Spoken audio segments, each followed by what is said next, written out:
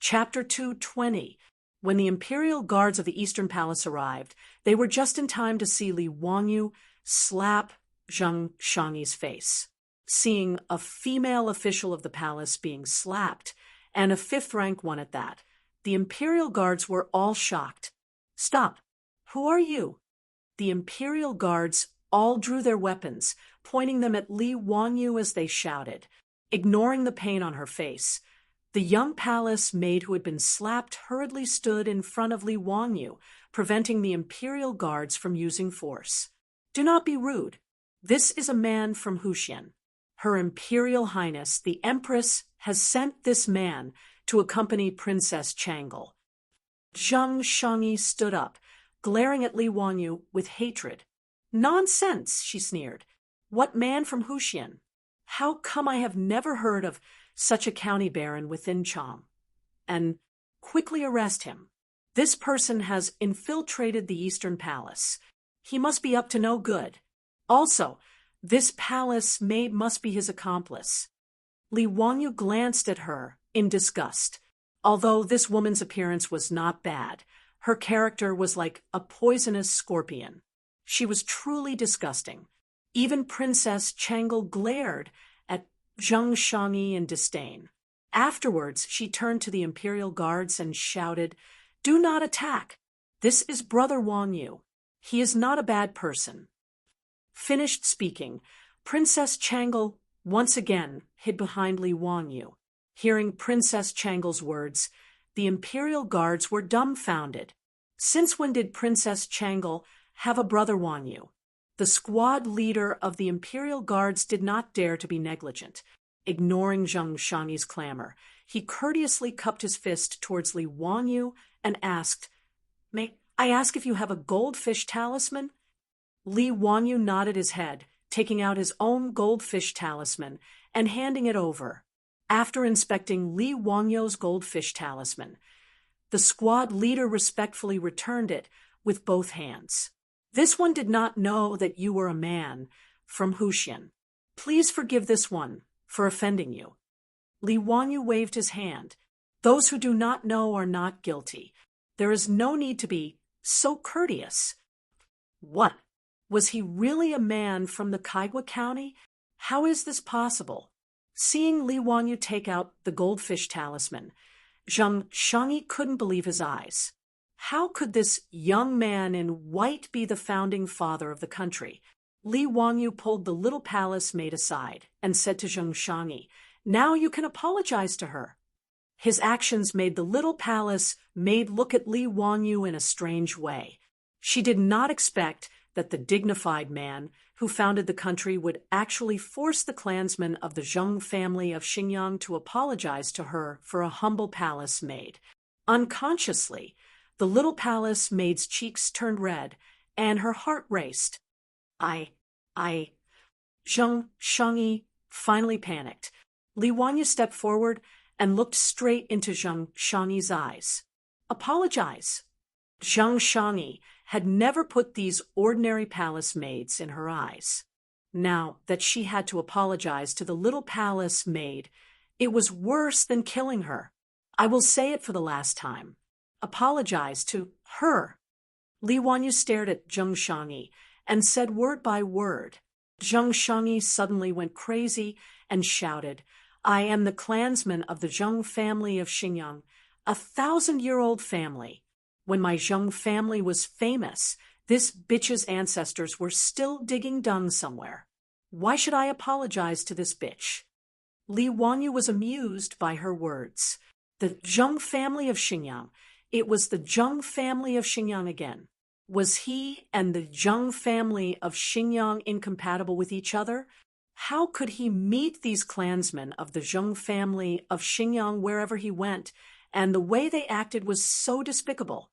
The Zheng family of Xinjiang. How impressive. Li Wangyu raised his eyebrows. "It seems that the Zheng family of Xinjiang has just apologized to me. Zheng Kongbo offended me, and he acted like this. Who do you think you are?" "What? The Zheng family of Xinjiang apologizes to you? How? How is this possible? You are talking nonsense." Zheng Shangyi could not believe his words. So what if this young man was the founder of the country?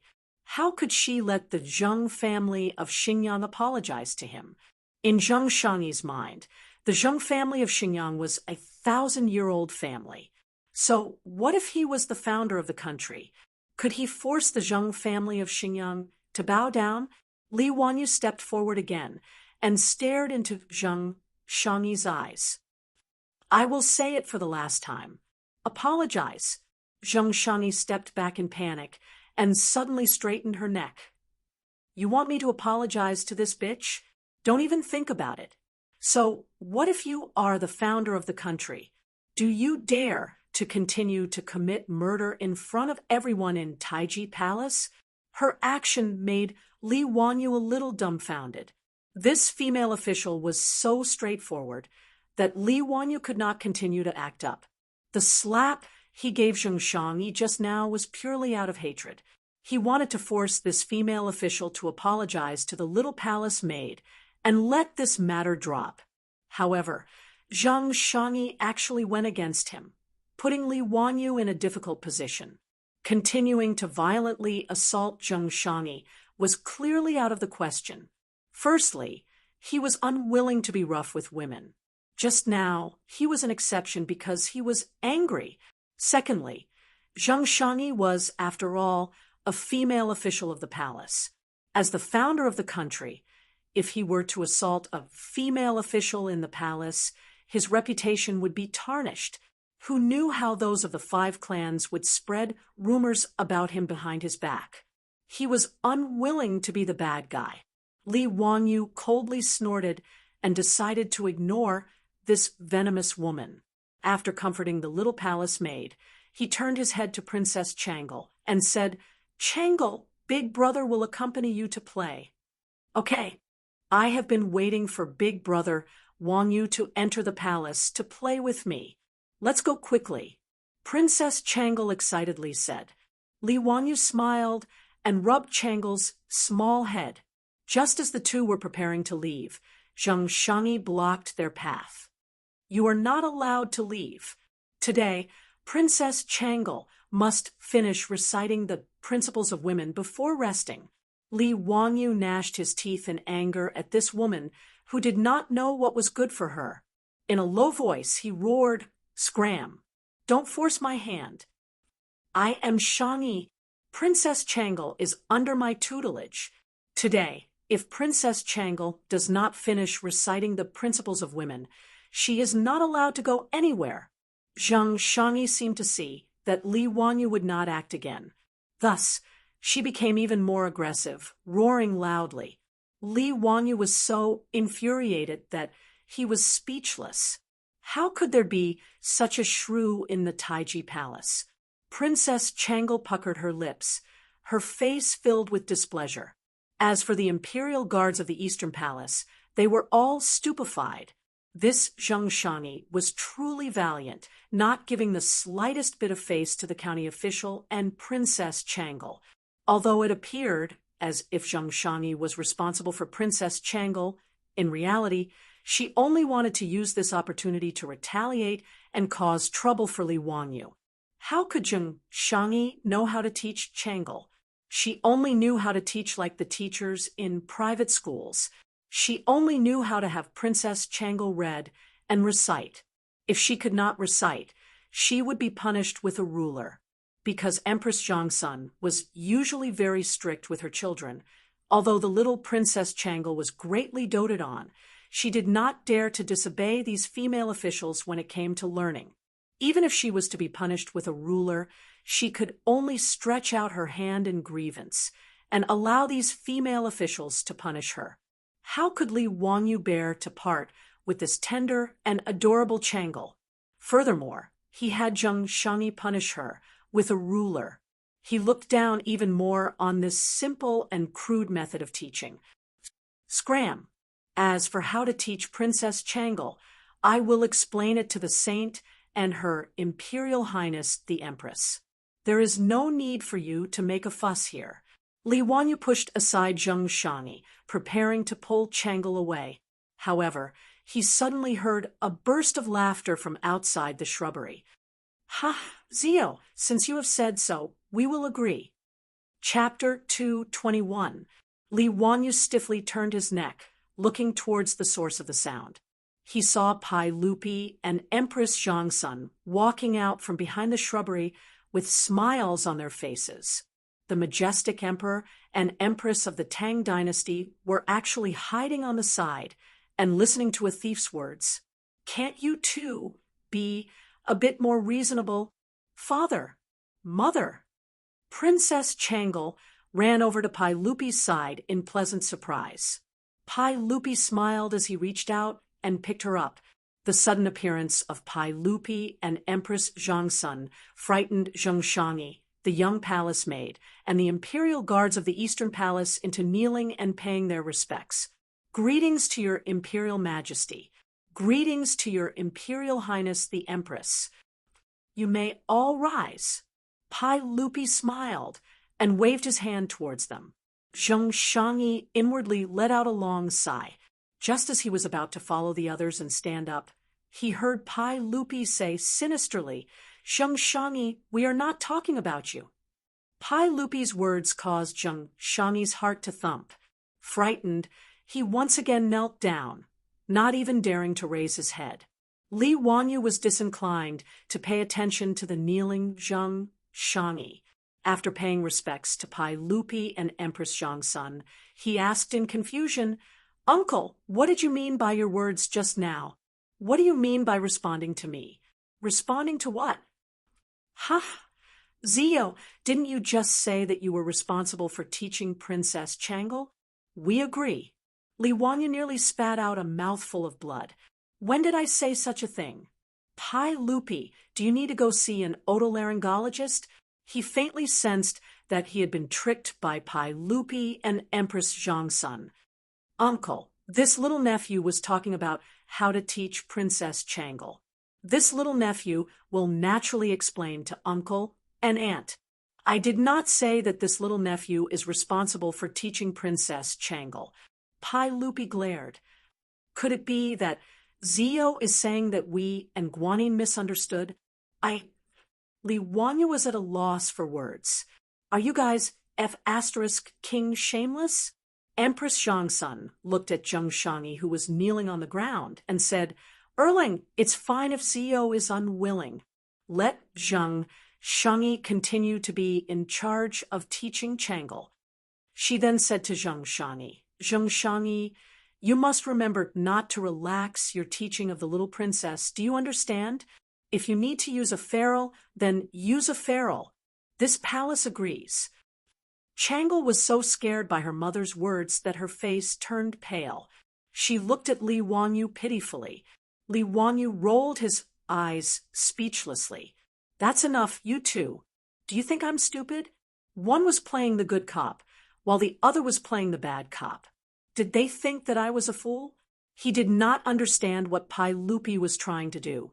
Why did he suddenly want him to be in charge of teaching Changle? But he was blocked by the words of Pai Lupi and Empress Zhangsun. Did he really not care about Changle and let her be taught by the damn Zheng Shangi with a ferule?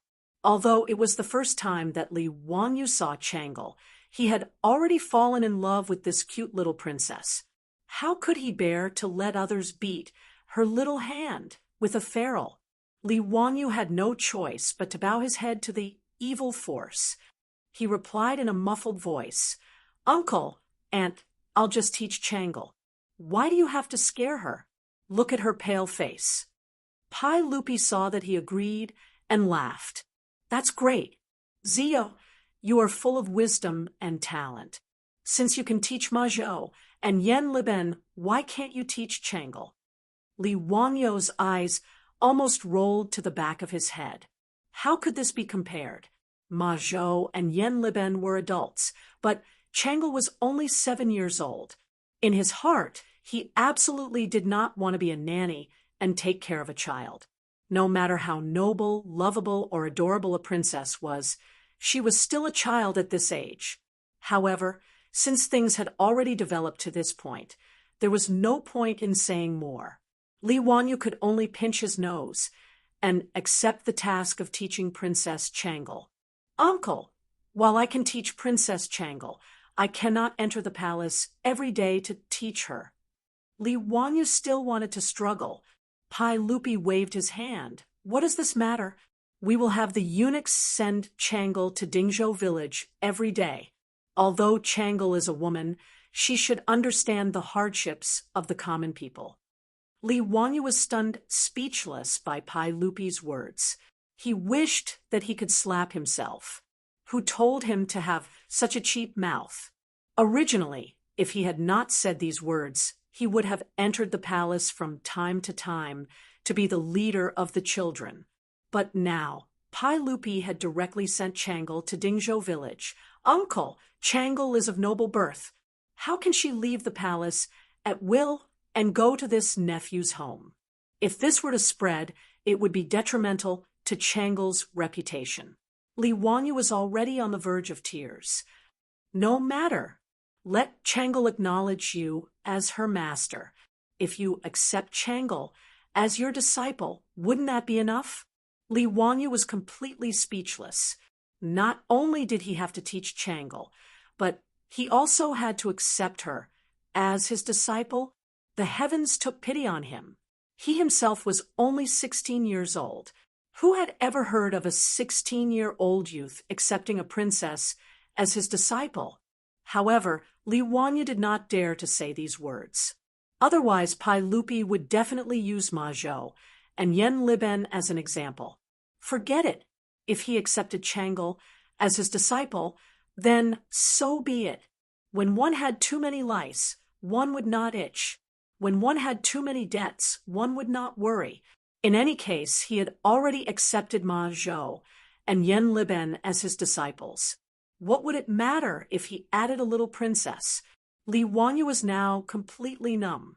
He could only nod his head and agree to this matter. Pai Lupi suddenly said, "That's right.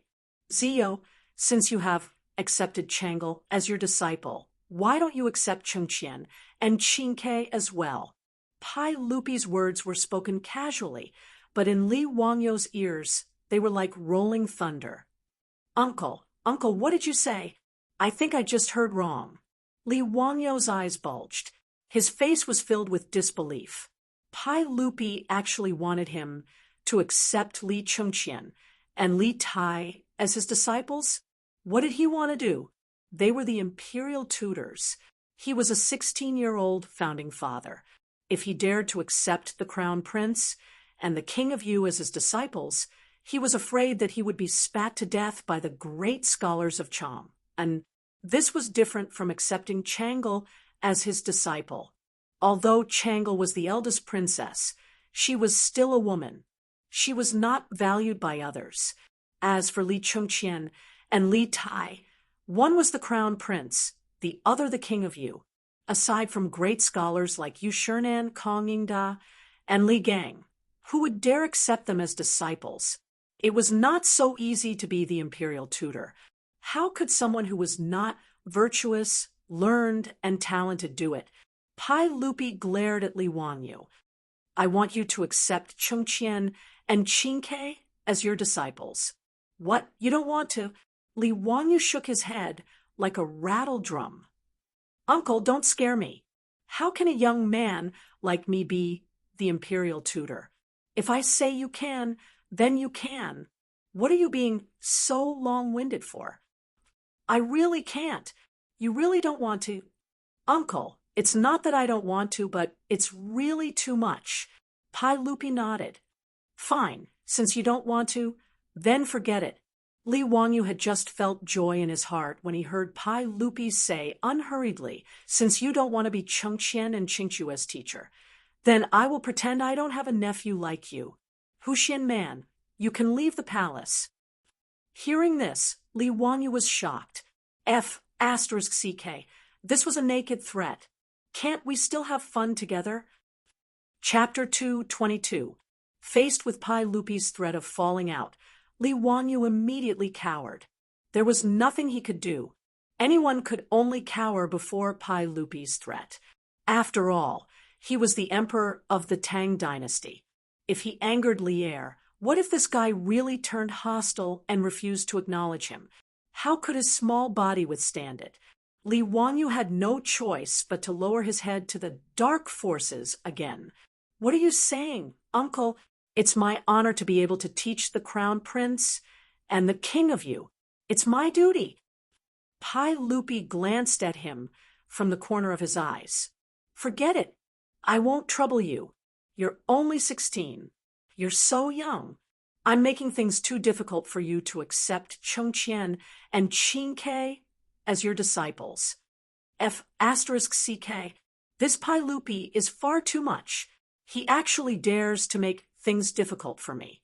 Li Wanyu looked at Li Er, whose nostrils were about to rise to the sky, and had the urge to go berserk. However, he clearly did not have the courage to do so. He still forced a smile. Uncle, how is this making things difficult? Although I'm only 16, I already have 2 disciples. It's my honor to be able to teach the crown prince and the king of you. I'm really not making things difficult for you. Li Wanyu ground his teeth, so hard that they creaked. He squeezed out a smile. No. Why would Uncle make things difficult for you? That's good. Since you strongly want to be the teacher of Chengqian, Qingke, and Changle, then I'll agree. Pai Lupi nodded his head in satisfaction, as if he was giving him a lot of face. Pai Lupi's shameless expression made Li Wanyu very much want to give him the middle finger. Shameless. He was far too shameless. He really was a disgrace to the Tang dynasty. He did not dare to say anything more. The more he said, the more mistakes he would make.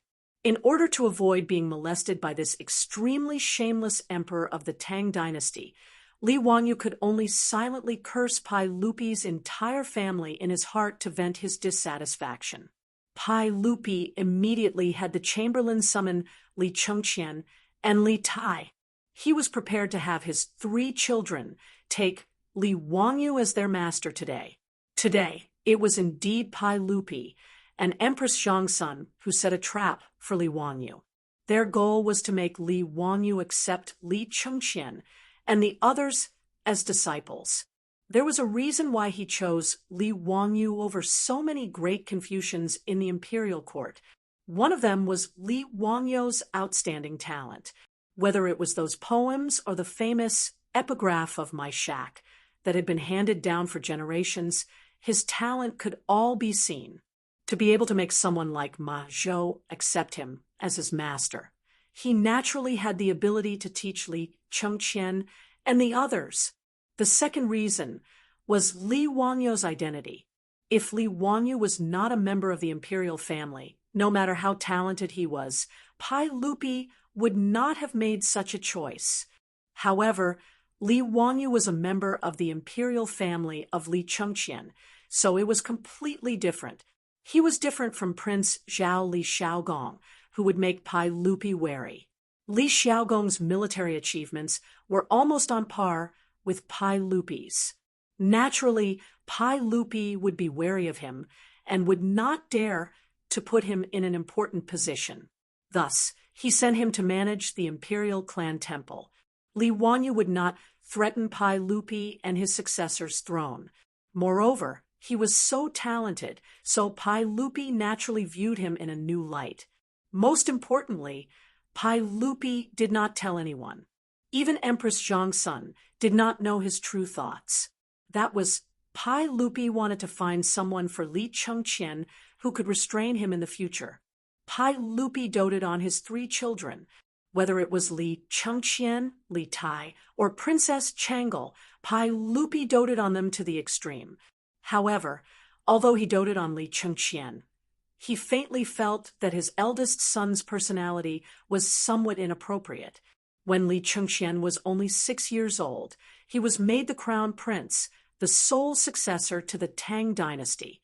In order to nurture him, Pai Lupi carefully and patiently taught him, hoping that his beloved son would be able to inherit his imperial legacy. However, After Li Chengqian had only been crowned prince for 3 years, Pai Lupi discovered that he had begun to not abide by the rules and lived extravagantly. This caused Pai Lupi to faintly worry that after his death, no one would be able to restrain Li Chengqian after he inherited the throne, causing the Tang dynasty to fall into decline. Since Li Wanyu was Li Chengqian's younger brother and later his teacher, his status was naturally noble. In the future, after Li Chengqian ascended the throne, if he were to become an incapable ruler, there would be someone to advise him. Pai Lupi was also farsighted. He found a hoop curse for the 9-year-old Li Chengqian. Naturally, Li Wanyu did not know of Pai Lupi's imperial schemes. He only felt that it was too troublesome to be the king of children, so he had a bitter expression on his face. Just as he was feeling depressed, he saw Zheng Shangyi, who was still lying in front of him. His mood became even worse. The cynical man pointed at Zheng Shangyi and said to Pai Lupi, "Uncle, this female official beat up a palace maid for no reason. Her behavior is vile. Uncle, please uphold justice for the palace maid." Li Wanyu did not know that as soon as he followed the little palace made out of Li Main Hall, Pai Lupi and Empress Zhangsun followed him. The conflict between Zheng Shangyi and Li Wanyu had already been seen by Pai Lupi and Empress Zhangsun. This was also the reason why Pai Lupi let Zheng Shangyi continue to kneel on the ground. When Pai Lupi saw that Zheng Shangyi was going to beat Changle with a ferule, he was already furious. If Li Wanyu had not shouted quickly at that time, it was estimated that Pai Lupi would have rushed out himself. Empress Zhangsun was a strict mother, but Pai Lupi was a standard kind father. He could not bear to see his baby daughter being punished by Zheng Shangyi with a ferule. As for Zheng Shangyi, even if Li Wanyu did not say it, Pai Lupi, who was crazy about protecting his daughter, would not let her go. Zheng Shangyi has behaved unscrupulously. She is dismissed from the position of Shangyi and sent to Yeding Palace. Pai Lupi directly opened his mouth and sentenced Zheng Shangyi, who was kneeling on the ground, to capital punishment. Yeding Palace was part of Taiji Palace. Yeding Palace was where palace maids lived. At the same time, it was also responsible for imprisoning guilty concubines, princesses, and the wives and daughters of criminal officials who had been banished. In addition, some unfavored concubines also lived here. The predecessor of Yeding Palace was Yonglane in the Western Han Dynasty. After the death of Liu Bang, Empress LV imprisoned the most favored Madame Qi here and let her pound rice every day. Finally, she sent people to make her into human swine. Later, Emperor Wu of Han changed Yonglane to Yeding Palace, which had been used until the Tang Dynasty. For female officials and palace maids who had made mistakes, Yeding Palace was a place where they could not see the light of day. Many wives and daughters of criminal officials would rather die than be sent to Yeding Palace. When Zheng Shangyi heard Pai Lupi's words, she collapsed on the ground and wailed at Pai Lupi, "Your Majesty, please forgive me. For the sake of Madame Zheng of Xingyang, please forgive me this time. I won't dare to do it again. Huxin Man, I was wrong. I apologize to her. Please ask your Majesty to forgive me." When Zheng Shangyi did not mention Madame Zheng of Xingyang, Pai Lupi was even more disgusted. These rich and powerful families of the Tang Dynasty were still making things difficult for him in the imperial court. How could Pai Lupi not hate them? Li Wanyu was too lazy to pay attention to Zheng Shangyi. He did not say a word and looked on coldly. "Guards, drag her away. Send her to Yeding Palace to work." Pai Lupi did not want to listen to her wailing and directly ordered the eunuchs behind him. Immediately, several eunuchs came forward and dragged the wailing Zheng Shangyi like a dead dog. They sealed her mouth and dragged her away. When Zheng Shangyi's wailing finally disappeared, Li Wanyu felt that the anger in his heart had dissipated a little. Chapter 223. Without waiting for Li Wanyu to catch his breath, he heard an attendant say, reporting to everyone, His Highness the Crown Prince and His Highness the King of Yu have arrived. Everyone was how Pai Lupi's closest attendants addressed Pai Lupi, but the ministers did not address him this way. Li Wanyu felt that this form of address was a bit strange, because in the Tang dynasty, a daughter-in-law would also address her mother-in-law as everyone. With this connection, he could not help but laugh in his heart. However, his attention was quickly attracted by the two little brats behind the attendant. The two little boys, who were around 8 or 9 years old, were clearly the crown prince of the Tang dynasty, Li Chengqian, and the king of Yu, Li Tai. He was able to tell who was Li Chengqian and who was Li Tai at a glance, because Li Tai's body shape was simply too recognizable. Li Tai had been extremely intelligent since he was young, but according to historical records, Li Tai's waist and belly were large, which meant that he was just a little fatty. At this time, Li Wanyu was only 8 years old, but Li Wanyu estimated that this little fatty weighed no less than 50 kilograms, and his round body shape was comparable to Cho Kuan's. Li Chengqian had delicate features, red lips, and white teeth. Although he was a 9-year-old child, he could still be considered handsome. However, the arrogance on Li Chengqian's face that could not be wiped away made Li Wanyu feel very uncomfortable. Damn, when a little brat looks at people, his nose is almost pointing to the sky. This arrogant appearance made Li Wanyu have the urge to fiercely slap his butt. As the eldest son of Pai Lupi and Empress Zhangsun, Li Chengqian was doted on since birth. He was born in Taiji Palace's Chengqian Hall, so he took the hall's name and was named Li Chengqian. Chengqian also had the meaning of inheriting the imperial business and leading the universe. As the crown prince of the Tang dynasty, Li Chengqian was naturally flattered by the attendants in the palace. In a short 3 years, his arrogance had already become a habit. Father, mother. When Li Chengqian and Li Tai saw their parents, their faces were filled with joy, and they hurriedly went up to greet them. Pai Lupi smiled and waved at the two of them. Chengqian, Qingke, come over and greet your big brother Wanyu. Li Chengqian and Li Tai were both shocked. Where did this brother Wanyu come from? Was there anyone in this world who could be their brother? Pai Lupi laughed and said, This is Li Wanyu. His courtesy name is Zio, born in Huxianli clan.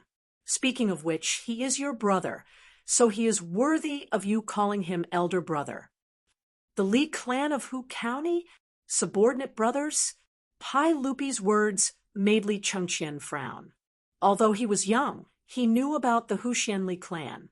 Although the Huxianli clan was a relative of the imperial family, it was only a small clan.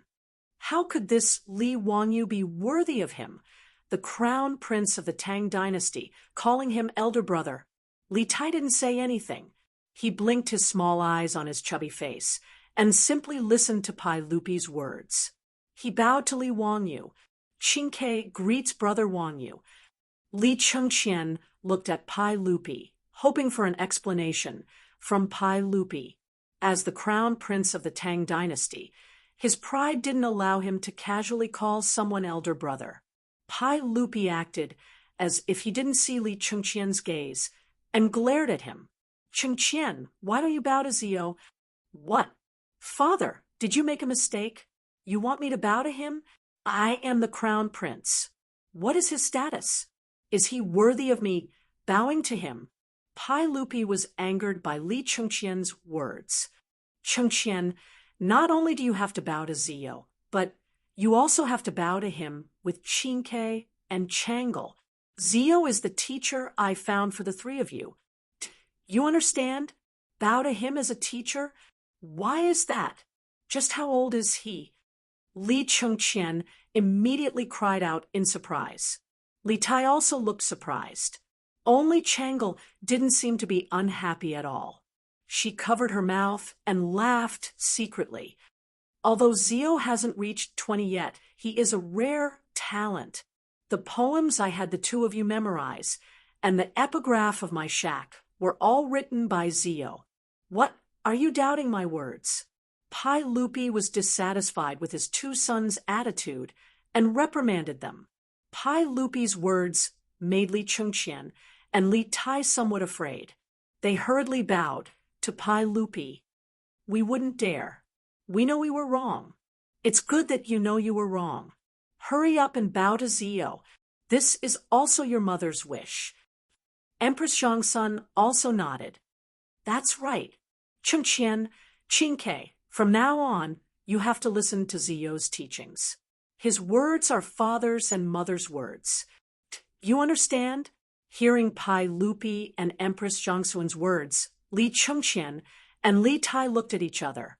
Their gazes were filled with unwillingness. Li Tai's small eyes turned, and he said to Pai Lupi, Father, since you want us to make Brother Wang Yu our teacher, then let's go prepare the tea. Pai Lupi nodded. Of course. I'll have the servants prepare it for you. No, Father, let's go ourselves. Only this way can we show our sincerity. Pai Lupi didn't feel that there was anything wrong with this, so he nodded in agreement. Okay, go quickly and come back quickly. Li Chengqian and Li Tai glanced at Li Wangyu, turned around, and ran. Li Wangyu had been watching coldly from the sidelines and hadn't said anything. He was observing Li Chengqian and Li Tai's behavior. It could be seen that Li Chengqian's pride and arrogance as the crown prince had already seeped into his bones, while Li Tai wasn't necessarily a good person. Li Tai's small eyes had been darting around. Pai Lupi and Li Tai hadn't noticed, but Li Wangyu had seen it very clearly. This little guy clearly didn't have good intentions. Personally preparing the tea for him to become his teacher, he was probably going to put something in his tea, right? Humph, little brat, you're still too inexperienced to play this game with me. Li Wangyu secretly curled his lips. He had completely seen through Li Tai's little trick. He had also been very naughty when he was young and had done things like putting laxatives in his teacher's cup more than once. Because of this, Li Wangyu's but had been fiercely beaten by his family many times.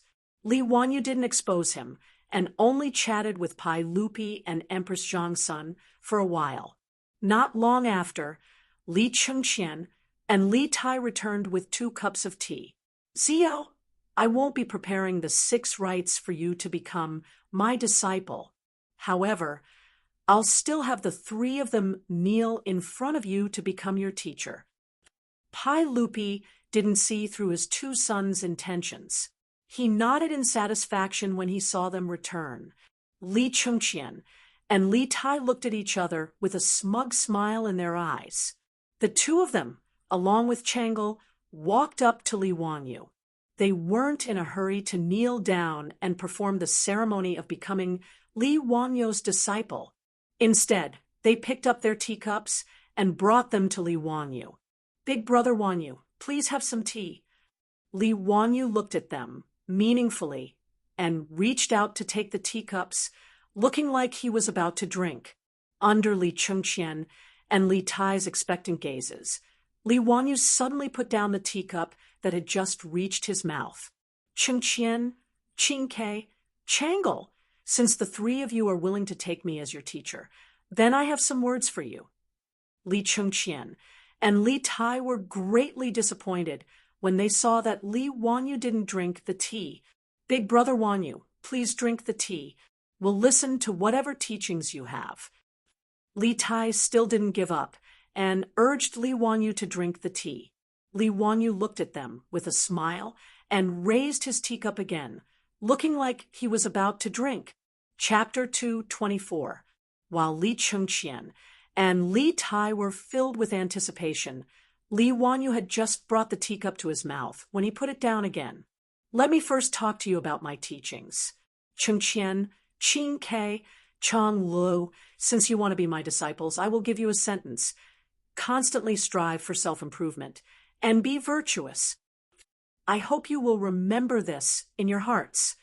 Li Wangyu shamelessly plagiarized Tsinghua University's motto again. But Li Chengqian and Li Tai were only hoping that Li Wanyu would quickly drink the tea. How could they pay attention to what he was saying? They just nodded repeatedly. After Li Wanyu finished speaking, he picked up the teacup again and looked like he was going to drink. Li Chengqian and Li Tai both stared unblinkingly at the teacup in his hands. At this moment, they heard Pai Lupi suddenly say, "See, did these words come from the Book of Changes? A gentleman should be unyielding, not avoid danger, and constantly strive for self-improvement. A gentleman should increase virtue and be tolerant of all things. This is the way of a gentleman. Chengqian, Qingke, you have to remember your teacher's teachings." With Pai Lupi's response, Li Wanyu, who had just brought the teacup to his mouth, put it down again. He smiled at Pai Lupi and said, "Uncle is indeed knowledgeable, not at all inferior to those great scholars." These words indeed came from the Qian and Kuan trigrams in the Book of Changes. Being praised by Li Wanyu like this, Pai Lupi couldn't help but laugh loudly. On the other hand, Li Chengqian and Li Tai, the two little brats, had incomparably resentful gazes. Clearly, Li Wanyu was about to drink the tea, but after being interrupted by their imperial father, he put it down again. Li Wanyu snuck a glance at the two brats and laughed loudly in his heart. "You're still too inexperienced to fight with me." He picked up the teacup again and made a gesture of wanting to drink, making Li Chengqian and Li Tai's eyes pop out of their sockets. However, it was clear that Li Wanyu had once again disappointed the two brats. Li Wanyu actually put down the teacup in his hand and was about to hand it over to Pai Lupi. "Uncle, I think you should drink this apprenticeship tea first." As the saying goes, when parents love their children, they plan far ahead. When it came to teaching a child, the first thing was the Qi clan, and the second was the selection of a teacher. Chengqian and Qingke, being so smart and quick-witted, was all thanks to uncle and aunt. As a result, this nephew believes that the first cup of tea for the apprenticeship should be for Chengqian and Qingke to toast their parents as a sign of filial piety. What he meant was that when teaching children, family education was the first priority, followed by the teacher's education. Li Wanyu flattered Pai Lupi, but it scared Li Chengqian and Li Tai. Pai Lupi was very satisfied with Li Wanyu's words. He laughed heartily and patted Li Wanyu's shoulder. He reached out to take the teacup in his hand and tilted his head back to drink. In reality, Pai Lupi, as the emperor, had special servants to test for poison in his food. However, this tea was personally made by Crown Prince Li Chengqian and King Li Tai for apprenticeship. Those servants didn't think of testing for poison. Seeing that Pai Lupi was about to drink the tea, Li Chengqian and Li Tai couldn't help but cry out in surprise. "Father, please wait." "Father, you can't drink it." Pai Lupi froze when he heard this and turned his head to look at his two sons. He didn't understand what they were shouting about. "What are you two shouting about? Why can't I drink it?" Li Chengqian's back was soaked in cold sweat. He glared fiercely at Li Tai beside him, meaning to say, "Look at your rotten idea." Li Tai also glared back without backing down. "You also agreed." However, as Li Wanyu expected, Li Chengqian and Li Tai had added croton and morning glory into the 2 bowls of apprenticeship tea. When these 2 herbs were taken together, they were powerful laxatives that took effect very quickly. If Li Wanyu hadn't seen through the 2 brats' trick and really drank it, his stomach would have reacted in a short while. At that time, he would probably have to spend the entire day in the outhouse. Li Chengqian and Li Tai naturally didn't want to become Li Wanyu's disciple, but they couldn't go against Pai Lupi's words, so they came up with this wicked idea. They wanted Li Wanyu to make a fool of himself in front of Pai Lupi and Empress Zhongsun. Perhaps then the apprenticeship would be ruined. However, they didn't expect that Li Wanyu would divert the trouble and put the two brats in a difficult situation. Li Chengqian and Li Tai didn't think that the little teacher their father found for them would be so evil. Just by looking at the uncontrollable smile on Li Wanyu's face, the two of them knew that their thoughts had been seen through long ago. Too evil. This little teacher, Li Wanyu, was really too evil. The two of them, who felt that they had been set up by Li Wanyu, opened their mouths for a long time, not knowing how to reply to Pai Lupi's question. The two brats didn't dare to let Pai Lupi drink this bowl of tea that had been spiked, no matter what.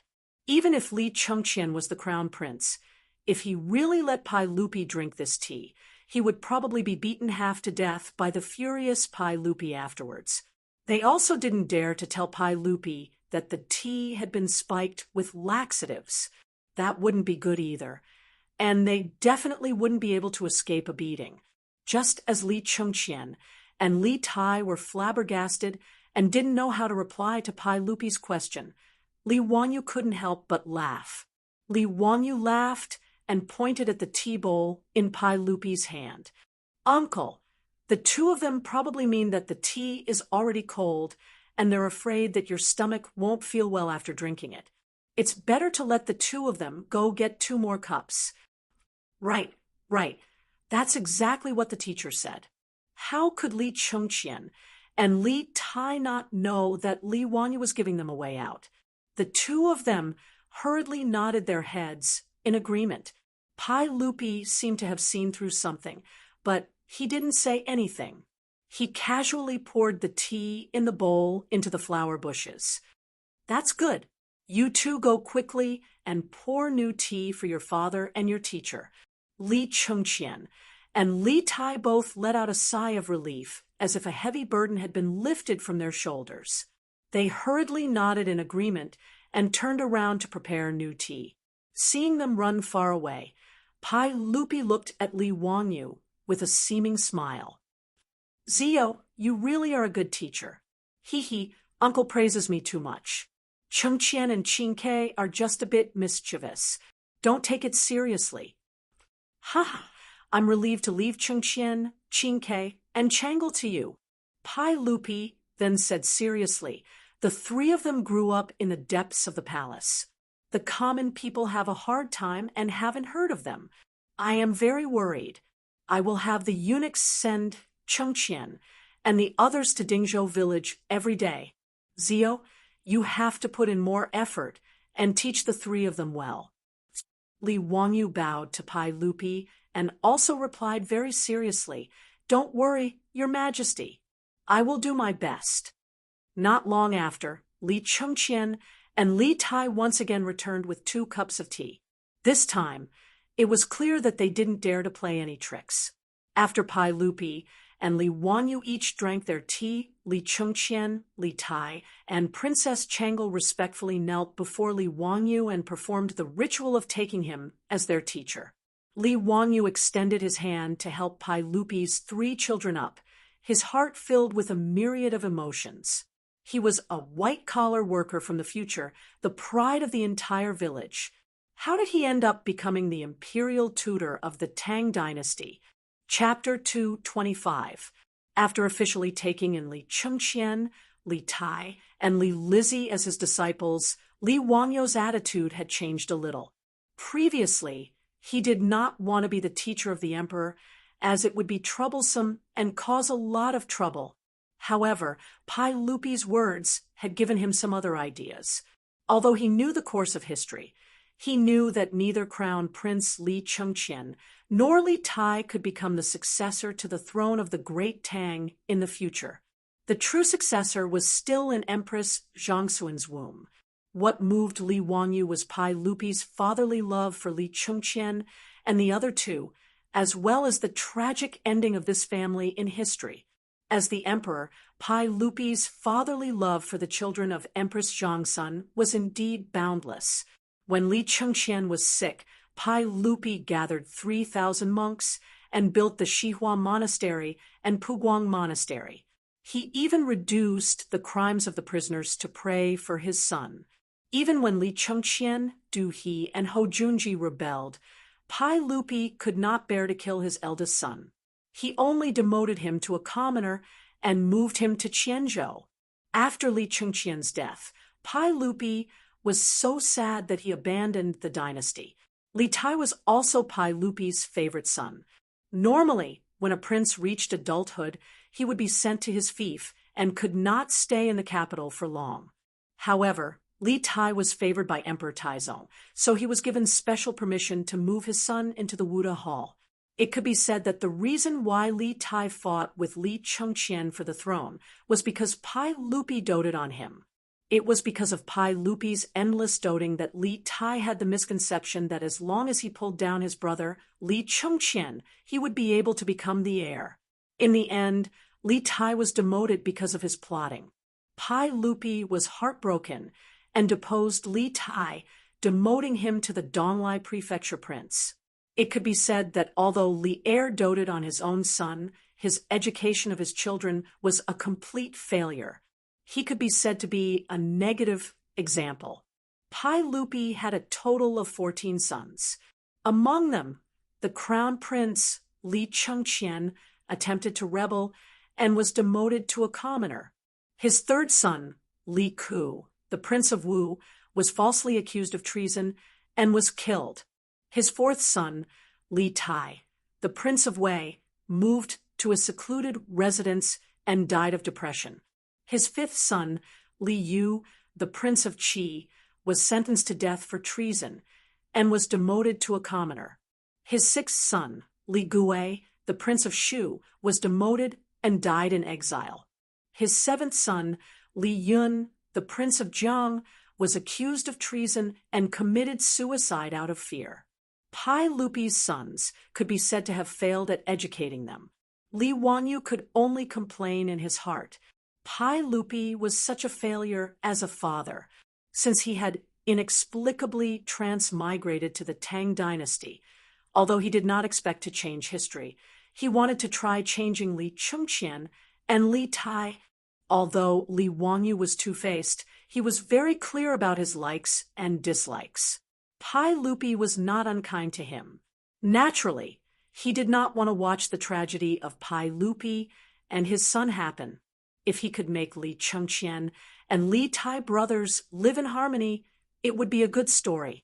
As for whether Li Chengqian could successfully become emperor in the future, if Li Wanyu could really change Li Chengqian, it would have nothing to do with Li Wanyu. Because he had thought this through, Li Wanyu did not have any resistance to accepting Li Chengqian and Li Tai as his disciples. Instead, he was eager to give it a try. After Li Chengqian and the others finished the ceremony, Pai Lupi waved his hand at the eunuch on the side. Immediately, the eunuch came forward with a golden ruler. Pai Lupi picked up the ruler and solemnly handed it to Li Wanyu. "Zio, we bestow upon you this imperial ruler. In the future, if Chengqian and the others neglect their studies and do not follow the rules, you can use this ruler to punish them. We will definitely not blame you."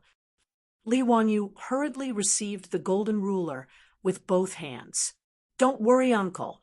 I will definitely do my best to teach Chengqian and the others.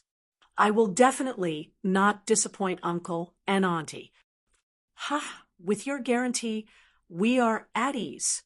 On the side, Li Chengqian and Li Tai's faces couldn't help but darken when they saw the imperial ruler. In the exchange just now, they could already tell that Li Wanyu was definitely not easy to deal with. Now that he had the ruler bestowed upon him by their father, wouldn't they be completely controlled by Li Wanyu in the future? Li Wanyu held the ruler in his hand and lightly patted his palm a few times.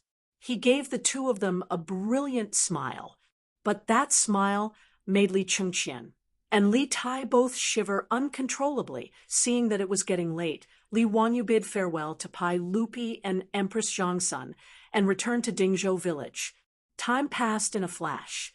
2 days later, before the sun had even risen, Li Wanyu was roused from his bed by the old housekeeper, Li Heng. Today was the Lunar Imperial Assembly, and also the day of the grand Luotian ritual in Taiji Palace. The Lunar Imperial Assembly was the morning court on the 1st and 15th of every month.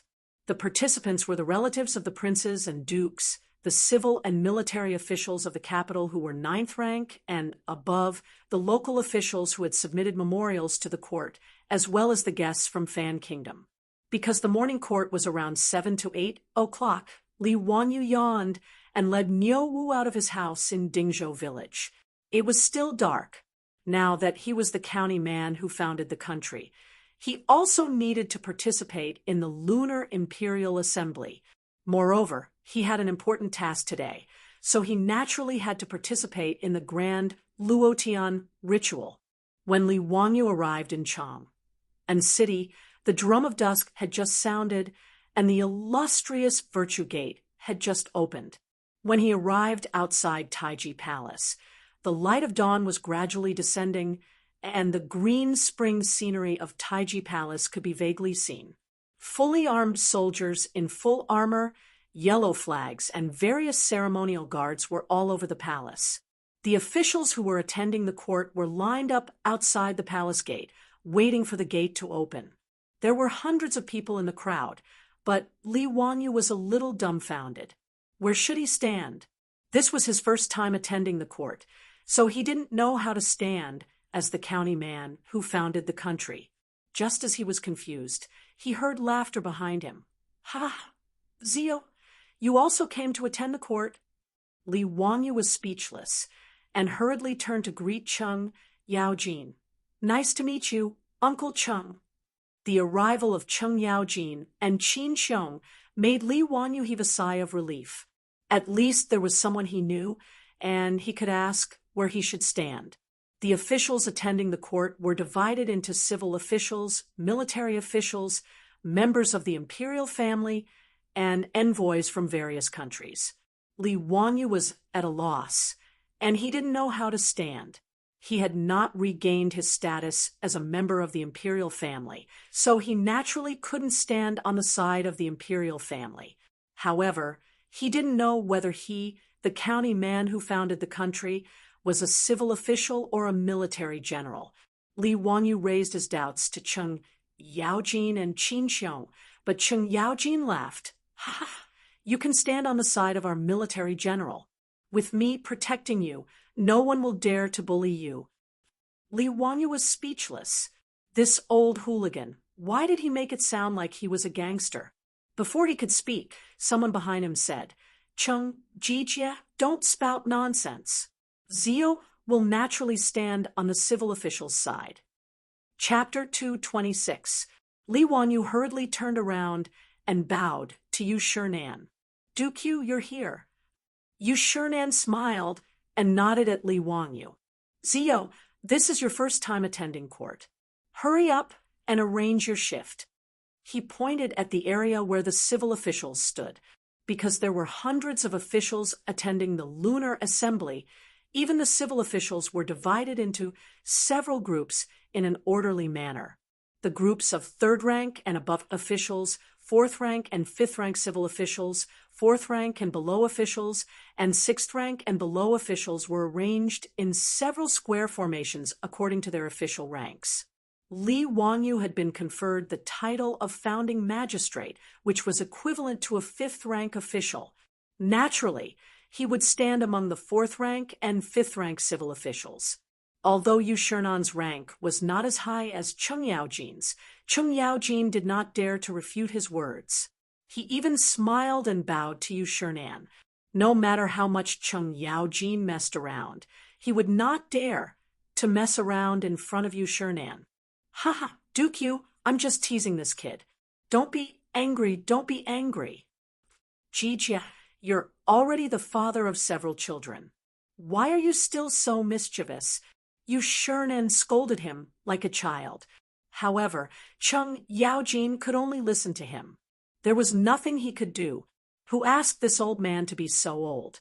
Cheng Yaojin was almost 40 years old, but compared to Yu Shinan, who was in his 70s, he was still a child. In the Tang dynasty, people married and had children in their teens. With a 30-year difference, Cheng Yaojin could be considered Yu Shernan's grandson. Li Wanyu was very happy to see Cheng Yaojin, this old hooligan, being humiliated.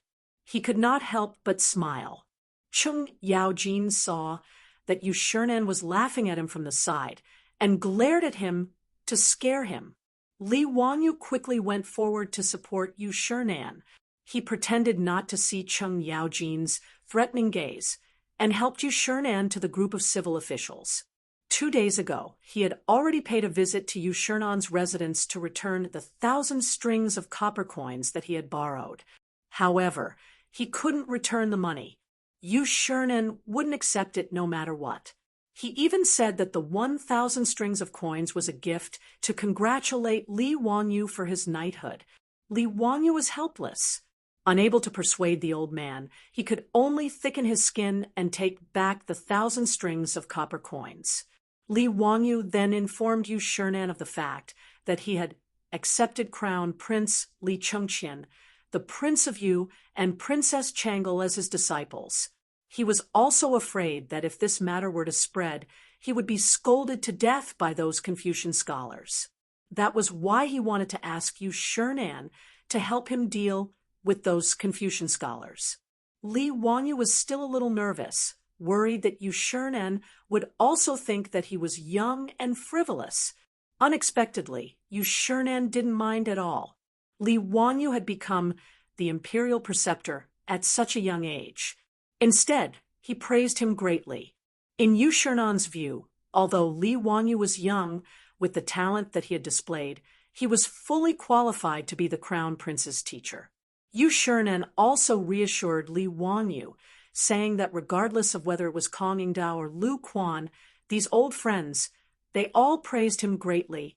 They definitely wouldn't be dissatisfied with Li Wanyu just because he was the crown prince's teacher. With Yu Shernan's assurance, Li Wanyu could finally relax. It could be said that a small worry had been lifted off his mind.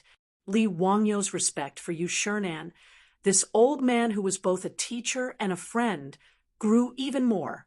The morning bell tolled. Amidst the beating of the drums, the morning assembly began. Under the lead of the imperial censor, the officials lined up according to their ranks and walked towards the Taiji Palace. Dressed in court attire, the officials were respectful and solemn. As they walked up the white jade steps, the melodious sounds of swords and jade ornaments on their bodies could be heard. In the Tang dynasty, there was a poem that described the scene of a court assembly.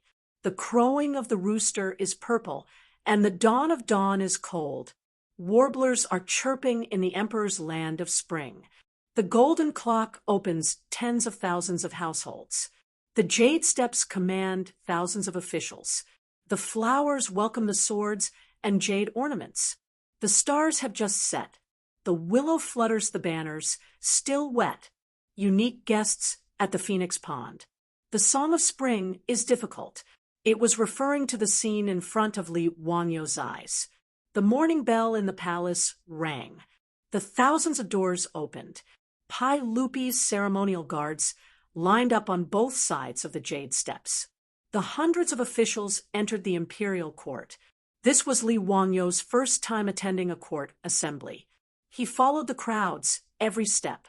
Before the officials entered the main hall, they first dissected their swords and took off their shoes. The imperial censor, the Ministry of Appointments, the Ministry of War, and the Honglu Temple all led the civil and military officials to their respective positions. Amidst the beating of the drum and bell, Pai Lupi sat in the imperial palanquin carried by the chamberlains. He sat facing the south. A Fu Baolang placed Pai Lupi's imperial seal in front of him. One of the provincial attendants, who presided over the court assembly, walked to the front left of Pai Lupi. He took a deep breath and shouted with his dantian, "Bow!" All the officials cupped their fists and bowed to Li Ershing. Li Wanyu, who was confused, bowed along with everyone else. "Bow again." "Well, I have to do it again." Li Wanyu was speechless. He continued to bow to Pai Lupi. After bowing twice, Li Wanyu just got up. He had an expression as if he had seen a ghost. He blinked his eyes hard to make sure that he was not mistaken. He discovered that in the solemn and sacred hall, the officials had actually begun to dance like a bunch of demons. Damn, why does the scene look so familiar? It seems that Chung Chumo's group of debauches were also like this when they drank too much. This was the Lunar Palace, not a place for square dancing or disco dancing. Li Wanyu was speechless. What kind of F***king rule is this? All right, let's dance together with the gray-haired and bearded official in front of us. Stretch your arms and kick your legs. 3 circles to the left, 3 circles to the right. Twist your neck, twist your butt. Go to bed early and wake up early. Let's do some exercise. After a set of procedures, Li Wanyu felt that he was about to sweat. This court assembly was also a physical activity. He wondered how Yu Shernan's 70-year-old body could hold on. No wonder Yu Shernan wanted to resign. This was simply too difficult for an old man. Everyone took their seats. Li Wanyu also braced himself.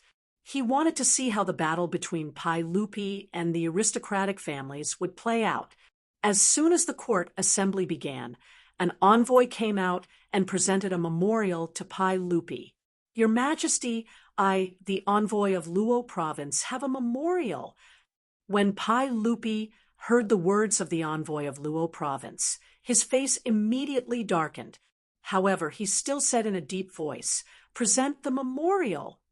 The envoy of Luo province was also known as the examiners. They were officials sent by the various provinces of the Tang dynasty to Chang, and their main purpose was to represent the provinces to participate in various ceremonial activities in the court. They were also responsible for the examinations of local officials. They were also responsible for bringing local tributes to the capital to participate in the imperial examinations. They were also responsible for conveying the will of the provinces. To put it bluntly, they were the directors of the offices in the capital of the various provinces of the Tang dynasty. The envoy of Luo province was not qualified to attend ordinary court assemblies. However, they were allowed to participate in major court assemblies such as the New Year's Day Assembly and the New Year's Day Assembly. The envoy of Luo province was the envoy of Luo province. Luo province was within the sphere of influence of the Zheng family of Xinyang. Li Wanyu was willing to bet his head that the envoy of Luo province was here to force Pai Lupi to issue an edict in the name of the locust plague. Your Majesty, the locust plague in Luo province has begun to spread. The locusts falling from the sky is a divine punishment. Your Majesty, please consider the common people and issue an edict in order to save the people. The words of the envoy of Luo province had already been expected by everyone in the hall. However, after he spoke, the originally silent hall was once again filled with a buzz of discussion. Chapter 227. Li Wanyu inwardly curled his lips. These aristocratic families were truly sparing no effort in attacking Pai Lupi.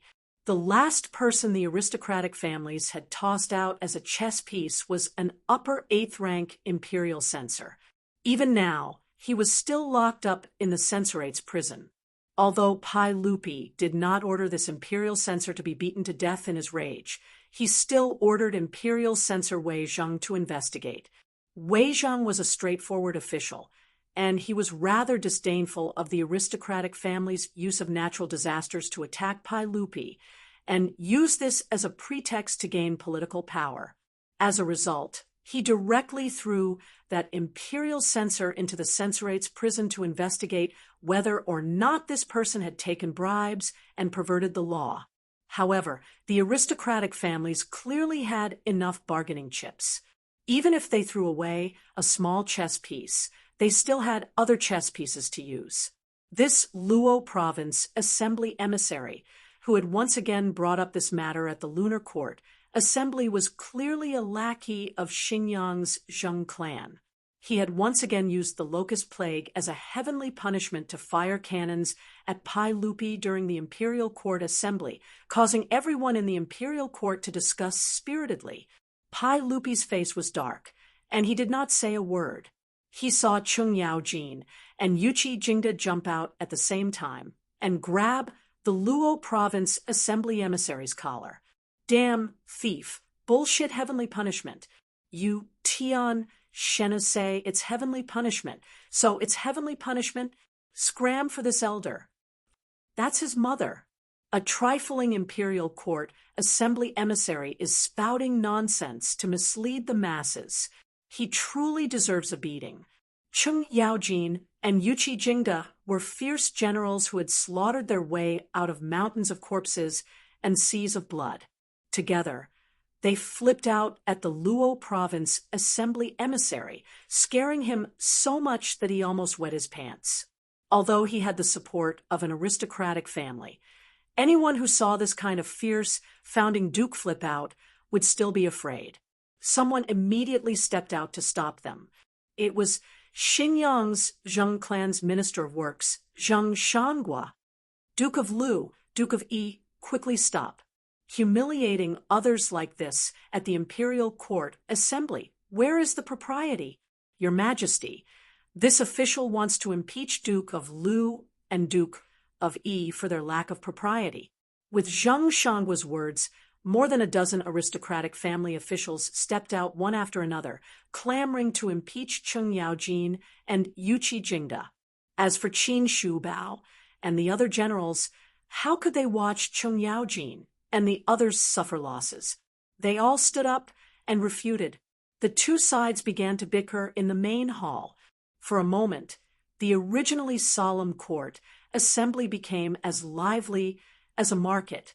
It was Li Wangyou's first time attending court, and he watched the lively scene with great interest. The old hooligan Chung Yaojin's battle prowess was indeed formidable. His lousy mouth actually scolded those aristocratic family's ministers until they were battered and exhausted. This was an eye-opener for Li Wangyou. Chung Yaojin, impeach me? Do you want to see if my fist is big enough? Vulgar martial artist. The plague of locusts is the wrath of the heavens. This is the punishment of the heavens for not cultivating morality. Chung Yaojin, I'm going to fix your mother.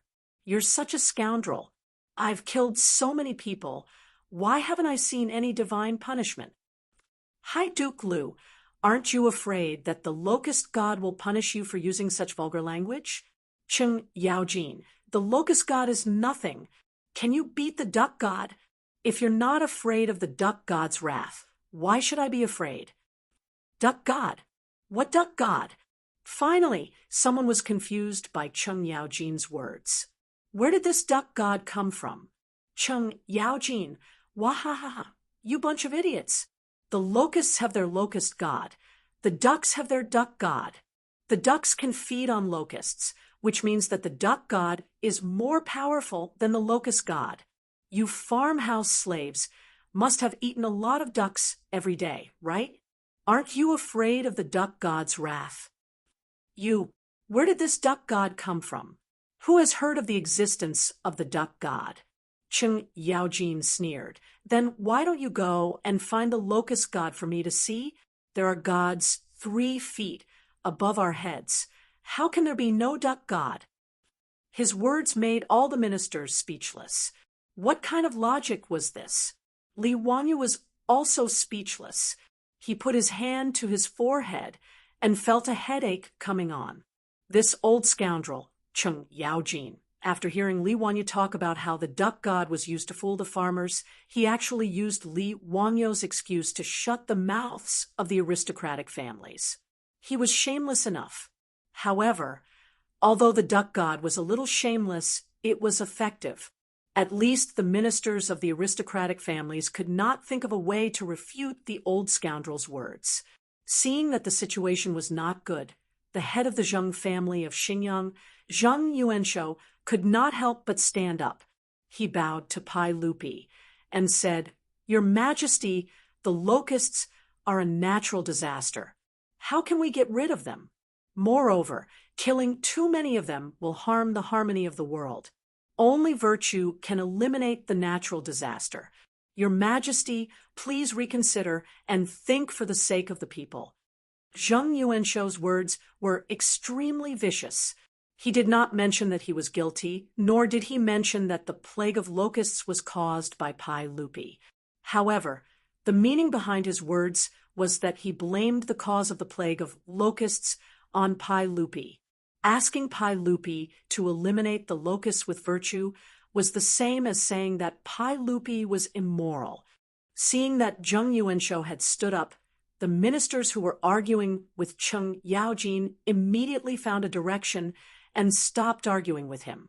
They all bowed to Pai Lupi and said, "Your Majesty, please reconsider and think for the sake of the people. Your Majesty, please reconsider and think for the sake of the people." Under Zheng Yuanshou's lead, nearly half of the hundreds of ministers who came to attend the Lunar Palace assembly stood up and said in unison to pressure Pai Lupi, who was sitting on the throne. There was no doubt that these ministers were from the aristocratic families headed by the 5 surnames and 7 nobles. Li Wangyu could not help but feel a little shocked. No wonder Pai Lupi did not dare to forcibly eliminate the locusts. Half of the ministers in the imperial court were from the aristocratic families. A slight move in one part would affect the whole situation. Pai Lupi's face became gloomier and gloomier in the face of the minister's pressure, but he did not speak. The atmosphere in the hall suddenly became tense. The ministers who came out to force the abdication also did not say a word. They stubbornly fought with Pai Lupi in a silent arena. The imperial court assembly hall, which was very noisy just now, immediately became silent. In the stalemate, Fang Xianling and Du Ruhui came out and bowed to Pai Lupi. "Your Majesty, the plague of locusts is a natural disaster. I request that you hold the Luotian grand ritual to pray for the blessings of the people in the world and the Tang dynasty." Pai Lupi immediately nodded. "Yes. Yes means that the emperor has agreed to it." The attendant of the Munxia province immediately said, "Yes." This means that the imperial edict was to be read out. The ministers of the aristocratic families could only all be silent at this time. Hundreds of ministers bowed down. "Hold the Luotian grand ritual to pray for the people."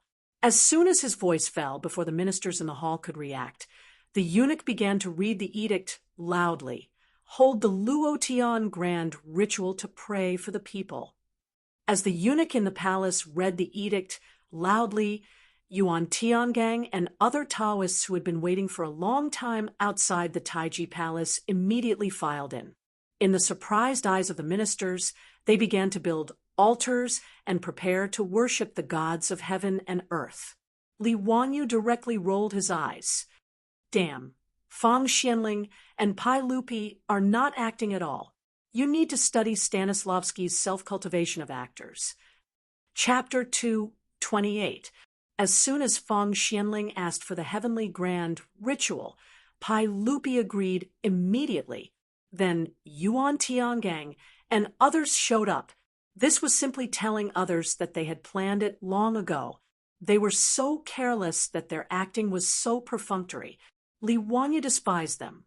However, this sudden turn of events greatly surprised Zheng Yuanshou and the other aristocratic families. No one had expected Li Er to make such a move during the court session when the officials were trying to force the emperor to abdicate. And they couldn't stop it. After all, Pai Lupi wanted to hold the heavenly grand ritual to eliminate the plague of locusts and pray to heaven for blessings. Who could say no to this? Pai Lupi didn't care about what Zheng Yuanshou and others thought.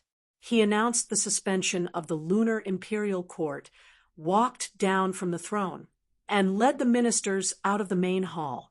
Zheng Yuanshou and other ministers could only look at each other and follow him out of the main hall of Taiji Palace. In the eyes of Zheng Yuanshou and others, Pai Lupi wanted to hold the heavenly grand ritual just to delay the time. They also made up their minds that they must take the opportunity of today's imperial court to force Pai Lupi to yield. When the heavenly grand ritual was completed, the imperial court would continue. At that time, they would see how Pai Lupi would deal with it. Outside the Taiji Palace was the square of Noda. There were drum towers and bell towers on both sides of the square.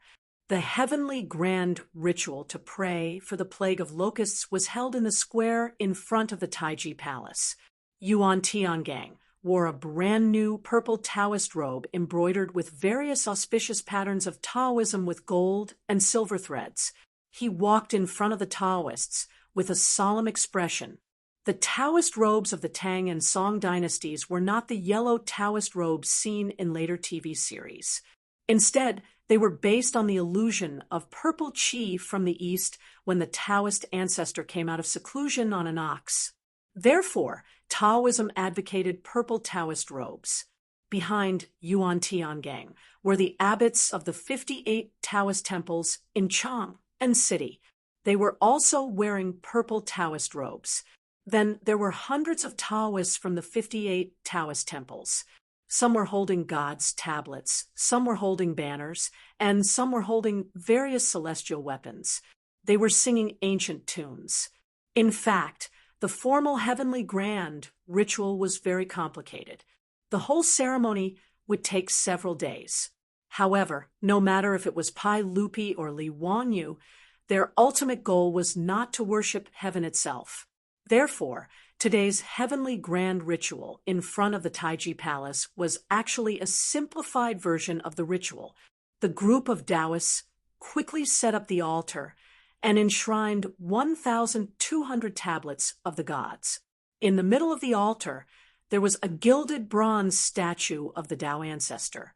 Li Jing stood among the officials and felt that the statue on the altar was exceptionally familiar, no matter how he looked at it. It looked like the statue that Li Wangyu's troops were hugging outside the Xuandu temple that day. However, he didn't think too much about it. He thought that it was possible that Li Wangyu had brought the statue home to worship for a few days. This wasn't strange.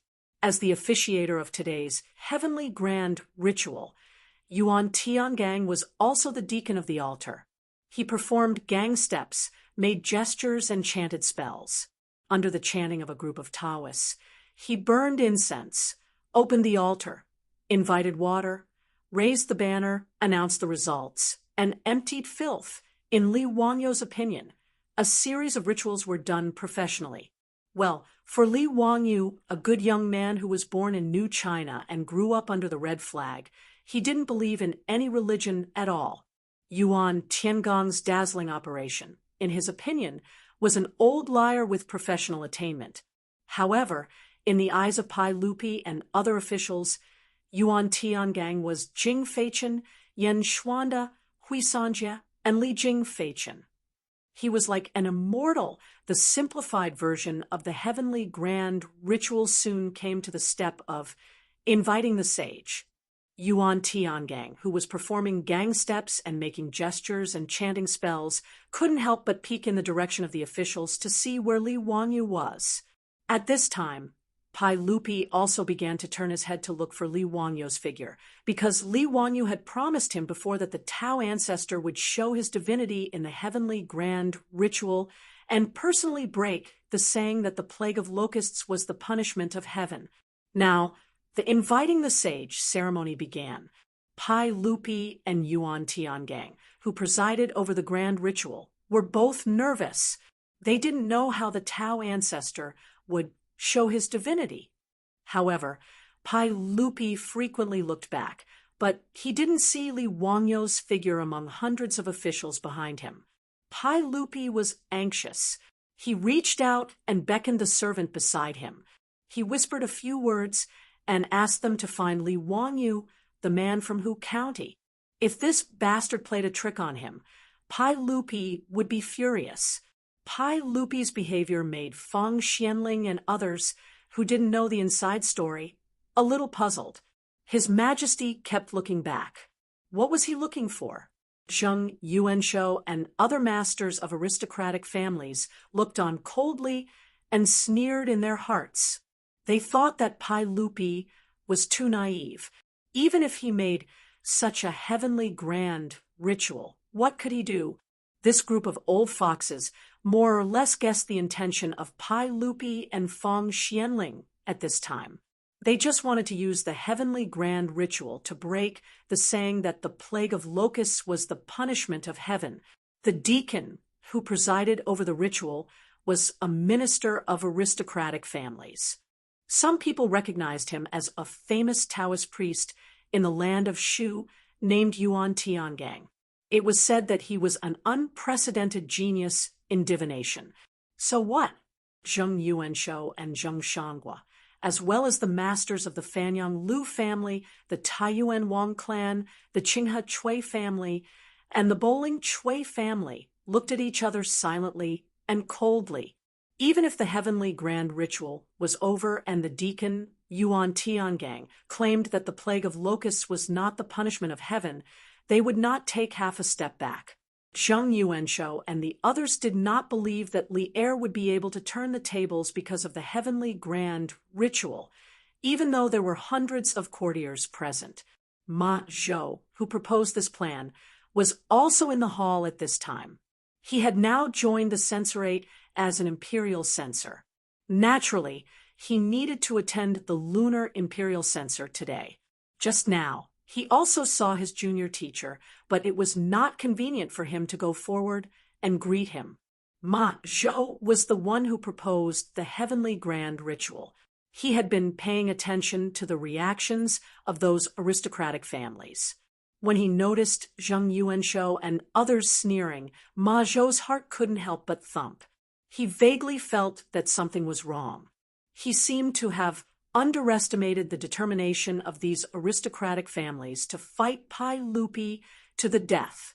Originally, he thought that with Pai Lupi's imperial prestige and the addition of the heavenly grand ritual, the famous Taoist Gaozhen claiming that the plague of locusts was not the punishment of heaven should be enough to make these aristocratic families give in.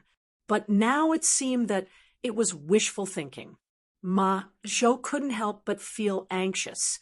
He gave the idea to Pai Lupi. Was it really useless for Mo Fei? He also began to look for Li Wangyu in the crowd frequently. He wanted to ask his junior teacher how to deal with the next attack of the aristocratic families. However, Li Wangyu seemed to have disappeared from the crowd. Neither Ma Zhou nor the eunuchs sent by Pai Lupi found Li Wangyu in the crowd of officials. The heavenly grand ritual was still in progress. Because he didn't know what Li Wangyu was going to do, Yuan Tiangang worshipped, burned incense, announced the form, and recited the incantation uneasily. He only knew that yesterday Li Wangyu came to the Xuandu temple and returned the borrowed statue of Tao Zu.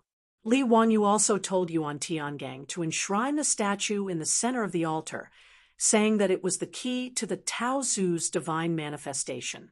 Yuan Tiangang naturally obeyed and enshrined the statue of Tao Zu on the altar. Now he kept peeping at the statue, wanting to know what Li Wangyu was up to. Just as Li Er, Yuan Tiangang, Ma Zhou, and the others were feeling uneasy, and Zheng Yuanshou and the others were watching coldly from the side, an unusually clear but strange voice came from the gilded bronze statue of the Tao ancestor on the altar. Chapter 229. Beep, the Bluetooth speaker is connected. The sudden, strange sound came into the ears of all the people present very clearly. What was that sound? What Bluetooth? What speaker? Who was talking? Why couldn't they understand the meaning of these words? Everyone looked at each other and began to look for where the sound came from. Yuan Tiangang looked as if he had seen a ghost, and even the chanting in his mouth stopped. He looked unbelievably at the statue of Tao Zu in the center of the altar. He was the closest to the statue, so he was very sure that the strange sound just now came from the statue of Tao Zu. Before he could react, everyone heard the sound again.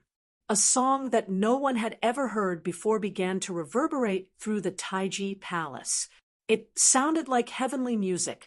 The music was neither a flute nor a guqin. Even Pai Lupi, who was familiar with all kinds of instruments of the Tang dynasty, could not tell what kind of instrument it was. Everyone turned their eyes to the altar, and the sound like the fairy music came from the altar. Pai Lupi's face changed greatly, and he suddenly stepped toward the altar. A group of civil officials and generals behind him were stunned, and then they all followed him. At this time, there was no censor correcting the etiquette. All the officials were shocked by the inexplicable music. When they walked to the altar, Pai Lupi and the officials behind him were stunned, just like Yuan Tiangang. The music was clearly from the statue of Tao Zu in the center of the 1,200 god positions on the altar. What is this sound? A minister murmured. Yuan Tiangang suddenly shouted excitedly, "Fairy music! This must be fairy music! Tao Zu is showing his holiness! Tao Zu is showing his holiness!" His shout confused Li Er and the group of civil and military officials. Could it be that the heavenly grand ritual had really invited the Taoist ancestor? But if that wasn't the case, then why would there be such heavenly music coming out from the altar without any reason and without any cover? Pai Lupi was also beginning to be confused. Could this be the Tao ancestor's divine manifestation that Li Wangyu swore? But this was too inconceivable. Was it really the Tao ancestor showing his divinity, or was it Li Wangyu, that little brat, who was playing tricks? If this was Li Wangyu's doing, how did he do it with such godly means? In the crowd, Zhang Yuanshou and the others also looked as if they had seen a ghost. He did not care about being disrespectful in front of the emperor, and directly pushed aside the ministers in front of him and ran up to the spiritual altar to confirm what was going on. However, after reaching the altar, Zhang Yuanshou became even more confused. On this unobstructed altar, there was indeed a sound that sounded like immortal music. Moreover, the source of the sound was the Tao ancestor statue that was enshrined in the center of the altar. Just as everyone was inexplicably surprised, the immortal music gradually disappeared. However, they heard a voice coming from the gilded copper statue of the Tao ancestor again. It was an unusually ethereal human voice. The Tao can be said, but it is not the Tao. The name can be named, but it is not the name. The ethereal human voice was reciting the Tao ancestors' Tao Te Ching. The sudden appearance of the human voice made everyone present shudder. Pai Lupi even felt the hair on his arms stand up. All of this was too strange. "Why are you not kneeling?" Just as everyone was at a loss, they heard the ethereal voice coming from the Tao ancestor statue again. Pai Lupi composed himself, swallowed a mouthful of saliva, and said, Who are you?" "I am Taishan Laojun. I was born without beginning and without cause.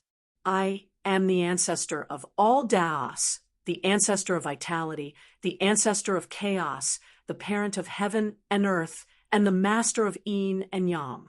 When Pai Lupi heard this, it was as if he was struck by lightning. His knees went soft, and he knelt down. "Emperor Ancestor, please accept my worship." At this moment, Pai Lupi had no choice but to believe it. Not only him, but also the hundreds of civil and military officials behind him, Yuan Tiangang, and the other Taoists all knelt down and bowed to the Tao ancestor statue on the altar. There was only one thought in everyone's mind. The Tao ancestor is showing his power. There was no other explanation except for the Tao ancestor showing his power. Even if there were some ministers who did not believe in Taoism but Buddhism, there was no doubt in their hearts at this time. Even Zheng Yuanshou and the other aristocratic families all knelt down with trembling bodies. The Tao ancestor is really showing his power. In Pai Lupi's heart, there was a faint suspicion that this might be a trick made by Li Wangyu. However, as the Tao ancestor statue spoke again. All his doubts were dispelled. The ethereal voice came out again. Li Shimin, you are the emperor of the Tang dynasty. You are ordered by heaven. Get up. Pai Lupi was very excited. The Tao ancestor is really talking to me. The Tao ancestor is really showing his power. Although he did not know why the Tao ancestor would show his power, he did not forget the purpose of holding this heavenly grand ritual. So he quickly asked, Emperor Ancestor, may I ask if the plague of locusts today is because of Shimon's immorality? Is the plague of locusts sent by heaven as punishment? What is morality? Taoism is the nature of all things in heaven and earth. It is omnipotent and omnipotent. It gives birth to heaven and earth, operates the sun and the moon, and grows all things, but it never shows off or relies on itself. Heaven and earth are heartless and treat all things as straw dogs. How can heaven send a plague of locusts to punish people because of what you, the emperor, have done? Hearing this, Pai Lupi could not help straightening his back and looking back at the ministers kneeling behind him. With the Tao ancestor showing his power and endorsing him, he would like to see which bastard would dare to say that the locusts were the wrath of heaven and that it was caused by his immorality. Emperor Ancestor, may I ask if the plague of locusts in the world can be destroyed? Yes, the plague of locusts is the enemy of heaven and earth. Destroying it will bring great merit. Hearing this, Pai Lupi's eyes almost narrowed. Since the Tao ancestor said so, there was no more obstacle to destroying the locusts. He only felt refreshed and proud. Li Shimin, you must remember to take the people of the world as your responsibility. The sage is to govern the country, correct the law, and correct the punishment. He will save the chaos of the world and get rid of the calamity of the world. He will make the strong not bully the weak, and the masses not oppress the few. The elderly will be satisfied. The young will be raised. The borders will not be invaded. The ministers will go on blind dates. The father and son will protect each other, and there will be no danger of death. This is also the greatest merit. Yes, Shimin will remember the emperor ancestor's decree. Haha, that's good. I'm leaving. The Tao ancestor's ethereal voice came out. After the last sentence, another burst of heavenly music came out, and then there was no more sound. On the altar, under the sunlight, the Tao ancestor's gilded bronze statue seemed to be plated with a layer of golden light, emitting a dazzling light. Farewell, Emperor Ancestor. Under the leadership of Pai Lupi, everyone once again kowtowed 3 times and 9 times, kowtowing to the Tao ancestor statue on the altar. Yuan Tiangang also came back to his senses at this time, and quickly led a group of Taoists to recite the Tao Te Ching. Although Zheng Yuanshou and others followed the crowd to kowtow 3 times and 9 times to the Tao ancestor at this time, all of their faces were gray, and their hearts were like being cut by a knife. The Tao ancestor actually showed his divinity and personally dispelled the locust plague as the wrath of heaven. It was heaven's punishment for Pai Lupi for not cultivating personal morality. It could be said that Pai Lupi was almost erected by the Tao ancestor to protect his body. In the future, no one in the world would dare to use the change of the Xuanwu Gate to attack Pai Lupi. At this time, Zheng Yuanshou and other aristocratic families had begun to wonder if the world really had nothing to do with them, the 1,000-year-old families. When everyone was kowtowing to the Tao ancestor, no one noticed that Li Wangyu, who had disappeared before, crept out from a secluded place in the main hall. Chapter 230. There was no doubt that the Tao ancestors show was just a trick made by Li Wangyu. That day when she traveled through the Tang dynasty with her beautiful boss, her mobile phone was in Li Wangyu's carry-on bag that was dropped in the bathtub. And in the small mezzanine bag of her bag, there was a mini Bluetooth speaker that Su Chongqing used to listen to music. That day when she and Li Wanyu checked the items in the bag, they almost ignored it. But even if Su Chongqing found the Bluetooth speaker in the bag later, she didn't care too much. After all, there was no electricity in the Tang dynasty. Her mobile phone was turned off for a long time and couldn't be used, let alone this Bluetooth speaker. However, when Li Wanyu was thinking about how to make the Taoist ancestor show his divinity in the heavenly grand ritual, he suddenly thought of Su Chongqing's mobile phone and Bluetooth speaker. These two electronic products, which were commonly seen in the later generations, were excellent props in the Tang Empire for pretending to be mysterious. So he asked the abbot of Xuandu Temple for a hollow statue of the Tao ancestor. Together with Su Chongqing, he fixed the mini Bluetooth speaker in the statue. The sound of the mini Bluetooth speaker was not low. Plus, the speaker was fixed in the hollow copper statue, so it played the role of a sound amplifier. This was the same principle as when Li Wanyu listened to songs with his mobile phone in the future. Sometimes he thought the volume of the mobile phone was too low, so he put the mobile phone in a glass cup to play the effect of a loudspeaker. After Li Wanyu's experiment, the wireless connection distance of the Bluetooth speaker was about 10 meters, which gave him enough room to operate. When the heavenly grand ritual was going on, Li Wanyu slipped to a secluded place in the Taiji Palace and connected the Bluetooth speaker with the beautiful boss's mobile phone while everyone's attention was attracted by Yuan Tiangang, who was performing dipper steps and reciting spells on the altar. Yuan Tiangang and others heard the beep, the Bluetooth speaker is connected. There was no doubt that it was the sound after the mobile phone was connected to the Bluetooth speaker. To Pai Lupi and the others, the music that sounded like heavenly music was actually the music that their beautiful boss had downloaded on her phone.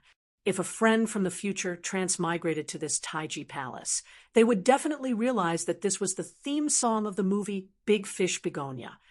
As for the Tao ancestor showing his divinity and talking to Pai Lupi, it was even simpler.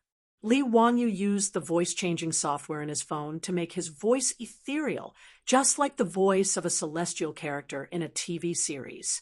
To put it bluntly, the so-called Taoist ancestor show of divinity was nothing more than Li Wanyu playing a wonderful magic show in front of the emperor and ministers of the Tang dynasty by using the high-tech electronic products of later generations. This was not worth mentioning in the future, and it could not even fool elementary school students. However, 1,300 years ago, it was a real miracle, an undeniable Tao ancestor showing his divinity. With Su Chongqing's mobile phone and mini Bluetooth speaker, Li Wanyu showed off fiercely in the Tang dynasty, and his level was quite high. He pretended to show his divinity, and even Pai Lupi, the emperor, knelt down. It was very exciting. However, it was obvious that Li Wanyu could only rot in his stomach for such an exciting thing. Even if Pai Lupi interrogated him later, he could only insist that it was the Tao ancestor showing his divinity and that he did not do anything behind the scenes. Otherwise, Pai Lupi would have skinned him alive. What made him even more regretful was that Su Chongqing's mobile phone was completely out of power after such a toss. The beautiful boss's mobile phone did not have much battery left. Even if it had been turned off for more than a month, the battery in the mobile phone was still running out. Plus the battery of the mobile phone that he and Su Chongqing consumed when they were at home and did experiments, there was only about 20% battery left in the mobile phone. After he fooled the emperor and ministers of the Tang dynasty, the battery of the mobile phone finally ran out and was turned off, which made Li Wanyu very sad. After putting away the phone that had no battery, Li Wanyu slipped back to the group of ministers in the shock brought by the Tao ancestor showing his divinity, and also made a surprised expression. Outside the Taiji Palace, Yuan Tiangang became more and more excited. He worked harder on a series of ceremonies, such as summoning, following the stars, submitting the report, dropping the banner, and sending the sage. Due to the unexpected Tao ancestor showing his divinity, the heavenly grand ritual, which was originally a simplified version, would be extended to 49 days in the Taiji Palace under the decree of Pai Lupi. Pai Lupi did not waste any more time. He turned around and walked into the main hall of the Taiji Palace. He returned to the throne, and the court meeting continued. After the civil officials and military generals took their seats again, the atmosphere in the main hall was completely different.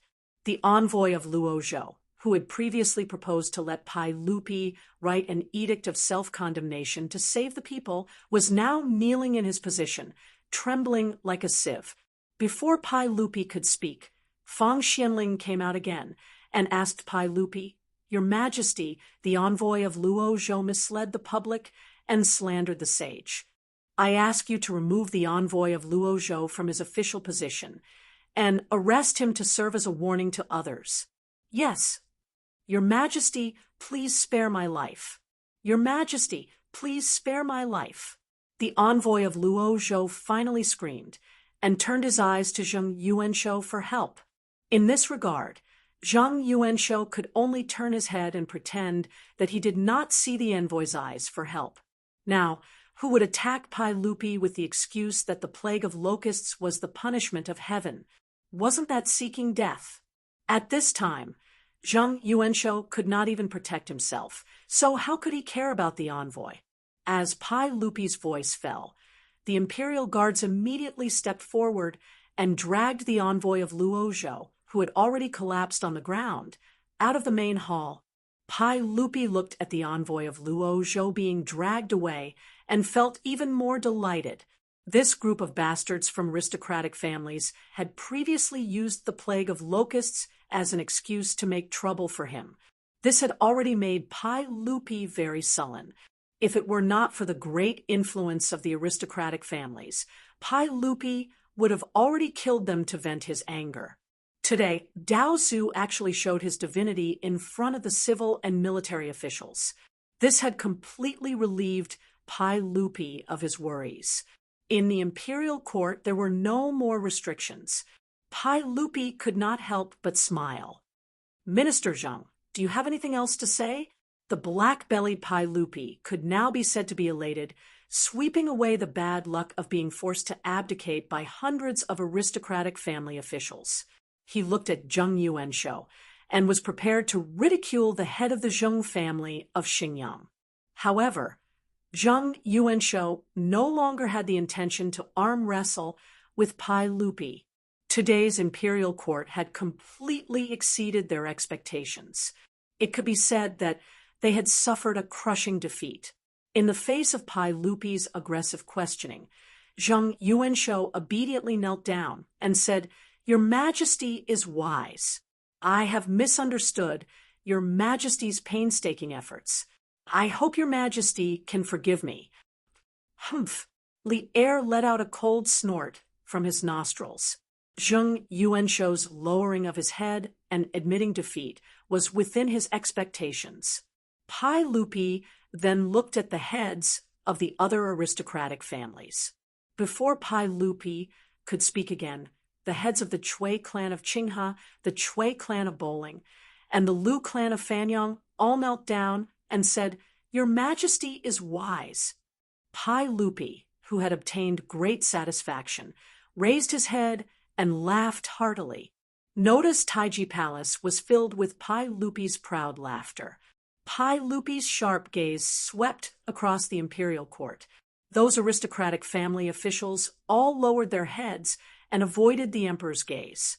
When his gaze fell on Li Wangyu, the smile on Pai Lupi's face froze for a moment. Chapter 231. Looking at Li Wangyu, Pai Lupi couldn't help but feel suspicious. What was going on with the Tao ancestor showing his divinity just now? Was it Li Wangyu's trick?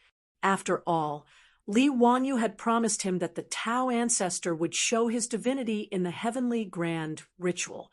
Pai Lupi had naturally heard of the little tricks of Taoism. Originally, he thought that Li Wangyu was just colluding with Yuan Tiangang to make some tricks to confuse the officials. But in Pai Lupi's view, the scene just now was the real Tao ancestor showing his divinity. There was no doubt about that. This set off waves in Pai Lupi's heart. Did Li Wanyu have such an immortal method? Could he really ask the Tao ancestor to show his divinity? Facing Pai Lupi's suspicious eyes, Li Wanyu also smiled bitterly in his heart. He had already expected that Pai Lupi would inevitably make various conjectures and want to know the truth of the matter. However, he couldn't tell the truth about this matter. Li Wanyu could only force himself to be calm and show a bright smile to Pai Lupi, who was staring at him. Fortunately, in the main hall, in the presence of civil and military officials, Pai Lupi couldn't catch Li Wanyu and interrogate him even if he was anxious. He could only withdraw his gaze from Li Wanyu. He coughed softly and said, "Come on, give me a banquet. Give a banquet." Pai Lupi's words made all the officials stunned. Why would the court give everyone a banquet for no reason? Was it to congratulate the Tao ancestor showing his divinity just now? The officials were confused. Only Li Wanyu couldn't help but show a sneaky smile. With Pai Lupi's order, the palace maids who had been prepared for a long time came in from outside the hall. Each of them held a food box in their hands and began to distribute food to the officials in the hall. It was very simple, just a plate and a pair of chopsticks. However, the food on the plate turned the originally solemn hall into a wet market once again. The officials discussed animatedly, and it was very lively. What is this? They look like locusts. How can this be eaten? Your Majesty, how can this worm be eaten? In the Taiji Palace of Noda, only Li Wanyu, Fang Xianling, Cheng Yaojin, and the others were smiling as they looked at the food in front of them. Pai Lupi ordered people to deliver plates of fried locusts to the officials in the name of a banquet. In front of Pai Lupi's throne, there was also a plate of fried locusts. Pai Lupi opened his mouth under the gaze of all the officials in the hall. The people live by the grain, and you eat it. I would rather eat you to save the people. After saying that, Pai Lupi stretched out his chopsticks and picked up a locust that was fried until it was yellow and fragrant. He opened his mouth and was about to eat it. Your Majesty, you can't eat it. Your Majesty, you can't eat it. How can you eat locusts? Your Majesty, if you eat locusts, you might get sick. You can't eat it. Pai Lupi ignored the official's dissuasion and directly put the locusts into his mouth and started chewing. Seeing that Li Er had actually eaten the locusts, the officials in the hall once again let out a cry of surprise. Li Wanyu was speechless. Why did they make such a fuss when Pai Lupi ate fried locusts? In history, Pai Lupi ate locusts raw. That was disgusting. Pai Lupi swallowed the locusts in his mouth and looked at the officials again. Everyone, why don't you eat? These words made the officials in the hall look at each other. Did they really have to eat such disgusting locusts? Fang Xianling, Zhang Sun Wuji, Cheng Yaojin, and the others naturally reached out their chopsticks without hesitation and put the fried locusts into their mouths under the horrified gazes of their colleagues. Seeing this, the courageous officials in the hall could only pluck up their courage and reach out to pick up the locusts in front of them. They closed their eyes and put the locusts into their mouths. Suppressing the disgust in their hearts, they chewed hard. However, what surprised everyone was that the fried locusts were extraordinarily delicious. After the courageous officials opened their eyes, they looked at the plate of fried locusts in front of them in disbelief and reached out their chopsticks again. Under the pressure of Li Er and the lead of these bold officials, the main hall of Taiji Palace was soon filled with the sound of people chewing on fried locusts. Everyone, how's the taste? Pai Lupi asked with a smile.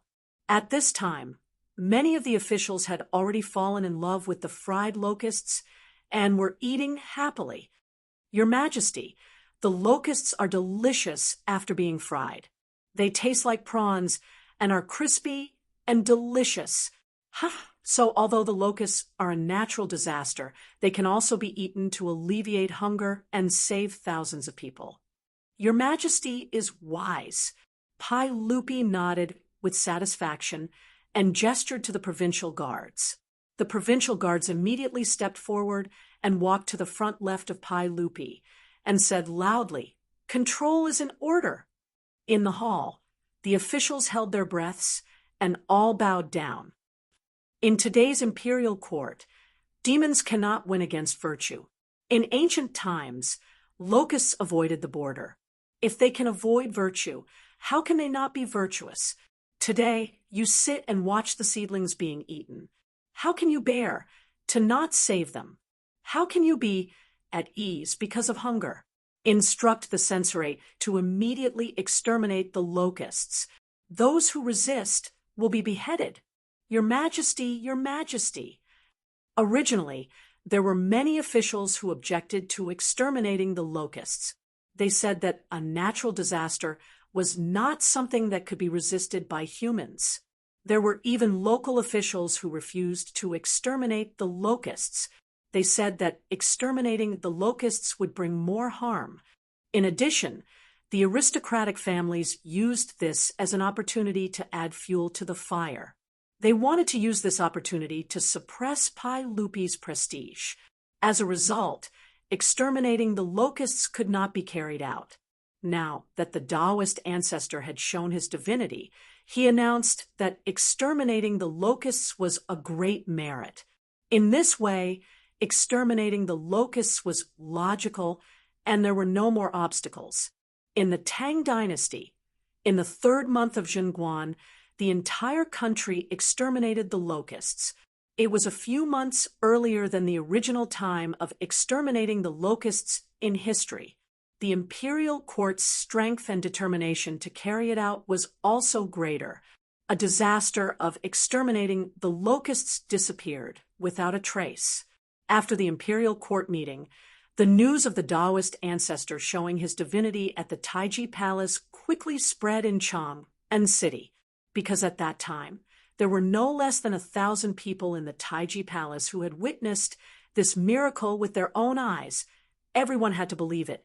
Many officials even recorded the conversation between Pai Lupi and the sage, as well as the matter of Pai Lupi and the officials eating fried locusts in the main hall of the Taiji Palace. They printed it into books and spread it widely. In the Tang dynasty, which had a strong atmosphere of religious belief, this matter immediately spread to the entire Tang dynasty with Chang and city as the center. For a time, the Taoist temples that were originally prosperous in the Tang dynasty became even more prosperous. The people of the Tang dynasty went to the Taoist temples in groups to burn incense and kowtow to the Taoist ancestor, asking for the Taoist ancestor's blessing. Under the strong push of Pai Lupi, the Tang dynasty began to exterminate the locusts. Exterminating the locusts was not complicated. At night, a fire would be lit, and the locusts would fly to the fire and be burned to death. Then, a pit would be dug to bury the locusts. In addition, with the help of manpower and other methods, exterminating the locusts was not too difficult. The landlords and villagers who were originally worshipping the locust god immediately changed their minds when they heard from the officials and scholars that the Taoist ancestor had shown his divinity at the Taiji Palace in Chang and city and personally passed down a verbal order saying that the locust plague was the enemy of heaven and earth. Exterminating the locusts would be a great merit. In this year, the locusts were not a disaster. However, Li Wangyu was not happy at this time. He was racking his brains, thinking of how to fool Pai Lupi. Chapter 232. In the Yin and Yang Hall of Tai Chi Palace, Li Wangyu was restless. From time to time, he would raise his eyes to look at Pai Lupi, who was sitting at the side, and reviewing memorials. As soon as the court meeting ended, Li Wangyu wanted to blend into the hundreds of officials and slip away. However, before he reached the entrance of Tai Chi Palace, he was stopped by the palace eunuchs, who were summoned by Pai Lupi. He knew very well why Pai Lupi summoned him. This was also the reason why he wanted to slip away. Feeling uneasy, he followed the eunuchs into the Yin and Yang Hall. However, he saw Pai Lupi sitting behind a few tables and reviewing memorials, completely ignoring him.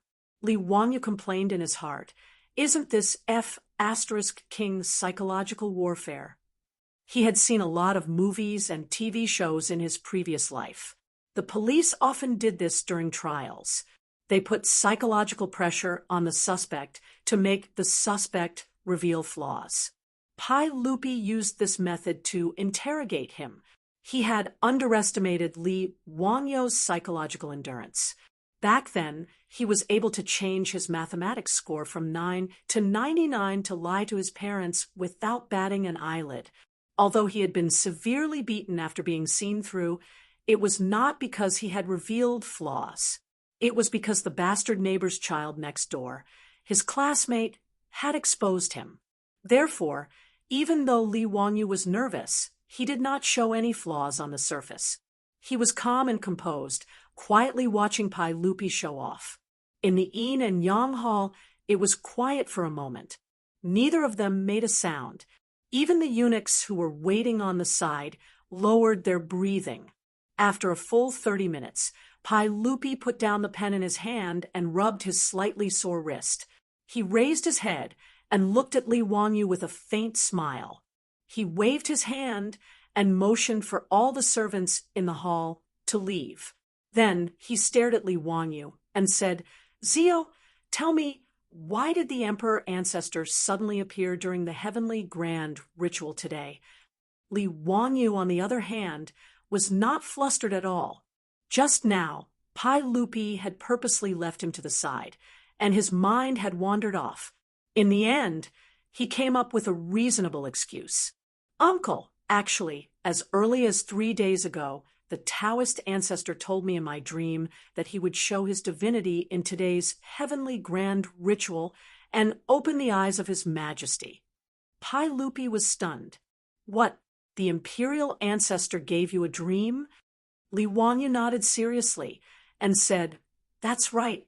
That's why I'm so sure that the Tao ancestor will show his power during the Heavenly Grand ritual." His words made Pai Lupi a little confused. Was that really the case? Seeing that Pai Lupi didn't speak for a long time, Li Wangyu couldn't help but laugh in his heart. Although the excuse of giving him a dream was very bad, it was very effective. Even if Pai Lupi was suspicious, could he find Laozi and confront him? Who could say that Laozi didn't give him a dream? Anyway, Li Wangyu insisted that the Tao ancestor gave him a dream as an excuse. Even if Pai Lupi had doubts in his heart, there was nothing he could do. In the end, Pai Lupi could only accept Li Wangyu's explanation and reluctantly believe that the Tao ancestor gave Li Wangyu a dream.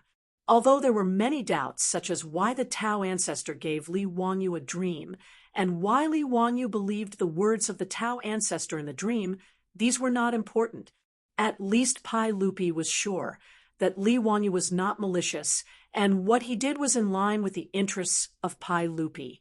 Naturally, Pai Lupi was too lazy to continue to delve into this matter. After the lunar pilgrimage in the Taiji Palace ended, the gilded copper statue of the Tao ancestor was directly enshrined in the Taiji Palace by Pai Lupi. He burned incense and prayed day and night. After the Heavenly Grand ritual, Pai Lupi gave rewards to the 58 Taoist temples in Chang, and including the abbot of Xuandu Temple. Yuan Tiangang was left in Chang, and by Pai Lupi 4 years earlier, and became the think tank of Emperor Taizong of Tang. As for Li Wangyu, Pai Lupi did not give him any more rewards. The main reason was that he was too young and had just been granted the title of county founding man.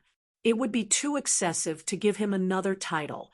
In this regard, Li Wangyu complained in his heart. The stingy Pai Lupi did not give him a title, but he could give him some gold. Li Wangyu did not mind having more money in his family. Now, his Li family was just out of poverty, not to mention those aristocratic families. Even ordinary businessmen were much richer than him.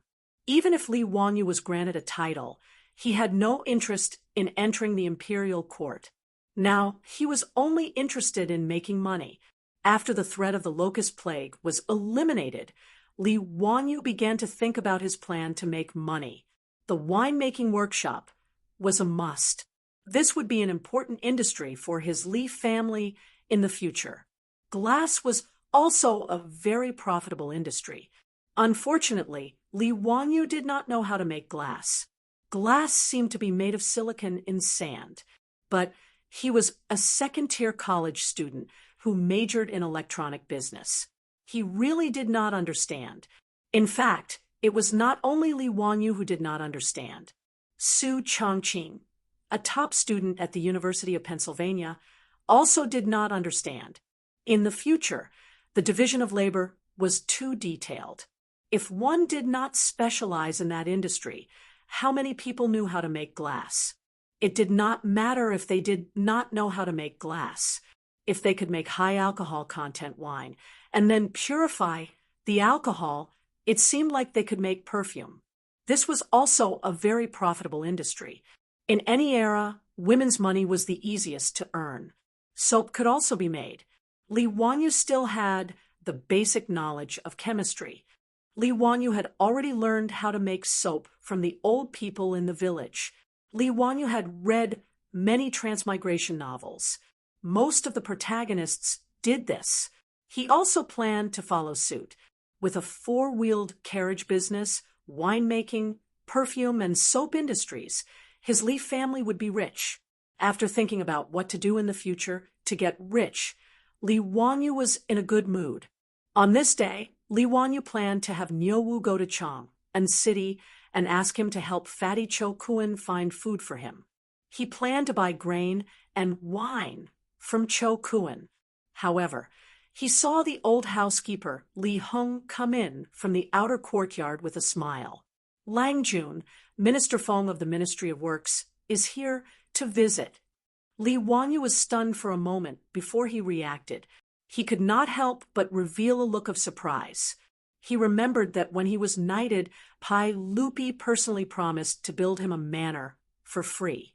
In the Tang dynasty, there were 6 ministries: officials, rights, soldiers, punishments, and works. Each ministry had 4 divisions under it. Under the Ministry of Works, there were 4 divisions: Ministry of Works, Ministry of Land, Ministry of Works, and Ministry of Water. The Ministry of Works Minister, Assistant Minister, and Minister, Assistant Minister were in charge of city labor. They were the assistants of the Minister of Works and the Minister of Works. This Minister Feng from the Ministry of Works was probably here to build a residence for him. Li Wanyu hurriedly told Li Heng to invite Minister Feng to the central room. He would be there soon. After Li Heng went to greet Minister Feng, Li Wanyu turned around and took out a scroll of blueprints from the study. These were the blueprints that he and his beautiful boss had come up with after Pai Lupi agreed to let him design the manor. Li Wanyu unfolded the blueprints and looked at them with satisfaction. Then he rolled up the blueprints and walked to the central room in the outer courtyard. Big house. I'm coming. Chapter 233. In the central room of the Li family, Dr. Feng from the Ministry of Works had been in a daze for a long time. His eyes were absent-minded as he stared at the blueprint on the table in front of him. Li Wanyu was only a white-collar worker in the future. He had managed to get a mortgage and buy a house with great difficulty. However, before he could hand over the house, his soul had transmigrated to the Tang dynasty. Li Wanyu was very excited to be able to own a mansion that was almost impossible to own in the future. After Li Wanyu and his beautiful superior discussed how to build their new house, he used his sketching skills and went through several drafts. Finally, he drew a sketch that satisfied both of them. However, when he took out the sketch of the county magistrate's mansion and showed it to Dr. Feng, this rank 6 official from the Ministry of Works was shocked. "County magistrate, are you sure you want to build your mansion like this?" Dr. Feng finally regained his senses and asked with difficulty. Li Wangyu nodded and said, "Yes. Is there a problem? I don't really understand. This shouldn't be against the rules, right?" Dr. Feng from the Ministry of Works was in his 50s. He had worked in the Ministry of Works for more than 10 years. He could be considered a top-notch construction engineer in the Tang Dynasty. However, when he saw Li Wangyu's sketch of the building, he was also dumbfounded. This was because he didn't know whether this building was against the rules or not. The Tang Dynasty had strict regulations regarding the mansions of officials and nobles. The width of the main hall of a county magistrate's mansion could not exceed 5 rooms. The depth of the main hall could not exceed 9 shelves. The width of the main hall was the space, and the depth of the main hall was the shelf. The space between 2 adjacent purlins was a shelf. The width of 5 rooms referred to the 6 pillars in the main hall. There would be 5 spaces in the middle, and the width of the main hall could not exceed 5 rooms. The depth of the main hall could not exceed 9 shelves. However, these data and requirements were based on the traditional architectural and garden design requirements of China. However, the sketch Li Wangyu showed him was an architectural style that Dr. Feng had never seen before. Of course, in this era, other than Li Wangyu and Su Chongqing, no one else could draw such an architectural blueprint. Li Wangyu's sketch of the mansion was actually a large and luxurious manor, not a traditional Chinese building. To the Li Wangyu of the future, the manor was just a dream. He reckoned that even if he worked hard for the rest of his life, got promoted, got a raise, married a rich and beautiful woman, and reached the pinnacle of life, he might not have the chance to own a luxurious manor that could only be seen on TV. But now, his soul had transmigrated to the Tang Dynasty, and he had been granted a title of nobility for no apparent reason. Pai Lupi had even generously offered to give him a county mansion, so he immediately thought of his dream of a manor. His beautiful superior naturally wouldn't reject his idea. Even if Su Chongqing's family conditions were good, owning a manor was still out of his reach. Therefore, the two of them hit it off and joined hands to design an architectural blueprint that would create a new world in the Tang Dynasty. Dr. Feng had never seen an architectural blueprint like this before, so he couldn't help but lose his composure. In Li Wangyu and Su Chongqing's design, Noda's manor was based on the designs of many of the world's top manors. In this aspect, his beautiful superior, who was a sea turtle, had the right to speak. When she was studying in America, she often traveled to Europe and America during winter and summer vacations, so she had a deep impression of those top manors. For example, the garden in front of the manor's main building was a miniature version of the Palace of Versailles. All kinds of roads, trees, ponds, pavilions, and flower beds formed a symmetrical geometric pattern that was very magnificent. Li Wangyu even designed a Noda lake in the manor, which made Dr. Feng click his tongue. The manor didn't only have Western garden designs, but Li Wangyu and Su Chongqing also incorporated Eastern garden designs. Jiangnan's Yu Garden and Humble Administrator's Garden were representative garden designs, and all kinds of pavilions and waterside pavilions were also copied by Li Wangyu. The main building of Noda's manor was a small 3-story castle. In order to design the castle, Li Wangyu didn't forget to find Aphrodite and discuss it with her for a long time. Aphrodite was the most excited person in the family when Li Wangyu wanted to build a small castle. She never thought that she would see a castle in the style of her hometown in the Tang Dynasty thousands of miles away. Aphrodite looked at Li Wangyu with eyes full of love. She misunderstood that Li Wangyu had built the castle especially for her. How could a man who could build a castle for his woman not make Aphrodite's heart beat faster? If not for her beautiful superior staring at her from the side, Aphrodite would probably have jumped into Li Wangyu's arms and offered herself to him. Dr. Feng swallowed with difficulty and asked, Huxianen, how can this manor be built like this? Why not? Li Wanyu asked in confusion. It's against the rules. Dr. Feng began to explain to Li Wanyu what the composition of feng shui was, what the front hall and back bedroom were, what the 3 entrances home were, what the hierarchy was, and what the differences between men and women were. In short, the architecture of the Tang dynasty wasn't as messy as Li Wanyu's sketches. What kind of manor would lead to Noda's garden? And the shape of the garden was so strange. As for the master and the servants living in the castle, it was even less in line with the residential culture of the Tang dynasty. Dr. Feng could only shake his head at Li Wanyu's strange idea. It was really too messy. Li Wanyu didn't care so much. No matter what Dr. Feng said, he insisted that his manor should be built like this. Hee, Dr. Feng. If this manor doesn't violate the rules, I still want to build it like this. In response, Dr. Feng could only shake his head. Forget it, this was the manor of the Huxian man. Before he came, he had already received instructions from Pai Lupi from the palace that the Huxian man's manor didn't need to be too concerned about whether it violated the rules or not. If necessary, it could be built according to the standards of a duke's manor. This could be considered the Pai Lupi's hidden compensation to Li Wanyu. In any case, Li Wanyu's manor was far away in Dingzhou village, not Chang'an city. Even if it violated the rules, it wouldn't be conspicuous. Dr. Feng was prepared to leave this hot potato to his superior to worry about. He didn't plan to express his opinion. As long as Pai Lupi and the Minister of Works agreed to build according to Li Wanyu's sketches, then everything would be fine. Dr. Feng of the Ministry of Works took Li Wanyu's sketch of the mansion and left, returning to Chang'an. Even the Minister of Works was dumbfounded when he saw the sketches for the Huxian man's manor.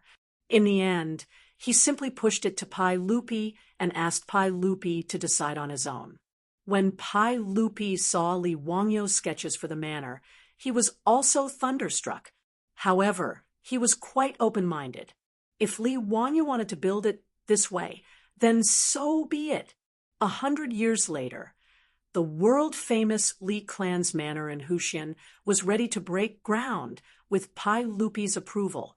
When Li Wanyu heard that Pai Lupi had actually agreed to build a manor for himself, he was so happy that he couldn't close his mouth. However, his good mood didn't last for long. Following the arrival of the brats, Li Wanyu once again had the urge to go berserk. As expected, no matter which dynasty the brats were from, they weren't good people, especially when one of these 2 brats was called Li Chengqian and the other Li Tai. It was even more so. Chapter 234. After Crown Prince Li Chengqian and Li Tai had acknowledged Li Wanyu as their master, Pai Lupi did not rush to have the eunuchs send them to Dingzhou village to study with Li Wanyu because Li Wanyu was busy preparing the heavenly grand ritual. Now that the matter had been settled, Pai Lupi finally remembered to have his 3 sons and daughters go to Dingzhou village to study with Li Wanyu and learn about the hardships of the common people. Although Li Chengqian and Li Tai had been forced to kneel and pay their respects to Li Wanyu and acknowledge him as their master, how could the 2 of them be willing to truly regard Li Wanyu as their master? What qualifications did an insignificant founding county official, only 16 years old, have to become the crown prince's master?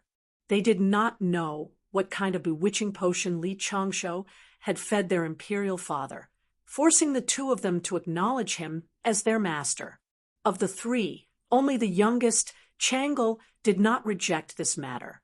However, it was clear that she could not influence her 2 elder brothers.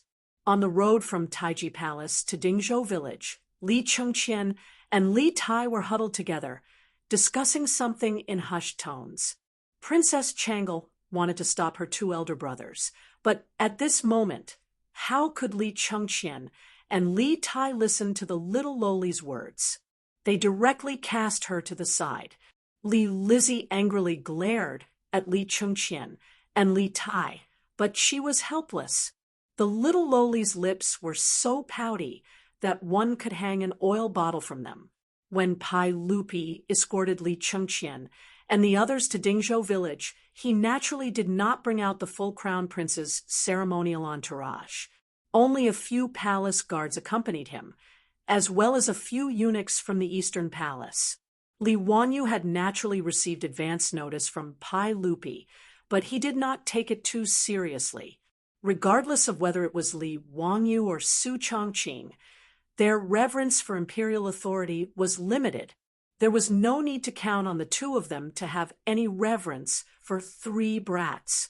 Therefore, Li Wanyu did not instruct the old steward, Li Heng, to clean the streets and use yellow soil to pave the way. He also did not open the main door to welcome the arrival of the crown prince and the others. When Li Chengqian's car stopped in front of the Li family in Dingzhou village, not a single person from the Li family came out to greet them. Before Li Chengqian and the others could say anything, the eunuchs of the Eastern Palace flew into a rage. These eunuchs of the Eastern Palace felt that they were the people around the future emperor of the Tang dynasty, so they were very proud. Even though he knew that Li Wanyu was the crown prince and the others' teacher, he didn't take it seriously. Li Chengqian naturally had a teacher to teach him in the Eastern Palace. However, Li Chengqian's teachers were also very respectful to the crown prince due to their fear of imperial power. They didn't have the dignity of a teacher at all.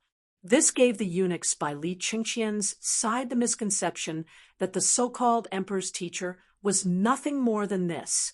Now that the crown prince had condescended to visit the Li family in Dingzhou village, not a single person came out to welcome him. Therefore, without waiting for Li Chengqian's orders, they ran up to the door and smashed it down. "Open the door. Is everyone dead? Tian Shilang, you have no manners at all. Who do you think you are? Hurry up and open the door." The door of the Li family's old residence was not very sturdy to begin with, so it was almost torn down by the eunuchs. The door was on the verge of collapse. Li Heng, who had no idea what was going on, was shocked when he heard the door being smashed. He hurriedly opened the door to check. "Who are you? Why are you smashing the door? This is the residence of the county magistrate of Huxian. Don't be impudent." Li Heng was so angry that his beard was sticking up. He pointed at the plaque on the door and roared at the eunuchs who were smashing the door. The plaque on the door of the Li family had already been replaced with the words County Magistrate of Huxian. This was the old man's pride.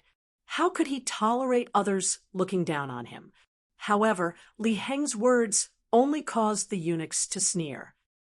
Bulsh *T, County Magistrate of Huxian.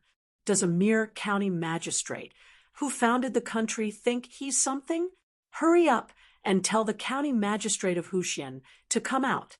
We've seen plenty of princes and dukes in Chang, and how dare a mere county magistrate who founded the country bring it up? It really is Tian Shilang. His Highness the Crown Prince has arrived. That bastard Li Wanyu actually dares to not come out to welcome him. Is he trying to rebel? Do you believe that we'll tear down your Bulsh *T, County Magistrate of Huxian for neglecting His Highness the Crown Prince like this?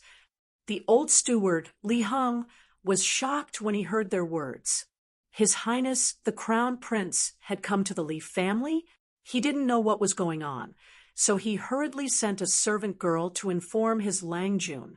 The eunuchs wanted to push Li Heng aside and rush into the residence. However, Li Heng wasn't willing to let them pass. He didn't care about his old age and reached out to stop them. "Old man, get out of my way. Be careful that we don't beat you to death. Tian Shilang. Why bother with him? Rush in and find Li Wanyu to talk to him." Li Wanyu was in the back courtyard, but he had already heard the commotion from the outer courtyard. He couldn't help but frown. He was afraid that his old steward, Li Heng, would be at a disadvantage, so he hurriedly rushed out of the back courtyard. "Stop! Li Wanyu had just arrived in the front courtyard when he saw Li Chengqian's eunuchs pushing Li Hong. He couldn't help but shout angrily, "Li Chengqian, Li Tai, come out!" Li Chengqian and Li Tai, who had been hiding behind the Imperial Guard to watch the commotion, could only walk out from behind the Imperial Guard when they saw Li Wanyu come out. They casually cupped their hands towards Li Wanyu as a form of greeting. Although the eunuch's actions weren't ordered by Li Chengqian or Li Tai, they had tacitly approved of it. They wanted to give Li Wanyu, this junior division commander, a show of strength. Li Chengqian, Li Tai, is this the gift for becoming a disciple? Li Wanyu asked coldly. Before Li Chengqian and Li Tai could say anything, the eunuchs, eager to protect their masters and show off, jumped out again. "Shut up! Do you think you have the right to call out the names of His Highness the Crown Prince and His Highness the King of you? How unruly! Don't you know the difference between superior and inferior? Why aren't you bowing when you see His Highness the Crown Prince? How dare you? How dare you act so impudently in front of His Highness the Crown Prince?" Li Wanyu ignored the clamoring of the Eastern Palace eunuchs. He only looked coldly at Li Chengqian and Li Tai, waiting for them to give him an explanation. "Ha ha, big brother Wanyu, these servants don't know any better. Don't mind them, I'll teach them a lesson later." Li Chengqian smiled unconcernedly and played dumb. Although he was only 9 years old, he was used to being flattered by others. Why would he care about the actions of the eunuchs beside him? "Call me division commander." Li Wanyu stared at him and said. Li Chengqian's mouth twitched, but he could only reply, "Yes, division commander." Li Wanyu asked, "Let me ask you, are these eunuchs from your Eastern Palace?" Li Chengqian was still smiling mischievously as he replied, "Yes, they're just a few ignorant servants. I'll be sure to strictly control them later." Although the little fatty, Li Tai didn't say anything on the side. He had a mocking smile on his face. He wanted to see how Li Wanyu would get off the stage. Li Wanyu nodded and suddenly took out an item from his sleeve. He shouted at Li Chengqian, "And Li Tai, you too, give me your hands." The item in his hand was the golden ferrule that Pai Lupi had bestowed upon him that day. The two brats, Li Chengqian and Li Tai, couldn't help but change their expressions when they saw Li Wanyu take out the ferrule. The mocking smile on their faces had long since disappeared and was replaced by an expression of disbelief. Could it be that this Li Wanyu really dared to punish the two of them? Was he crazy? Chapter 235. In Li Chengqian and Li Tai's minds, although their father had given Li Wanyu the golden ruler, it was only a gift for him to become a disciple. Could it be that this little Huxian man really dared to punish the two of them? Even in the palace, although Empress Zhangsun was strict with her children, no one dared to actually punish the two of them. Unlike Chang'e, Li Chengqian was the crown prince, and Li Tai was the king of Yu. Their statuses were different. The palace maids dared to use the ruler to punish Chang'e and Pai Lupi's other children, but no one dared to touch the two of them. As for Li Chengqian and Li Tai's original teachers, they were also afraid of the imperial power and abided by the rules of a ruler. Why would they use the ruler to punish them? It could be said that from birth until now, no one dared to touch a single hair on Li Chengqian and Li Tai's heads. When they saw their father give Li Wanyu the golden ruler, the two brats were still a bit afraid. However, the eunuchs beside them comforted them, saying that Huxian man Li Wanyu definitely did not have the guts to punish them. The two brats thought about it and felt that it was true. They were the most beloved sons of the Tang dynasty's crown prince and Pai Lupi. How could Li Wanyu, a mere founding county man, dare to touch them? It was because of this thought that they tacitly allowed the Eastern Palace eunuchs to provoke Li Wanyu. They wanted to give Li Wanyu a show of strength. Who would have thought that Li Wanyu would not play by the rules? He directly took out the golden ruler and prepared to punish them. This made Li Chengqian and Li Tai dumbfounded. On the other hand, the eunuchs of the Eastern Palace were all furious when they saw Li Wanyu take out the ruler. The eunuchs stood in front of Li Chengqian to protect him. "Huxian man, what are you doing? This is His Highness the Crown Prince." "Unscrupulous. Simply unscrupulous. You, a mere founding county man, actually want to punish His Highness the Crown Prince. Do you still have any respect for saints? Huxian man, do you want to offend your superiors? Protect the Crown Prince. Don't let this madman hurt the Crown Prince and His Highness. Guards, guards, protect the Crown Prince." The Eastern Palace Chamberlain jumped up and down, trying his best to show that he was loyal to his master. However, the palace guards who had followed him to Dingzhou village were dumbfounded. Should they stop Huxian Nan, or should they pull away the eunuchs? They couldn't be blamed for their hesitation. Before they set off, the imperial guards had already received a warning from Pai Lupi. After going to Dingzhou village, they were only responsible for the safety of the 3 princes and princesses. They were not allowed to interfere with anything else and allowed Huxian Xianji to make the decision. But now, Huxian Man wanted to beat the Crown Prince and the King of Yu. Should they protect the Crown Prince and the others, or should they let Huxian Man make the decision? The imperial guards in the palace all looked at the imperial guard leader doubtfully, waiting for his decision. The leader of the guards gritted his teeth and silently shook his head at his subordinates, indicating that he would not interfere in this matter. Li Wanyu paid no attention to the clamoring of the Eastern Palace chamberlains, only coldly staring at Li Chengqian and Li Tai. "What? You too have the courage to indulge your servants, but don't have the courage to bear the consequences." To the side, Princess Changle hurriedly ran forward. After curtsying to Li Wanyu, she acted coquettishly and cutely towards Li Wanyu. "Brother Wanyu, please forgive Brother Crown Prince and Brother Qingke. They won't be like this in the future, okay?" Li Wangyu's originally frosty expression was immediately melted by the little lowly's pleading. That damned Pai Lupi. How did he give birth to such an adorable little lowly? Smiling, he dotingly stroked Princess Changle's small head. "Okay, since Changle has pleaded for leniency on their behalf, then the 10 lashes each will be changed to 3 lashes each as punishment for their lack of respect for their elders. Okay?" How could Princess Changle, a 7-year-old little lowly, be a match for Li Wanyu? She believed that Li Wanyu had truly pleaded for leniency on behalf of her 2 elder brothers, reducing the punishment of each being struck by the ferule 7 times. On the other hand, Li Chengqian and Li Tai were on the verge of tears. This scoundrel of a junior commander was bullying them again. Both sides were going to beat them, yet he was still trying to swindle a favorable impression from their younger sister. Truly a scoundrel. However, Li Chengqian and Li Tai did not dare to disobey. After all, Li Wanyu was currently holding the golden ferule bestowed by their imperial father. On that day, the 2 had clearly heard Pai Lupi's words. If Li Wanyu were to use this ferule to punish them, Pai Lupi would definitely not blame them.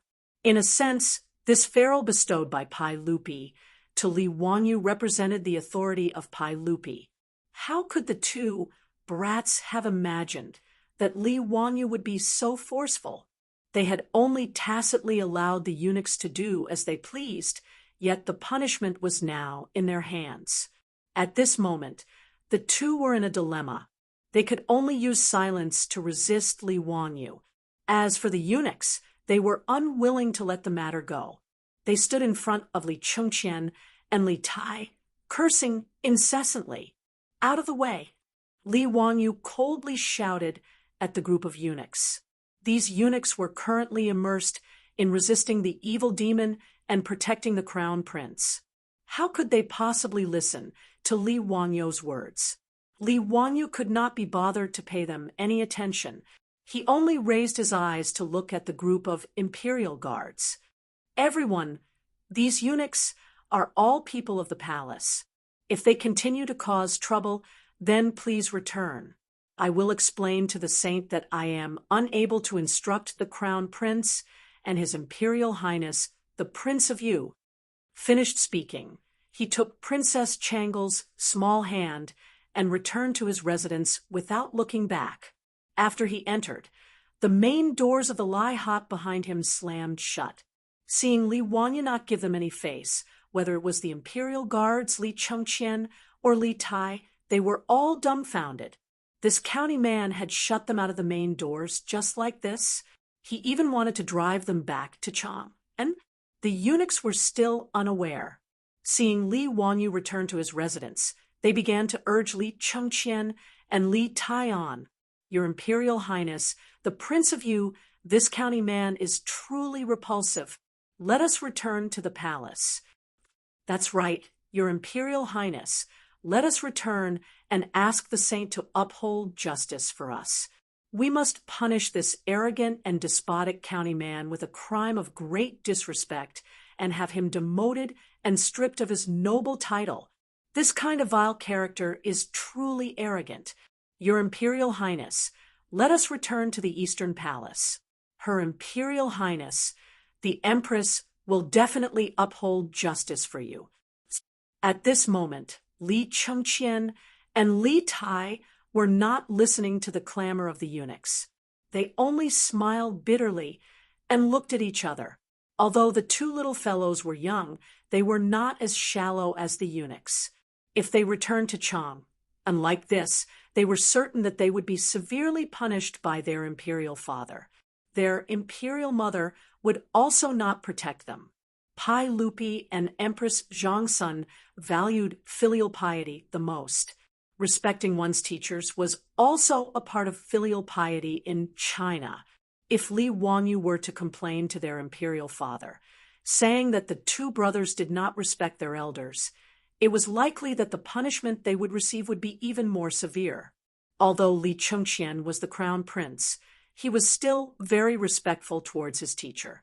The two of them were just angry that Li Wanyu was so young and not much older than them, yet he wanted to be their teacher. However, even as the crown prince, Li Chengqian did not dare to return to Chang and with his tail between his legs. With no other choice, Li Chengqian and Li Tai could only push aside the eunuchs in front of them.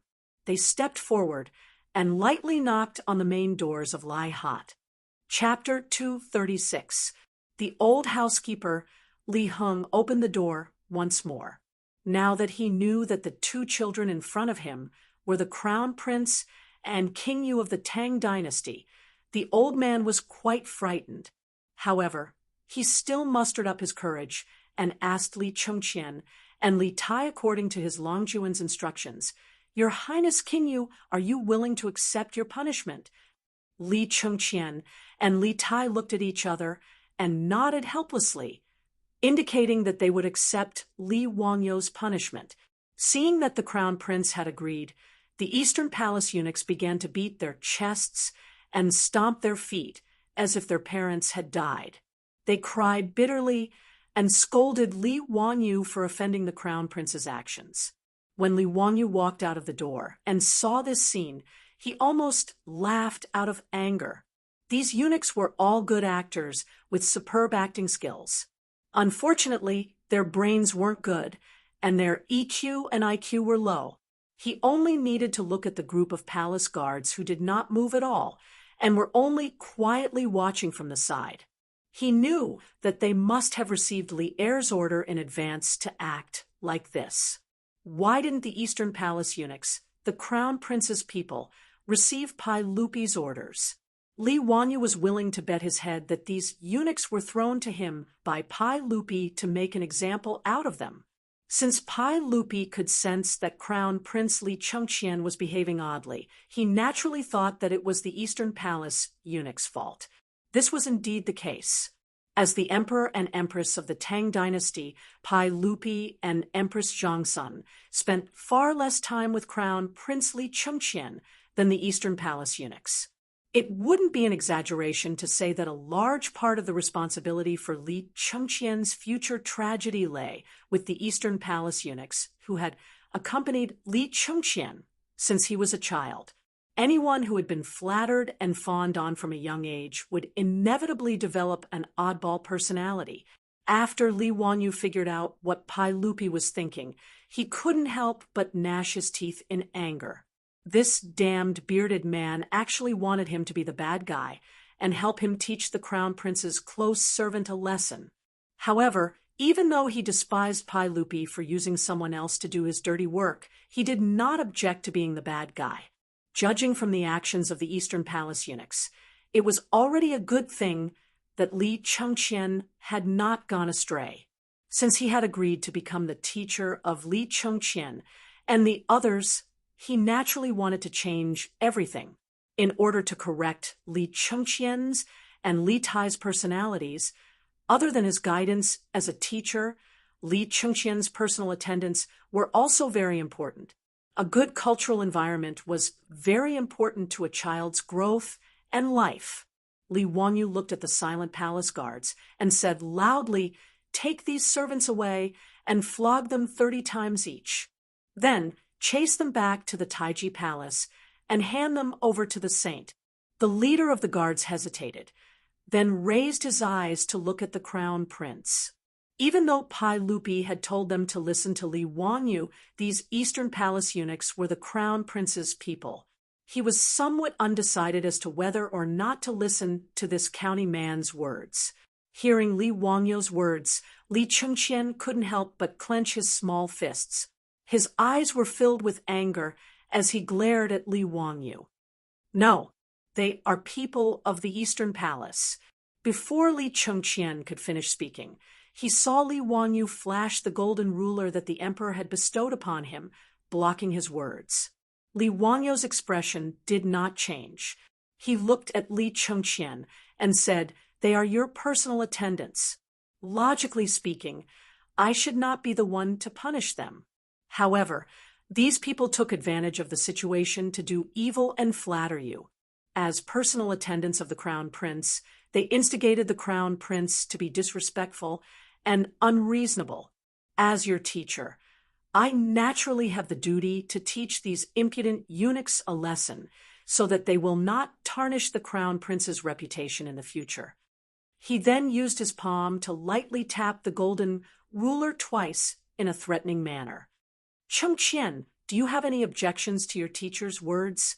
Even if Li Chengqian had objections, he was scared away by the ruler in his hand. He shook his head repeatedly. "Teacher is right. Chengqian has no objections. It's good that you have no objections." Li Wanyu couldn't help but smile. He then looked at the leader of the guards. "Why aren't you moving? Do you really want me to ask for the saint's decree?"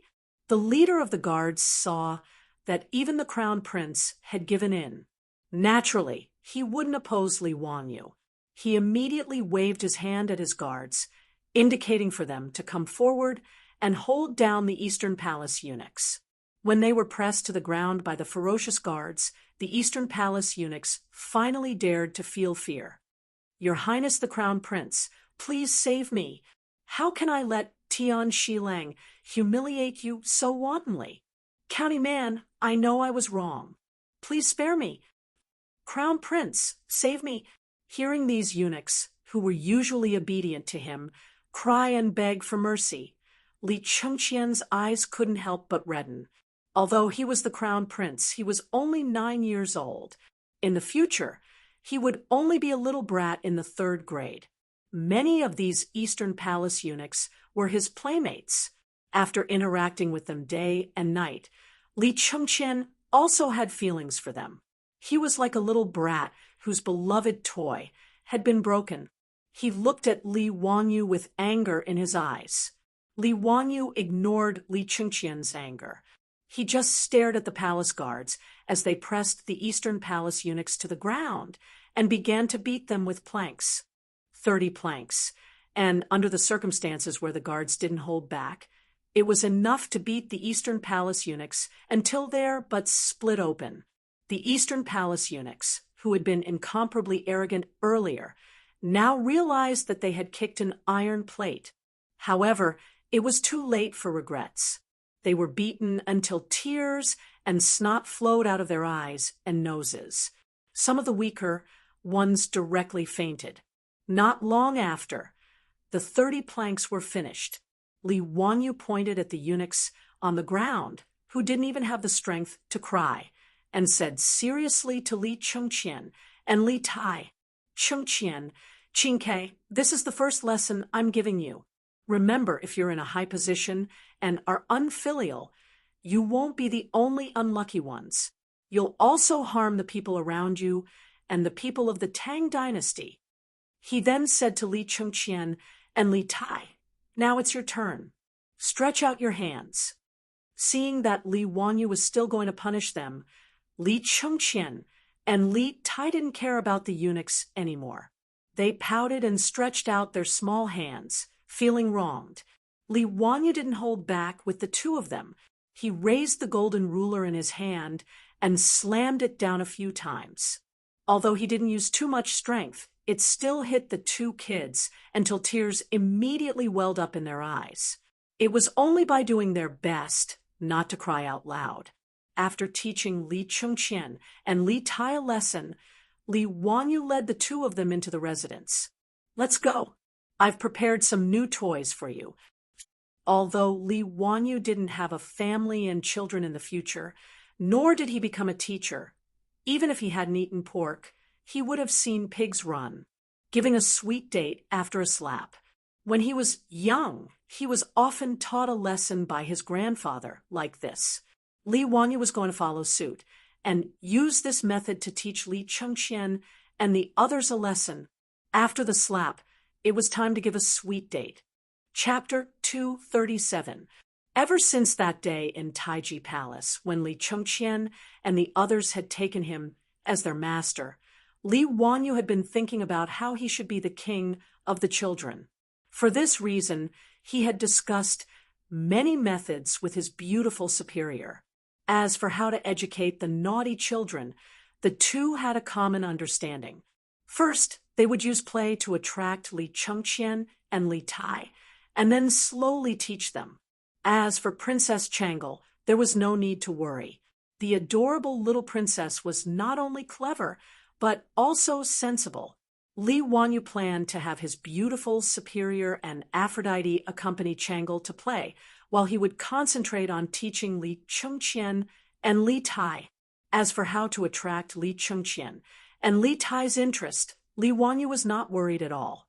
When it came to playing, Li Wanyu could boldly say that there was not a single person in the Tang dynasty who could fight. Although Li Wanyu was unable to create the mobile phones and computer games that the naughty children of the future loved to play when he was young, where would he have had these to play with? Li Wanyu's childhood was abnormally lacking in material things, but his mental life was extremely happy. His memories were still fresh in his mind. Eagle-catching chicks, hopscotch, ice skating, cross-legged cockfighting, goat jumping, and even mud. These were all things that his group of little friends could play for an entire day. Rolling iron rings, spinning tops, and other toys were their favorite. Li Wanyu planned to bring all of these to the Tang dynasty.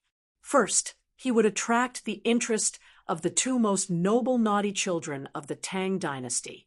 From Li Wanyu's point of view, Li Chengqian and Li Tai, as well as Pai Lupi's other sons, had been locked up in the palace for too long and lacked contact with their peers. Spending every day with those feminine attendants, it would be strange if they did not feel awkward. He planned to first attract the interest of Li Chengqian and Aphrodite, and then slowly have these two naughty children play with the naughty and mischievous children of Dingzhou village. This would allow them to understand the hardships of the common people, and also allow these two spoiled brats in the palace to reawaken their childlike nature. For this reason, Li Wanyu took great pains to find Carpenter Lu and his family from the village. they busied themselves for 2 to 3 days and made many new things in the open space of the outer courtyard. After Li Chengqian, Li Tai, and Li Lizzie entered the Lai Hot, they were immediately attracted by the things in front of them. In the open space in the front yard, there were wooden slides, swings, merry-go-round, and all kinds of climbing frames. Even though Li Chengqian and Li Tai still hated Li Wangyu in their hearts, they couldn't take their eyes off the rides and kept staring at them. Li Wangyu paid no attention to them. Leading the little lowly Princess Changle, he led her to the front of the amusement facilities, explaining to her one by one how to play. The two brats, Li Chengqian and Li Tai, whose faces were filled with unwillingness, were immediately attracted by these novel rides. Regardless of whether it was the wooden slide or the wooden horse that required the manpower of the palace's imperial guards to move, they were all extremely excited. Previously, when they had been punished by Li Wangyu and had their eunuchs beaten and driven away, they had long since thrown their dissatisfaction and anger to the back of their minds. To the side, Li Wangyu smiled as he looked at the three little fellows cheering and jumping up and down. At this moment, the imperial guards were so busy that their foreheads were covered in sweat, frantically protecting the extremely excited crown prince, His Imperial Highness the Prince of Yu, and the eldest princess. With a snap of his fingers, it was settled. Dealing with these brats was too simple. All he needed to do was find something that they were interested in and guide them. Although Li Chengqian and Li Tai had previously appeared unwilling, Li Wangyu dared to bet that even if he drove them away, it would be useless. When the three little fellows were covered in sweat from playing, their beautiful superior led the servant girls out, delivering iced drinks to each of the little fellows. Of course, this was made by using saltpeter to make ice. Originally, Li Wangyu had thought about whether he should go to Chang and City to open a cold drink shop. He believed that the business would definitely be very good. In just over a month, he had changed from a second generation of the rich to the founding father of the Tang dynasty. His family also had a four-wheeled carriage business, which was a profitable business. Naturally, he would not open a small cold drink shop in Chang and City.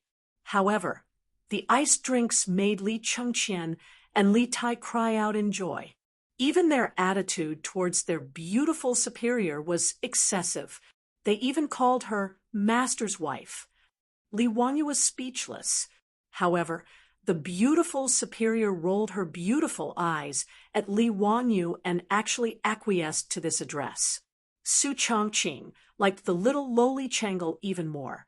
After delivering the iced drinks to the three little fellows, he took the cute little lowly to the backyard to play. For the entire morning, Li Wangyu played with Li Chengqian and Li Tai, making the two little brats extremely excited. How could they have imagined that someone would have so many fun things to play with?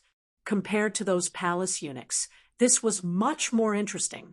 After having a delicious lunch at the Li family at noon, the three little fellows were extremely satisfied to learn from Li Wangyu. This was not because the imperial cuisine in the palace tasted bad, but because Li Wangyu was too shameless. He actually used unhealthy fried food to attract Li Chengqian and Li Chengqian. Even in the future, the brats who were used to eating all kinds of delicacies had no resistance to KFC and McDonald's, not to mention the three little brats from 1300 years ago. Fried chicken steaks, fried chicken burgers, and iced drinks. That's right, burgers. In order to please Afro, Li Wangyu had already figured out how to make bread. Speaking of which, making bread was not complicated, and Afro knew a little about it. Su Chongqing was also a baking enthusiast in the future. The only thing lacking in the Tang dynasty was an electric oven, but this was not important. They could just find the masons in the village to build an oven. After a few experiments, the bread was successfully baked. When Afro took the first bite of the steaming bread, tears flowed uncontrollably down her cheeks, making her beautiful superior feel sorry for her. But when Afro took the initiative to give Li Wanyu a kiss, her beautiful superior was so angry that she wanted to draw her knife and chase after this adulterous couple. Li Wanyu only felt that it was a pity that potatoes and tomatoes had not yet been spread to the Tang dynasty. Otherwise, they could be used to make French fries and ketchup. Even so, the eyes of Li Chengqian, Li Tai, and Li Lizzie lit up when they ate a delicious meal that they had never eaten before. In particular, the little fatty, Li Tai, actually finished off 3 burgers in one go, which almost scared Li Wanyu out of his wits. He was afraid that this fellow would choke to death, and he would not be able to explain it to Pai Lupi. Relying on fun and good food, Li Wanyu finally made Li Chengqian and Li Tai not reject him anymore. After lunch, Li Wanyu coaxed the 3 energetic children, who still wanted to play on the rides, to take an afternoon nap. They were still primary school students. They could only study properly if they played well, ate well, and rested well. After the 3 children got up energetically, Li Wanyu led them to his study, which he had already converted into a small classroom. Since Pai Lupi had taught his own children to him, Li Wanyu could not just bring them along to play. Li Wanyu planned to teach Li Chengqian and the others some different knowledge. Chapter 238. Li Wanyu had a headache over what he had to teach Li Chengqian and the others for a long time. Thinking back to the primary school of the modern era, it seemed that they learned Chinese, mathematics, English, art, music, and physical education. There was no need to consider Chinese. If Li Wanyu didn't plagiarize the works of the great masters of the modern era, his actual level might not even be as good as these 3. Although Li Chengqian and Li Tai were 8 and 9 years old respectively, in terms of essays, poems, policy, laws, decrees, scriptures, and moi, they were far superior to Li Wanyu as they had been taught by famous teachers since childhood. There was also no need to consider English. It was useless to learn it. He seemed to be able to teach the 3 little ones how to sketch, but this was only a minor skill. It seemed that he could only teach them mathematics, plus some simple physics and chemistry knowledge. Thinking of this, Li Wanyu felt very tired. However, what he taught Li Chengqian and the others was not important. Li Wanyu felt that the most important thing was to establish a correct outlook on life for the 3 little ones. They had to learn the 8 honors and 8 disgraces. They had to study every day and strive to be a useful person to society. Li Wanyu stroked his chin, wondering if he should write down the code of daily conduct for primary school students for the 3 little ones to recite. He was extremely familiar with this code of daily conduct for primary school students. When he was young, every time he made a mistake, he would be punished by his homeroom teacher to copy it. Because he had copied it so many times, it was deeply engraved in his memory. Even now, Li Wanyu could recite it backwards. In the small study, Li Wanyu had already placed many teaching tools. The indispensable blackboard was actually quite simple. He had carpenter Lu nail a wooden board and brush it with a thick layer of black paint. However, to make chalk, Li Wanyu had to spend a bit of effort and experiment many times before he succeeded in making usable chalk from gypsum. Li Chengqian, Li Tai, and little Princess Changle had never seen a blackboard before. They didn't understand why their junior teacher had placed such a large piece of black wood in the study. When Li Wanyu picked up the chalk and began to write on the blackboard, the 3 little ones' eyes widened. Li Wanyu wrote down 10 Arabic numbers from 0 to 9 on the blackboard. The Arabic numerals were first invented by the ancient Indians, then spread to Europe by the Arabs, and then modernized by the Europeans. People thought it was an Arab invention, so people called it Arabic numerals. Arabic numerals were first introduced to China in the 13th to 14th century. Actually, ancient Chinese mathematics was not bad. It was even ahead of the rest of the world. from the Wei Jin dynasty to the beginning of the Tang dynasty, it was the time when the Chinese mathematical system was established. There were many mathematical works such as Wu Cao Suanjing, Wujing Suanshu, Wujing Suanshu, 9-chapter Suanshu, and so on. It was just that Chinese numbers were too cumbersome, and to a large extent, it limited the development of mathematics. The three little ones were very curious. They looked at the strange symbols that Li Wangyu had drawn on the blackboard, not understanding what they were. Li Wangyu then wrote down the corresponding Chinese numbers below each Arabic number before he began to explain in detail to the three little ones. The three little ones did not find the symbols and numbers that their little teacher had taught them useful. Instead, they felt very awkward because they were used to it. Li Wangyu did not explain much. After the three of them memorized the Arabic numerals, he directly wrote a few simple arithmetic problems on the blackboard and let them calculate by themselves. However, he asked the youngest princess royal to calculate with the Arabic numerals that he had taught. Li Chengqian and Li Tai calculated with the Chinese numerals that they were used to. Okay, Chengqian, Qingke, you two won't lose to your sister, right? That would be too embarrassing.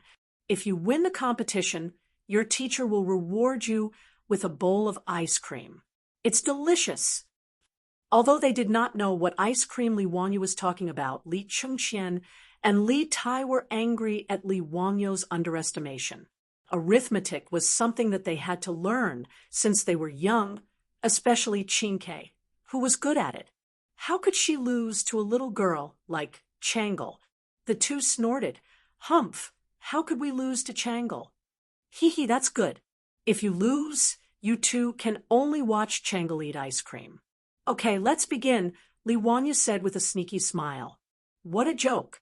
Comparing the speed of writing Chinese numerals and using Arabic numerals was like comparing the speed of a tractor and a sports car.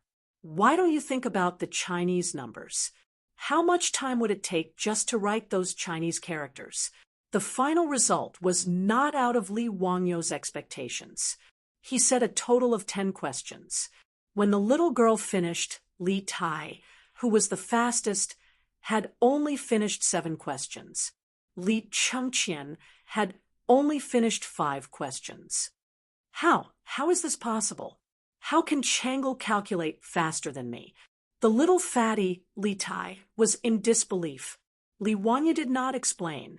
He ran to the kitchen and made a bowl of ice cream for Changle. Speaking of which, ice cream actually originated from Huaxia. It was not an imported product. As early as the Yuan dynasty, someone added honey, milk, and pearl powder to ice. As a result, the world's first ice cream was made. When Marco Polo returned to Italy, he brought back the method of making ice cream from Huaxia. Therefore, ice cream became popular in Europe. Although the ice cream made by Li Wangyu did not have the delicate texture of the ice cream of the future, it was still a rare delicacy in the Tang dynasty. The little girl had won against her 2 brothers and received such a delicious reward. She smiled so widely that her eyes narrowed into crescents. While eating the ice cream, she made exaggerated smacking sounds. Li Chengqian and Li Tai swallowed their saliva and were extremely jealous. Fortunately, the little girl was not a person who liked to eat alone. After eating a few mouthfuls, she reluctantly shared the delicious ice cream in her hand with Li Chengqian and Li Tai. Li Chengqian and Li Tai originally wanted to maintain the dignity of the losers and not eat this unexpected food.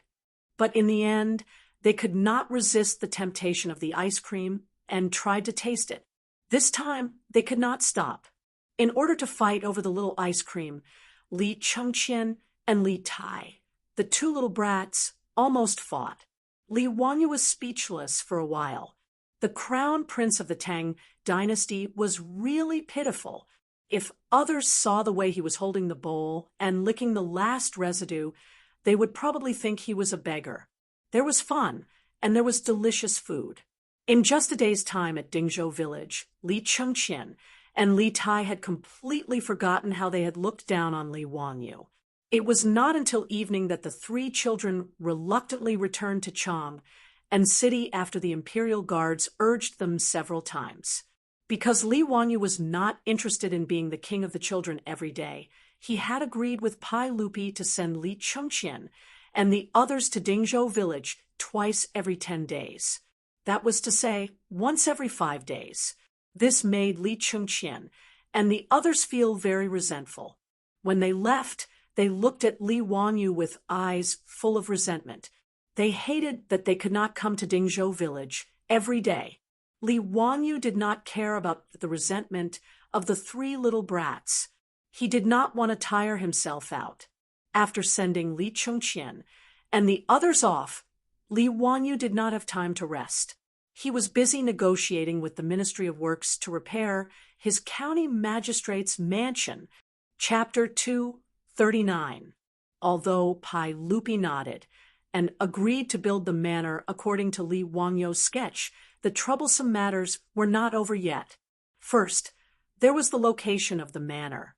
After discussing with Li Wangyu and the officials from the Ministry of Works, Li Wangyu's manor was prepared to be built on the hillside facing the sun.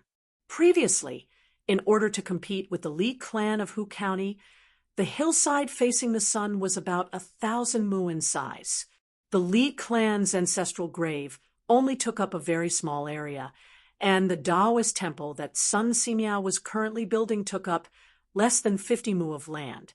The remaining few hundred mu of land were empty. After the officials from the Ministry of Works inspected the area, they did not have any objections to the location of the manor. But the officials from the Ministry of Works were at a loss as to how to build Li Wangyu's castle. Even in ancient China, building a house was a very strict matter. It was not just the craftsmen who came up with the idea, but there were also detailed blueprints and construction plans. The Song Dynasty's construction methods was the most complete book on building techniques in ancient China. The Great Tang had detailed regulations on the various design standards, specifications, materials, construction quotas, targets, a clear hierarchy of buildings, the artistic form of buildings, and so on. Therefore, before the construction began, the officials from the Ministry of Works of the Tang Dynasty would draw up detailed construction plans according to the needs. The level of detail and complexity was not inferior to the construction plans of the modern era, but even the most senior official from the Ministry of Works did not know how to build the small castle that Li Wangyu wanted to build in his manor. This gave the officials from the Ministry of Works a headache. Thus, Feng Langzhong from the Ministry of Works led a few technical officials to Dingzhou village to pay Li Wangyu a visit. Huxian Nan, we have never seen this castle that you drew before. Can you draw a more detailed sketch of the building for us? Feng Lang directly asked Li Wangyu. Li Wangyu naturally did not have a problem. He had already drawn many sketches when he was discussing how to build the castle with his beautiful boss and Aphrodite. Hearing Dr. Feng's words, he immediately stood up and went to the study to retrieve a stack of sketches. These were all drawn by him using the perspective drawing method. It was very intuitive and clear at a glance. But when they saw the detailed blueprint Li Wangyu had drawn for the castle, Feng Langzhong and the officials he had brought with him fell silent once more. This kind of construction method was unheard of in the Tang Dynasty. But putting aside whether this castle violated the law or not, the key point was that in the eyes of the officials from the Ministry of Works, this castle looked a bit like a small military fortress. What was the man from Huxian trying to do by building something like this near the capital of Chang? And the officials from the Ministry of Works were not wrong. Castles were military fortresses built by European nobles to protect their land, food, livestock, and population. They used them to guard their own territories. First and foremost, it would be used for military defense. Of course, Li Wangyu didn't think too much about it. He just felt that building a castle was mighty and domineering. After Dr. Feng and the other officials from the Ministry of Works ran to Dingzhou village many times, they still didn't dare to make a decision on their own. In the end, they still pushed the responsibility to Pai Lupi. They asked Li Wanyu to go find Pai Lupi himself and let His Majesty make the decision. Li Wanyu was also tormented by the repeated communication with the Ministry of Works. Wasn't it just building a castle? Why was it so troublesome? He still had to find Pai Lupi to make the decision. Looking at the stack of sketches in his hands, Li Wanyu was worried that Pai Lupi wouldn't understand what he was going to do. This was his beautiful boss and Aphrodite's painstaking work. Just as he was feeling a little depressed, Li Wanyu suddenly thought of something, and his eyes lit up several days later in the Yinyang Hall of Taiji Palace. Pai Lupi looked at the item that Li Wanyu had the palace guards carefully move in with a puzzled expression. The item was about the size of a table and was square in shape. There was even a piece of red silk covering the item below so tightly that it was impossible to see what it was. However, since it could be moved into Taiji Palace, it had obviously been carefully checked by the palace guards and couldn't be anything dangerous. Pai Lupi wasn't worried that Li Wanyu would cause any trouble. "Zia, what is this?" Li Wanyu chuckled. "Uncle, this is your nephew's newly built residence." Pai Lupi was stunned for a moment before he laughed heartily. "Zia, what nonsense are you talking about? How can your mansion be so small? Don't tell me you want to become a mouse." "Ha ha." Without waiting for Pai Lupi to finish laughing, Li Wanyu pulled open the red silk to reveal the item below. However, Pai Lupi was dumbfounded, and his laughter was also stifled in his throat. Under the red silk was an exquisite sand table. It was the model of the manor that Li Wanyu wanted to build. The sand table model was the idea that Li Wanyu had suddenly thought of that day. Since the officials from the Ministry of Works and Pai Lupi didn't know what his manor and castle were like, he might as well make it for them to see. Wasn't a sand table model a method commonly used by developers in the future? The house that Li Wanyu bought with a mortgage was also facing the sand table in the real estate sales department. Wasn't he fooled by the saleswoman's glib tongue into paying for the house out of his own pocket? He could also make a sand table of the manor and show it to Pai Lupi. With the sand table model, everything would be clear at a glance, and he wouldn't have to waste his breath. That's right, that's what he would do. Although the sand tables used by real estate developers in the future were all made of plastic, Huaxia actually had similar architectural models since ancient times, and they were even more detailed. Li Wanyu remembered watching a variety show on Central TV called National Treasure. In one of the episodes, the Palace Museum's collection of precious cultural relics, the Thunderbolt type, was an architectural model of Huaxia's ancient buildings. The so-called Thunderbolt type referred to a model made of straw, wax, wood, and other materials that was scaled down to the size of the real thing.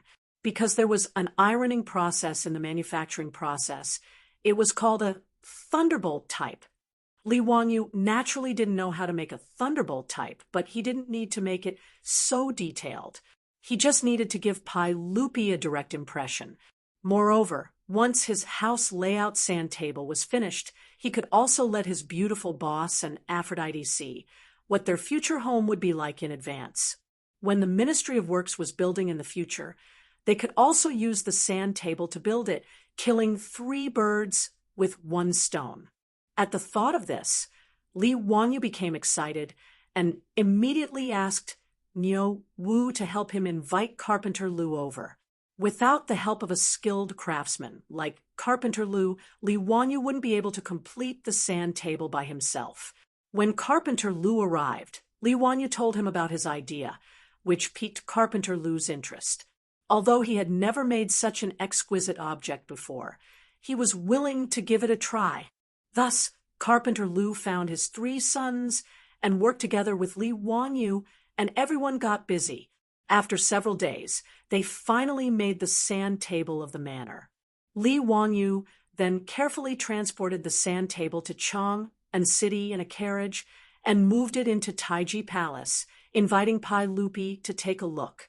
Seeing Pai Lupi's shocked expression, Li Wangyu was indescribably pleased. Hee, Pai Lupi, you country bumpkin, you must have never seen such a good thing, right?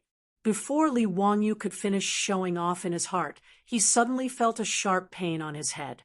Pai Lupi had knocked him on the head with a chestnut. Bastard! Chapter 240. Just as Li Wangyu was feeling proud of himself, he was hit by Pai Lupi. Pai Lupi was still cursing and scolding him, leaving him dumbfounded. What was going on? He was just showing Pai Lupi the sand table of the manor. Why did he hit him? Was Pai Lupi jealous? Before Li Wangyu could figure out what was going on, Pai Lupi turned around and shouted to the eunuchs in the Yin and Yang Palace, immediately summoned Duke Wei, Duke Lu, Duke Yi for an audience. Pai Lupi summoned a dozen or so founding dukes in one breath. The eunuchs received the order and turned to summon Li Jing, Cheng Yaojin, and the others to the Yin and Yang Palace. Li Wangyu was still confused. What was Pai Lupi doing? Why did he summon a group of military bigwigs? For no reason. Could it be that he was not satisfied with the sand table of the manor and wanted to summon a group of bigwigs to beat him up? After Pai Lupi finished instructing the eunuchs, he ignored Li Wangyu and continued to look at the real estate project sand table in front of him. This made Li Wangyu very embarrassed. Li Wangyu coughed softly. "Uncle, is there a problem with the sand table I made?" "Humph, what a waste. You scoundrel, why didn't you offer up such a good thing earlier? You deserve a beating." Pai Lupi glared at Li Wangyu angrily. Good thing? What did he mean? Li Wangyu was still very confused. Did Pai Lupi take a fancy to his manor and want to build one? But what did he mean by calling a group of military bigwigs? Seeing Li Wangyu's bewildered expression, Pai Lupi did not want to pay attention to him. He looked at the sand table in front of him and kept gesturing with his hands as he muttered something. The mansions of the Grand Dukes were not far from the Taiji Palace. It did not take long for them to gather in the Yin and Yang Palace after being informed by the palace servants. "Your Majesty, why did you call us here? But who is so blind as to provoke the Tang dynasty? Wahaha, my spear has been thirsty for a long time." Cheng Yaojin roared. Ever since the book Romance of the Sui and Tang Dynasties became popular, everyone thought that Cheng Yaojin used an axe as his weapon. Cheng Yaojin's 3 axes were very famous, but in reality, Cheng Yaojin's weapon was a long spear.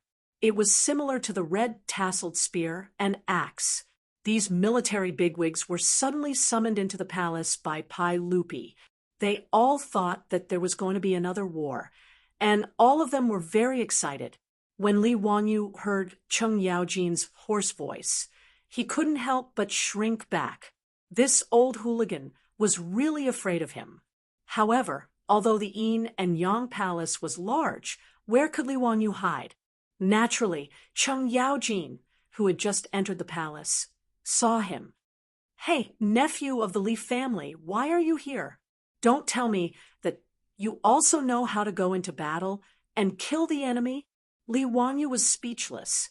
He hurriedly greeted the Gugong and replied, "Uncle Cheng, please don't joke around." After meeting Pai Lupi, the military bigwigs were very curious about why Pai Lupi had summoned them. Pai Lupi pointed at the sand table that Li Wangyu had brought. "Everyone, look at what this guy made." Well, this guy calls it a sand table. It was the sand table of the manor in Hu County. Country bumpkin. Li Wangyu silently complained in his heart. Li Jing and the others' gazes followed Pai Lupi's finger and fell on the sand table. Li Wangyu and Carpenter Lu had made the sand table for this construction project. In order to be more intuitive, he and Carpenter Liu had not only made a model of the castle, but they had also made a terrain model based on the topography of the hillside facing the sun. Li Wanyu had used yellow mud to build the undulating hillside. In order to make it more realistic, he had even covered it with green peacock stone powder. It looked lush and verdant, just like a hillside full of trees. When Li Wangyu's manor was chosen, he had only used part of the hillside facing the sun to build the castle. The European-style garden and pond were built on the flat ground at the bottom of the hillside. When making the sand table model, Li Wanyu and Carpenter Liu had used gelatin and blue dye to create the shape of the lake. In addition to Carpenter Liu's exquisite skills, he had made the castle model out of wood. The entire sand table looked very realistic at a glance. It had completely displayed Li Wangyu's imagination of the manor and the surrounding terrain. Such a realistic sand table had never appeared in the Tang dynasty since the creation of the world. When the group of military leaders looked at it, their eyes immediately lit up. "Your Majesty, this thing called a sand table was made by Li Ziyo? Good stuff, good stuff." Li Jing took a few glances and immediately said to Pai Lupi. However, Cheng Yaojin shook his head. "Son of a bitch, this battlefield is too small. At most, it can only be used to command a battle of 1,000 people. What a waste." Li Wanyu couldn't help but be stunned when he heard that. F***CK, what is this old bastard talking about? My manor's sand table. He actually said that the battlefield is too small. Qin Xiong, Yuqi Jingda, and the others also commented on Li Wangyu's sand table. Finally, the confused Li Wanyu understood what was going on. This group of military leaders, including Pai Lupi, had used his construction sand table as a military sand table to command battles. He turned his head to look at his proud work, the sand table of his manor. It seemed like it could really be used as a military sand table. He hadn't thought about this before. The key point was that he wasn't a military fanatic. He didn't realize the military significance of the sand table at all. In fact, sand tables had a wide range of military uses. They could vividly show the terrain of the battle area, the composition of the enemy's position, the deployment of troops, the configuration of weapons, and so on. Later generations of the army often used sand tables to study the terrain, the enemy's situation, battle plans, organize coordinated actions, carry out tactical drills, study battle examples, and summarize battle experience. In the Tang dynasty 1,300 years ago, even the maps used for battle command were quite rough and simple. Most of these maps were of a schematic nature and were far from accurate. This was actually quite disadvantageous for battle command, but the level of technological development at that time was like this. It was too difficult to draw an accurate map. At this time, the sand table presented in front of Pai Lupi and the military leaders seemed to have opened up a new world for everyone. For a horse emperor like Pai Lupi, he saw the military use of the sand table at first glance, so he immediately asked the chamberlain to inform Li Jing and the others. The appearance of the sand table piqued the interest of the military leaders. Everyone, including Pai Lupi, surrounded the sand table and looked at it with interest. On a whim, the Minister of War, Li Jing, and the other founding dukes actually planned to make a military chess deduction on the sand table. Seeing Pai Lupi and the group of military leaders rubbing their hands together, Li Wanyu felt very stifled. He wanted to cry, but had no tears. My manor, not for you to play like this. Chapter 241. I'll use a brigade of MO blade soldiers to block the manor's gate and 2 brigades of armored soldiers to harass you with arrows. I don't believe you can break in. Bah, old man, why do I have to go through the gate? Which part of the manor's wall can't be broken through? Any cavalry can break into the manor with a single charge. You can only retreat to defend the castle. Even if I retreat to defend the castle, I can defend it for 10 days to half a month. So what if you have several times more troops than me? Don't forget, you are all cavalry. How can you attack the castle? In the Yin and Yang Hall of Taiji Palace, there was an uproar. Those founding dukes were divided into two factions. They were playing chess on the sand table of Li Wangyou's manor. Pai Lupi was the judge. The history of military chess in Huaxia could be traced back to 4,500 years ago. The Xia dynasty had begun to use stones and wooden sticks to demonstrate formations and research war on the ground. The most indispensable thing for the valiant generals in China's history was the deduction ability before and after the battle. The most famous chess deduction in history was during the Spring and Autumn Warring States period. Mozi wanted to stop Chu from attacking Song. Gong Shu Ban made cloud ladders for Chu, wanting to use them to attack Song. Mozi and Gong Shu Ban, in front of King Chu, used their pockets as the city walls and the wooden pieces as the city defense weapons, and began to deduce the strategy of the game of chess. Gong Shu Ban used many ingenious siege tactics, but they were all resolved by Mozi. Until Gong Shu Ban used up all his siege methods, Mozi's defensive equipment was more than enough. King Chu finally gave up attacking Song because of this deduction. In the Tang dynasty, the rules of chess deduction in the military were more complete.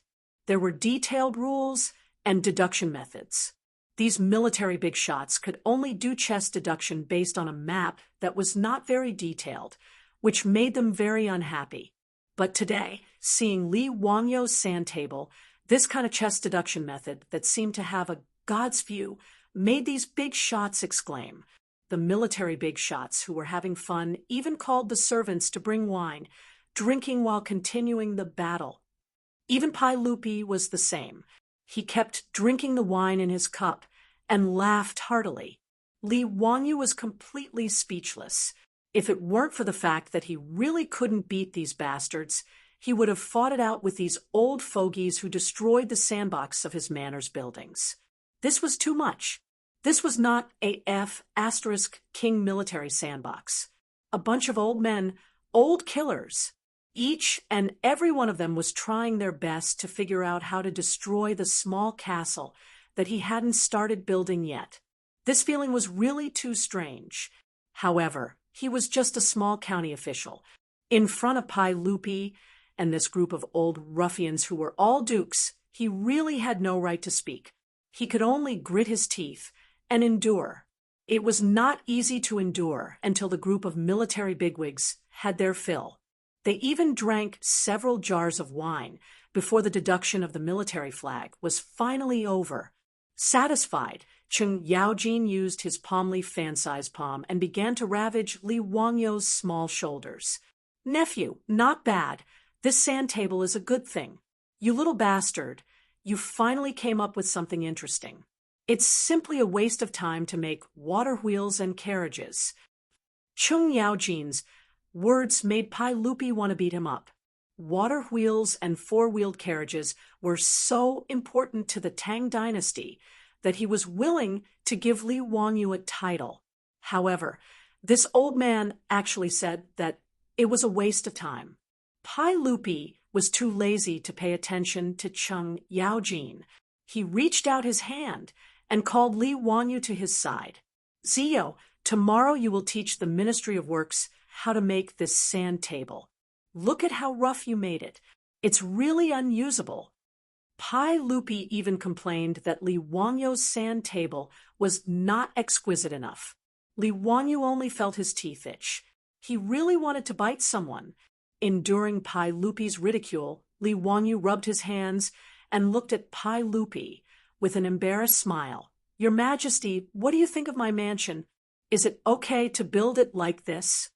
The main reason he made this sand table was to get Pai Lupi to agree. Now that their war was over, he had to quickly ask. Pai Lupi once again looked at the sand table. After a while, he said, "Zio, your castle is extravagant. I'm afraid I can't agree with you building it like this. Hearing his words, Li Wangyu became anxious. How could it be extravagant? Your Majesty, I'm afraid you've made a mistake. I've calculated it with the Ministry of Works phone lang. It doesn't cost a lot of money. It doesn't exceed the cost of building the mansion. Li Wangyu wasn't speaking nonsense. Although his mansion was not small, it didn't have the complicated structure of traditional buildings. Therefore, it didn't cost a lot to build it. The labor cost of building a traditional Chinese wooden building was quite high. Just the mortise and tenon structures that didn't use nails and only used tenons and tenons would require a lot of skilled craftsmen to build. In the future, the cost of repairing ancient buildings was much higher than the cost of cement. The main reason was the labor cost. Li Wangyu felt that his mansion didn't need that many skilled craftsmen to carve those complicated patterns. Why did Pai Lupi say that it was extravagant?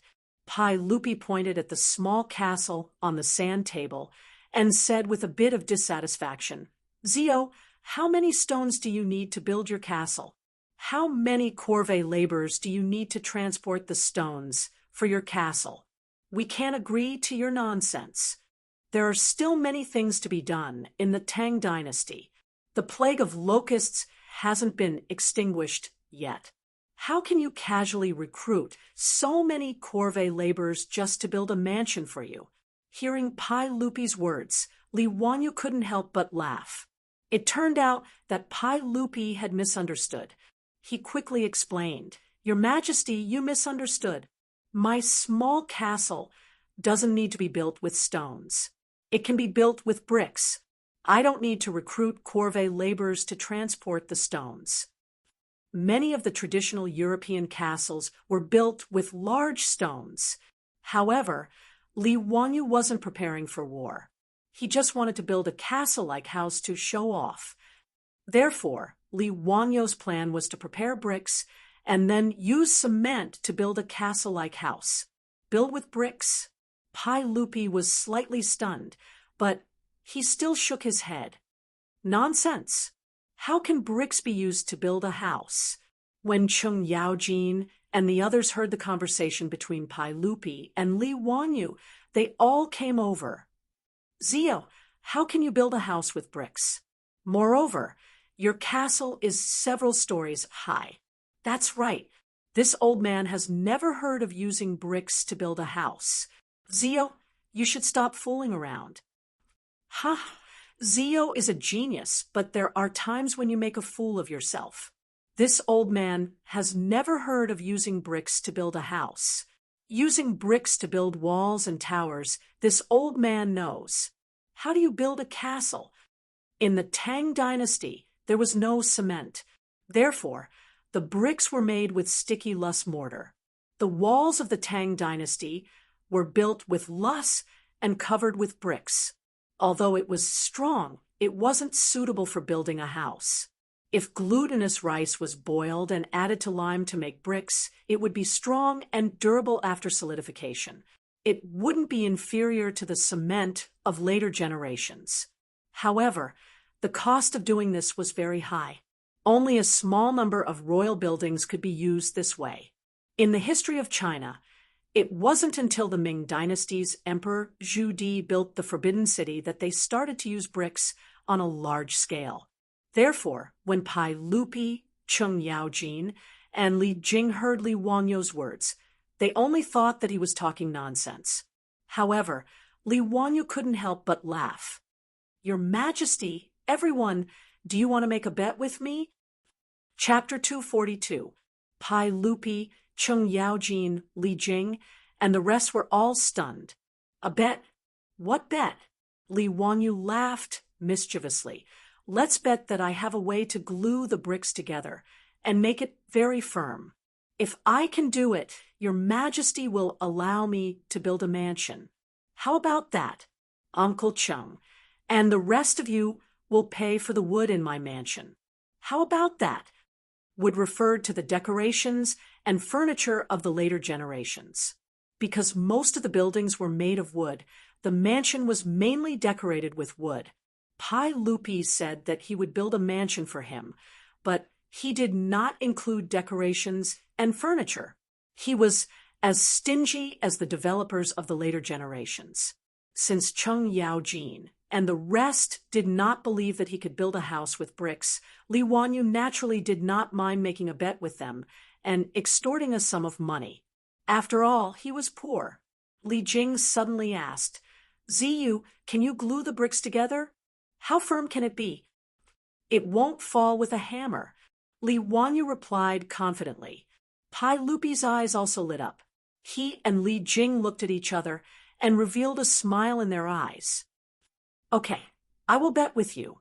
Ziyu, if you can stack the bricks together and not fall with a hammer, I will agree to build this castle for you." Li Jing also twirled his beard and laughed. "Ha! Ziyu, if you can really do it, I will pay for the wood in your mansion." "So what? Ziyu, how much time do you need to build it?" Li Wanyu, who thought that he had taken advantage of Pai Lupi, Li Jing, and the rest, smiled until his eyes narrowed. He pondered for a moment. When the old mansion was remodeled last time, he still had a lot of hand-ground cement left.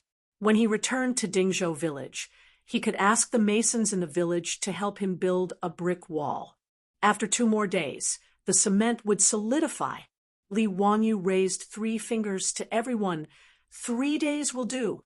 After 3 days, Your Majesty and the rest of you can come to Dingzhou village. I will show you a brick wall that won't fall with a hammer." "Okay." Pai Lupi directly reached out his hand and high-fived Li Wanyu, setting the bet.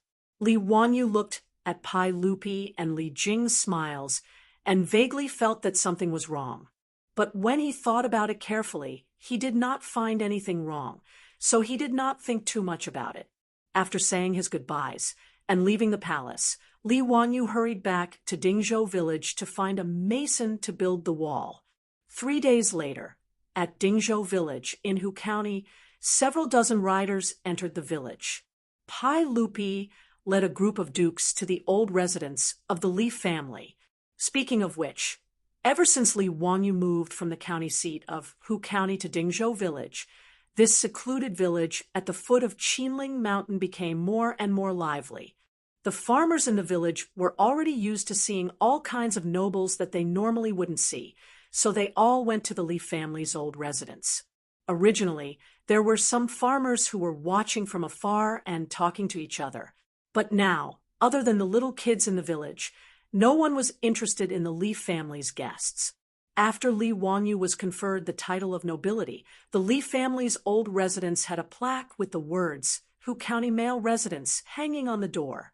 This really scared the farmers, including the village head. Li Jia Shaolang was conferred the title of nobility.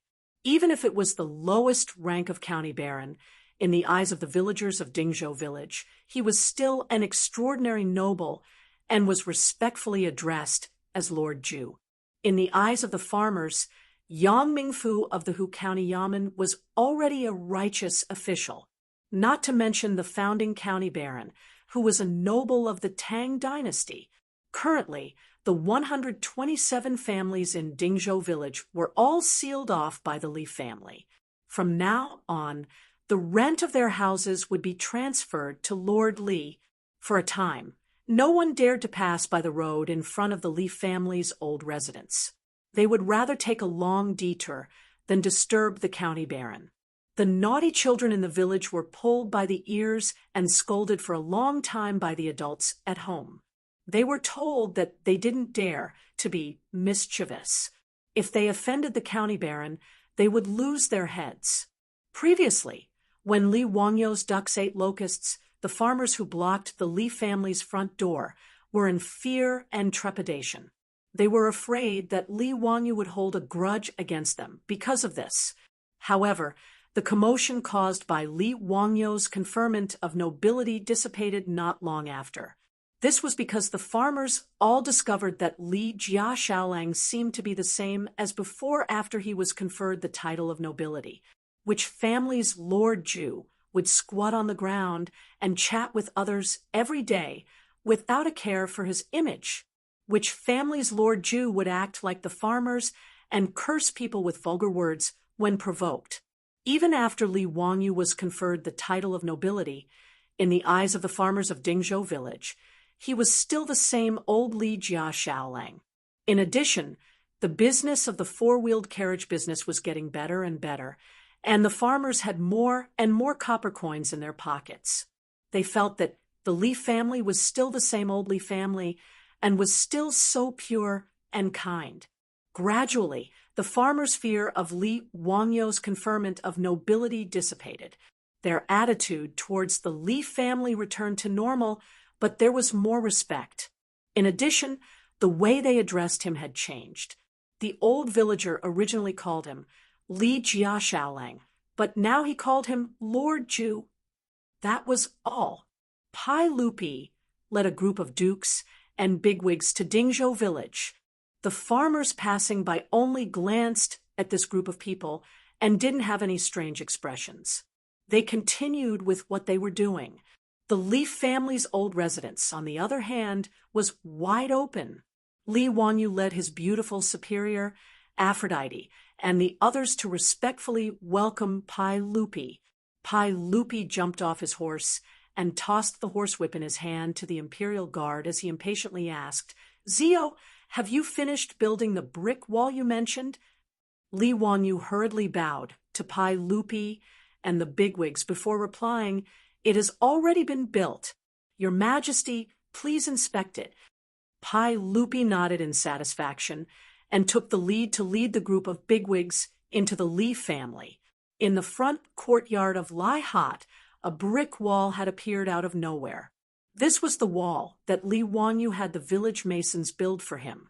In order to make it sturdy, Li Wangyu even had people dig a foundation for this brick wall. Pai Lupi walked forward and patted the wall with his palm. He found that it was abnormally sturdy. "Zio, is this really a brick wall that you had people build? You didn't get someone to transport a stone slab to deceive us, right?"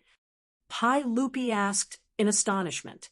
In order to make this brick wall sturdy, Li Wangyu had even had people smear cement on it. Now that the cement had dried and solidified, it indeed looked like a stone slab.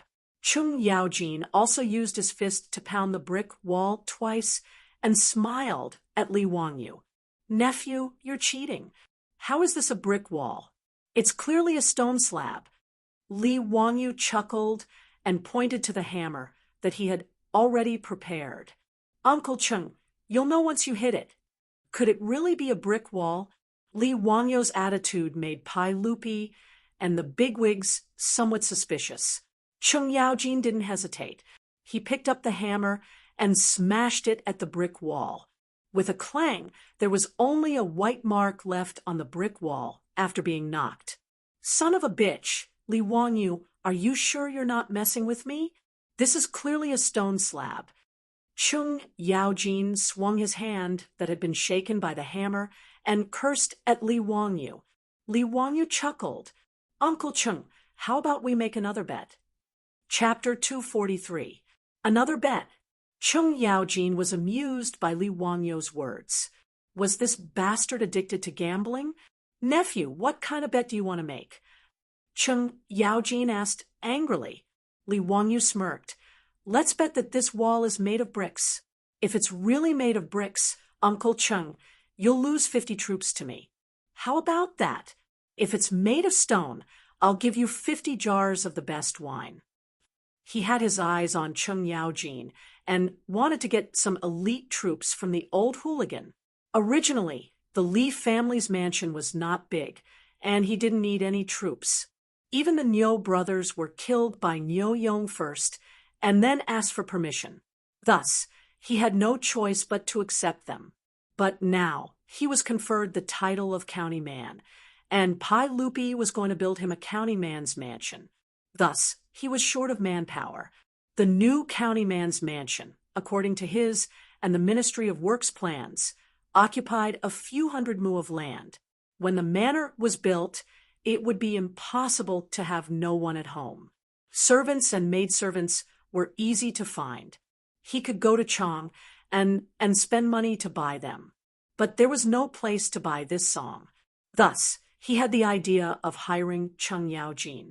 For these military bigwigs, it was a trivial matter for them to choose some loyal and honest veterans from the army to be part of their troops.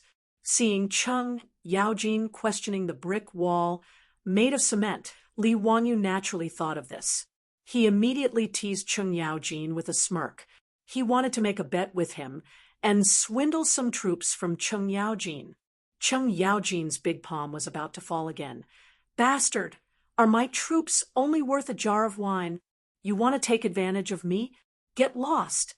Li Wanyu smiled and dodged Cheng Yaojin's palm. He smiled and said, "Uncle Cheng, what are you saying? Didn't I see that you don't believe that this is a brick wall? I'll give you a chance. Hee, if you think that the wine is too little, we can discuss it again." How could Cheng Yaojin, this old hooligan, let Li Wanyu take advantage of him? Looking at his confident appearance, Cheng Yaojin knew that the stone slab wall in front of him must have been built with bricks. He glared with his bell-sized eyes. "You little bastard! You want to trick me? Move aside. I won't bet with you." After saying that, he raised the hammer in his hand and smashed it at the wall again. The strength of the artificial volcanic ash cement created by Li Wanyu was naturally not comparable to the high-strength cement of the later generations. After being smashed by Cheng Yaojin with all his strength, the cement on the surface of the wall cracked and fell off, exposing the bricks inside. Cheng Yaojin put down the hammer and couldn't help but exclaim in surprise, "Hey, this place is actually made of bricks. Nephew, what method did you use to make these bricks so sturdy?" Even with Cheng Yaojin's strength and his full strength, he was only able to break the cement on the surface of the brick wall. This made everyone surprised. Pai Lupi, Li Jing, and the other military leaders immediately gathered around and carefully examined the brick wall in front of them. "Zio, what exactly is this wall and the material that holds the bricks together? Why is it no different from a stone? This is really mysterious. It's actually made of bricks." With Jijia's strength, he only broke the surface with a single hammer strike. What a sturdy brick wall! Tsk, could it be that he melted the stone and poured it onto the bricks? Li Wanyu was speechless. To think that they could think of such a thing. Did they think that it was casting metal? To melt stone, he had to have the ability to do so. "Your Majesty, everyone, this brick wall was made of cement by this little one." Pai Lupi stared at him. "Hurry up and say it clearly. What is cement? What is that?" Li Wanyu gave him the middle finger in his heart. Was the emperor so amazing? Was this the attitude of someone who was asking for advice? Why were you so fierce? Fine, the emperor was amazing. Li Wanyu admitted defeat. He lowered his head and obediently replied, "Your Majesty, the cement is a type of adhesive that I created. After mixing it with water, it can firmly glue the sand and bricks together. After it solidifies, it hardens into this state." "Zio, how much did this cement of yours cost?" Li Jing asked. Li Wanyu scratched his head. "Cost? It didn't seem like it cost anything. The cement he was using now was made by grinding broken pottery pieces, so there was almost no cost. If he wanted to make it on a large scale, it would be simple. He just needed to put lime and clay in a kiln. The process of making this kind of cement was very simple. The calcining temperature was low, and the requirements were not high. Of course, compared to the Portland cement of the future, it was far inferior in terms of strength and hardness. But in the Tang Dynasty, this kind of artificial volcanic ash cement was enough. Li Wanyu didn't know how to make real cement. He wasn't a professional. It was the same as making glass. He knew what it was, but didn't know what it was. After pondering for a while, Li Wanyu replied with uncertainty, "Duke Wei, if this cement is made on a large scale, the cost should be very low. I haven't calculated the exact cost. It's just putting lime and clay in a kiln and calcining it. It's very simple. Pai Lupi couldn't believe it. It's that simple? Zio, this is a matter of great importance. You can't talk nonsense. Li Wanyu said with a wronged face. It's really that simple, Your Majesty. I'm not talking nonsense. Pai Lupi, Li Jing, and the others surrounded Li Wanyu and asked him again and again. Finally, they confirmed that this thing called cement was really that simple to make. Li Jing twirled his beard and smiled. Your Majesty, if what Zio said is true, and this cement can be made on a large scale, then it's really a blessing for the Tang dynasty. Yes, Your Majesty. This cement is really good stuff. Congratulations, Your Majesty. Congratulations, Your Majesty. The Tang dynasty has obtained such a divine item. Damn it, if we use this cement to build a city outside the Great Wall, let's see if the Turks can still be so rampant. Li Wanyu was a little confused. The cement I used to build my own house, how did it become Pai Lupi's? Congratulate you, my ass. You want to steal my things again? Bah, none of you are good people. Every day, you think about how to steal my treasures. In the future, I have to ask my beautiful boss to take care of the things at home. The emperor and ministers of the Tang dynasty are all bandits. In fact, Li Wanyu was not stupid. He naturally knew the importance of cement to a country. In the Great Tang, even this artificial volcanic ash replacement cement was a priceless divine artifact. Whether it was used to build cities, roads, or dams, it was indispensable. Since he took out the cement, he had already expected that it would attract Pai Lupi's attention. Pai Lupi was a Pai Xiu. He wanted to take all the good things into his mouth. However, Li Wanyu did not intend to hide it. He also wanted to make the cement public to benefit the Tang dynasty, although Li Wanyu was mentally prepared. When he saw Li Er and the group of high dukes acting as if the cement was already in their pockets, it still made him feel very unhappy. He simply coughed lightly. Cough, Your Majesty. Everyone, how much can I sell this cement formula for? Pai Lupi, Chung Yaojin, and the others heard this and could not help but be stunned. Sell it for money. Chapter 244. Without waiting for Pai Lupi to speak, Chung Yaojin went berserk. Bastard brat, how can you sell this kind of military weapon for money? I'll beat you to death. After Chung Yaojin finished speaking, he reached out to grab Li Wanyu and wanted to beat him up. When Li Wanyu saw the old hooligan flip out, he hurriedly ran away. Too shameless. This kind of threat of force, it's really infuriating. I can't afford to offend you. Do you believe that I won't find your 3 sons for revenge? However, when Li Wanyu thought about the size of Chung Chumo's 3 beast brothers, he felt that he should forget about it. It seems that he can't deal with the old hooligan's 3 sons. It's really a tragedy. In the face of the old hooligan's deterrence, Li Wanyu could only raise his hands and surrender. Uncle Chung, please wait. Little nephew has thought about it and feels that things like cement should be offered to His Majesty. Li Wanyu's tactful made Pai Lupi very satisfied. He raised his head and laughed, pretending that he didn't hear Li Wanyu's request for money, and began to discuss the use of cement in the military with the military bosses. Pai Lupi actually complained that Li Wanyu's name was unpleasant to hear. Such a divine object was given a rotten name like cement. With a wave of his hand, he directly changed the name of cement. The earliest lime that appeared in the history of China was made from the shell of a big clam. It was called mirage ash.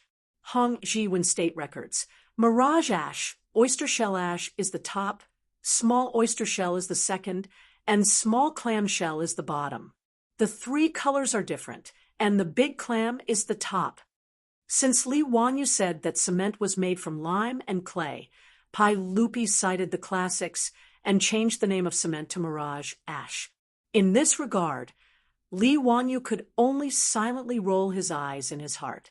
As long as you are happy, then so be it. It sounds more cultured than cement.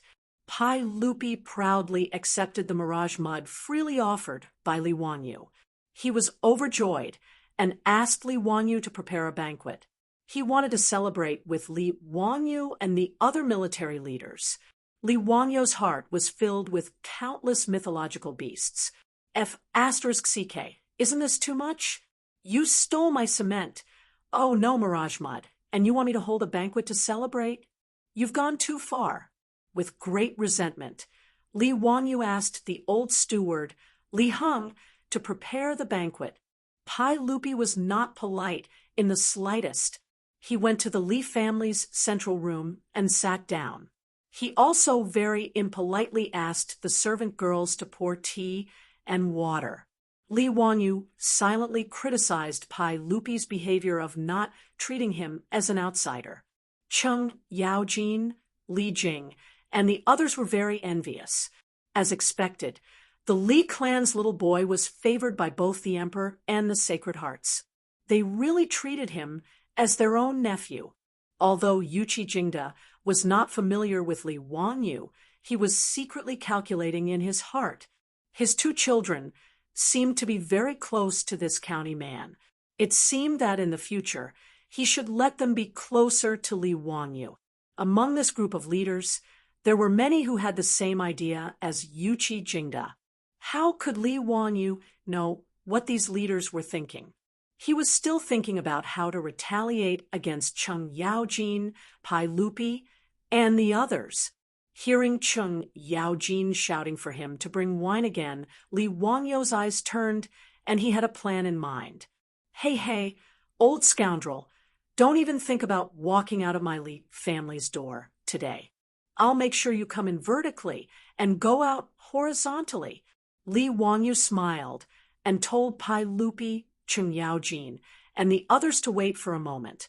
He went to fetch good wine for everyone. Ever since he drank the disgusting wine of the Tang dynasty, Li Wanyu planned to open a wine factory in the Tang dynasty. He had already begun to try brewing a small amount of sorghum wine. Although Li Wanyu's third uncle's family opened a wine factory in the future and specialized in brewing sorghum wine, he knew the process and method of brewing sorghum wine. However, he had never actually brewed it himself. Therefore, as early as when he moved to Dingzhou village, Li Wanyu tried to brew some sorghum wine as an experiment. He didn't expect that he would succeed on his first try. After more than 40 days of fermentation, the sorghum wine he brewed had already been distilled by Li Wanyu. It was now ready to drink. The biggest difference between the liquor of the future and the water wine of the Tang dynasty was the distillation process. Distillation was the process of heating up the wine and turning it into wine vapor. After cooling it down, it turned back into wine. After distillation, the liquor would be colorless, but the alcohol content of the wine would be much higher than the original liquor. Tang dynasty's 3 baskets of wine and wine were mostly fermented and then directly filtered before drinking. According to Shen Kuo's Dream Creek writings, the alcohol content of the finished wine was between 3% and 15%. It was similar to the beer or rice wine of the future. After distillation, the alcohol content of the distilled sorghum wine was between 50% and 60%. It belonged to the category of hard liquor. Li Wanyu didn't believe that Pai Lupi and the others who were used to drinking low-alcohol liquor would be able to drink his high-alcohol sorghum wine. Today, he had to get them drunk and take revenge. He asked Niu Wu to bring out a jar of wine from the warehouse. The Arabic number 65 was impressively written on it.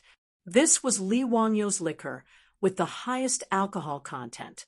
Although there was no alcohol detector in the Tang dynasty, Li Wanyu's third uncle had taught him a few tricks that could roughly determine the alcohol content of the wine. After shaking the wine, there would be hops the size of a grain of rice to a grain of sorghum. According to the time it took to pile the hops, the alcohol content could be roughly determined. If the hops were the size of a grain of sorghum to a grain of corn, the time it took to pile the hops was about 3 seconds.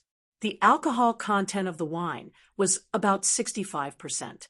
The alcohol content of Li Wangyo's sorghum wine was equivalent to 3 times the alcohol content of the Tang dynasty's liquor. This was the weapon he was preparing to use to vent his resentment. Li Wangyo's face was full of smiles. He asked Niu Wu to bring the 65% alcohol sorghum wine to the central room. When Cheng Yaojin saw that there was only 1 jar of wine, he couldn't help but feel disgusted. "Nephew, you're a county man now. How can you still be so stingy? How can this jar of wine be enough for us to drink? Quickly go and bring a few more jars." Li Wangyu said with disdain, "Uncle Cheng, it's not that I'm stingy. It would be good if we could finish this jar of wine." What a joke. He asked Niu Wu to bring out a big jar of wine. This jar of wine was equivalent to 20 caddies of 65% alcohol content. It wouldn't kill you all. When Cheng Yaojin heard Li Wangyu's words, he immediately jumped up and said, "Brat, don't talk nonsense. I can drink a bucket of wine by myself. Your jar of wine isn't even enough for me to rinse my mouth." Not only was Cheng Yaojin jumping up and down, even Pai Lupi, Li Jing, Yuqi Jingda, and the others were dissatisfied. They felt that Li Wangyu was looking down on them. To these founding dukes who were addicted to wine, saying that they couldn't drink wine was like pointing at their noses and saying that men couldn't do it. This was a great humiliation. Pai Lupi also glared at him and said, "Zio, what nonsense are you talking about? Quickly go and bring the wine over. Don't mess around." Li Wangyu laughed mischievously and said, "Hee, your majesty, everyone, do you want to make another bet?" What do you want to do now? What do you want to bet on? Let's bet on whether you can finish this jar of wine." Li Wangyu pointed at the jar of wine and smiled proudly. It was as if a fox's tail was wagging behind him. Chapter 245. When Li Wangyu proposed another bet, Pai Lupi almost laughed out of anger. This little rascal was going crazy today. Cheng Yaojin opened his mouth and wanted to agree, but he swallowed the words back down. He suddenly realized that for such a shrewd person like Li Wangyu to propose a bet, there must be something fishy going on. Today, he almost fell for Li Wangyu's trick. Now that this little rascal proposed another bet, he might be up to no good. Cheng Yaojin's tone changed. "What bet? Go play on the side. Hurry up and pour the wine. If you make any more noise, I'll deal with you." Li Wangyu wanted to trick Cheng Yaojin with a belly full of evil tricks, but who would have thought that the old scoundrel would learn to be smart? It was a pity. He was still thinking about how to trick Cheng Yaojin into giving him troops. The servant girls in the central room, who were serving everyone, quickly came forward to open the seal on the wine jar. As soon as the wine jar was opened, a strong fragrance overflowed. The fragrance of the wine filled the entire central room. This strong fragrance that had never been seen before immediately attracted everyone's attention. Pai Lupi's eyes lit up. "Ziyu, what kind of wine is this? Why is it so fragrant and alluring?" Cheng Yaojin, Li Jing, Yuqi Jingda, and the other big shots were so stimulated by the wine that they almost drooled. They didn't even blink as they stared at the jar of wine. Li Wangyu chuckled. "I've let your majesty see a joke. This is the wine that this subject brewed. I ask your majesty and the other officials to taste it." "Little rascal, don't say so much. Hurry up and pour the wine," Cheng Yaojin impatiently shouted. When the servant girls brought in cups of clear and transparent wine that looked like clear water, everyone, including Pai Lupi, was dumbfounded. If it wasn't for the alluring wine fragrance that kept going into their nostrils, everyone would have thought that Li Wangyu had brought a jar of clear water to trick them. How could the people who were used to drinking turbid, Wine believed that wine could become as transparent as water. For a moment, they all held the wine cups and carefully sized it up. They leaned closer and greedily sniffed the wine fragrance. Only Cheng Yaojin couldn't care less. He directly raised his head and poured a glass of white wine into his mouth. In the Tang dynasty, the alcohol content of the wine was not high, so the wine cups were quite bold and unrestrained. The size of the wine cups was also very large. Li Wangyu was also deliberately mischievous. The wine cups that he poured wine for everyone were extremely large. Each cup could hold at least 3 liters of white wine. Cheng Yaojin drank the 65% liquor in one gulp out of habit. His eyes bulged and his face turned red. He shut his mouth tightly, afraid that he would spit out the liquor. After swallowing the wine, he felt a burning sensation in his throat, as if it was on fire. Following that, a scorching heat rose from his chest and abdomen. That comfortable feeling made Cheng Yaojin unable to help but spit out a mouthful of alcohol. Damn it, what a good wine! What a strong wine! I thought my throat was burning. Kid, what kind of wine is this? Why is it so strong?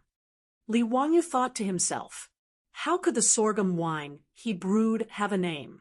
But if he were to directly call it sorghum wine, it would be too low class. He rolled his eyes and replied, Uncle Cheng, this is your nephew's Shadozi wine. Shadozi wine was actually a high alcohol content wine from the Northeast. It was named because of its high alcohol content and strong taste. Li Wangyu thought that the name of the wine was quite good. Moreover, it should be liked by this group of old men. So he directly plagiarized it. Shadozi, good name. Drinking this wine is really like a knife scraping the stomach. Haha, it's addictive. It's even more addictive. Come, fill it up for me. Cheng Yaojin didn't even take a bite of the food. He directly drank more than 3 liters of liquor. Even though he was addicted to alcohol at this time, he also felt the alcohol rush to his head. This old hooligan couldn't help but shake his body. Seeing Cheng Yaojin's exaggerated performance, Pai Lupi and the others also picked up their cups. Some took small sips to taste the wine, while others drank it in one gulp, like Cheng Yaojin. After the wine entered their stomachs, everyone exhaled a long breath of burning alcohol. Some people, because it was their first time drinking such a high alcohol content wine, their throats were stimulated by the alcohol. They couldn't stop coughing, causing the people around them to laugh. Good, as expected of Shadozi wine. I've lived my whole life, but I've never drunk such a strong wine. Damn it, this is what wine is. The wine I drank in the past has turned into horse piss. See you, this wine was really brewed by you. Ha ha, well done. This is what wine is. This wine deserves a toast. Everyone, let's drink to victory.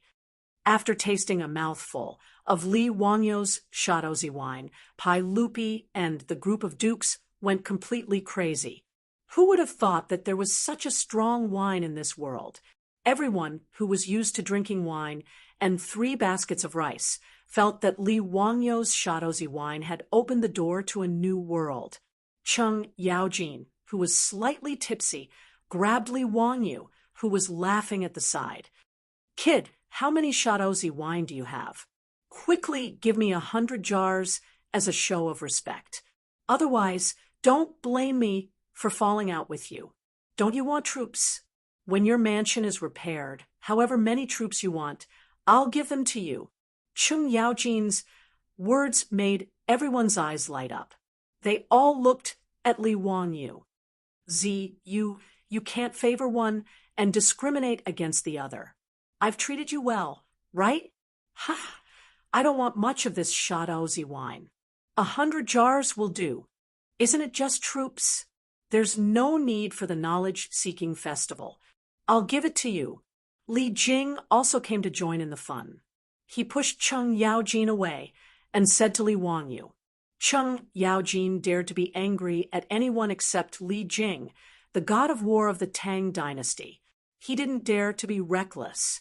Seeing that Li Jing also came to snatch the wine, Cheng Yaojin was so angry that he could only grab the wine that the maidservant had just poured for him and drink it. As for Qin Xiong, Yuqi Jingde, Duan Jishuan, Lu Hongji, and the others, they all stared at Li Wanyu with burning eyes. Even Pai Lupi, although not as shameless as Cheng Yaojin and directly asked for the wine, also held the wine cup and coughed lightly, reminding Li Wanyu not to forget about him. Li Wanyu could only look up at the roof of the central room, speechlessly. Did he do something wrong? The emperor and ministers of the Tang dynasty were simply a group of drunkards. They seemed to be going crazy when he took out such a high amount of Shadozi wine. They asked him for 100 jars of Shadozi wine. Were they planning to take a bath in the alcohol? You old hooligans will drink to death. Li Wanyu helplessly spread out his hands and shrugged. Your Majesty, gentlemen, it's not that I'm stingy, but I really don't have any. I'm just trying to brew this Shadozi wine to see the effect. But you don't have to worry. I'm going to set up a winery in Dingzhou village that specializes in brewing Shadozi wine. When the winery is built and the wine is brewed, I'll definitely send it to you. His words made Li Jing, Cheng Yaojin, and the others feel very regretful. However, Pai Lupi suddenly said, Zio, your aunt is also interested in brewing wine. Why don't you cooperate with her? What? Empress Zhongsun is interested in brewing wine? Pai Lupi, are you kidding me? Chapter 246. Pai Lupi proposed to cooperate with Li Wanyu to set up a brewery. Although Li Wanyu complained in his heart, he did not reject it. After the beautiful boss had a flash of inspiration and pulled Empress Zhongsun to invest in the SF Express four-wheeled carriage company, the benefits were obvious, not to mention that Empress Zhongsun provided the much-needed development funds and horses for the carriage company, but the name of Empress Zhongsun gave enough protection to the carriage company and the Li family. Zheng Kongbua of the Zheng family in Xinjiang provoked the beautiful boss and let people surround the four-wheeled carriage company to force her to yield. After Li Wanyu let people set a fire, the relationship between Empress Zhongsun and the four-wheeled carriage company was made public.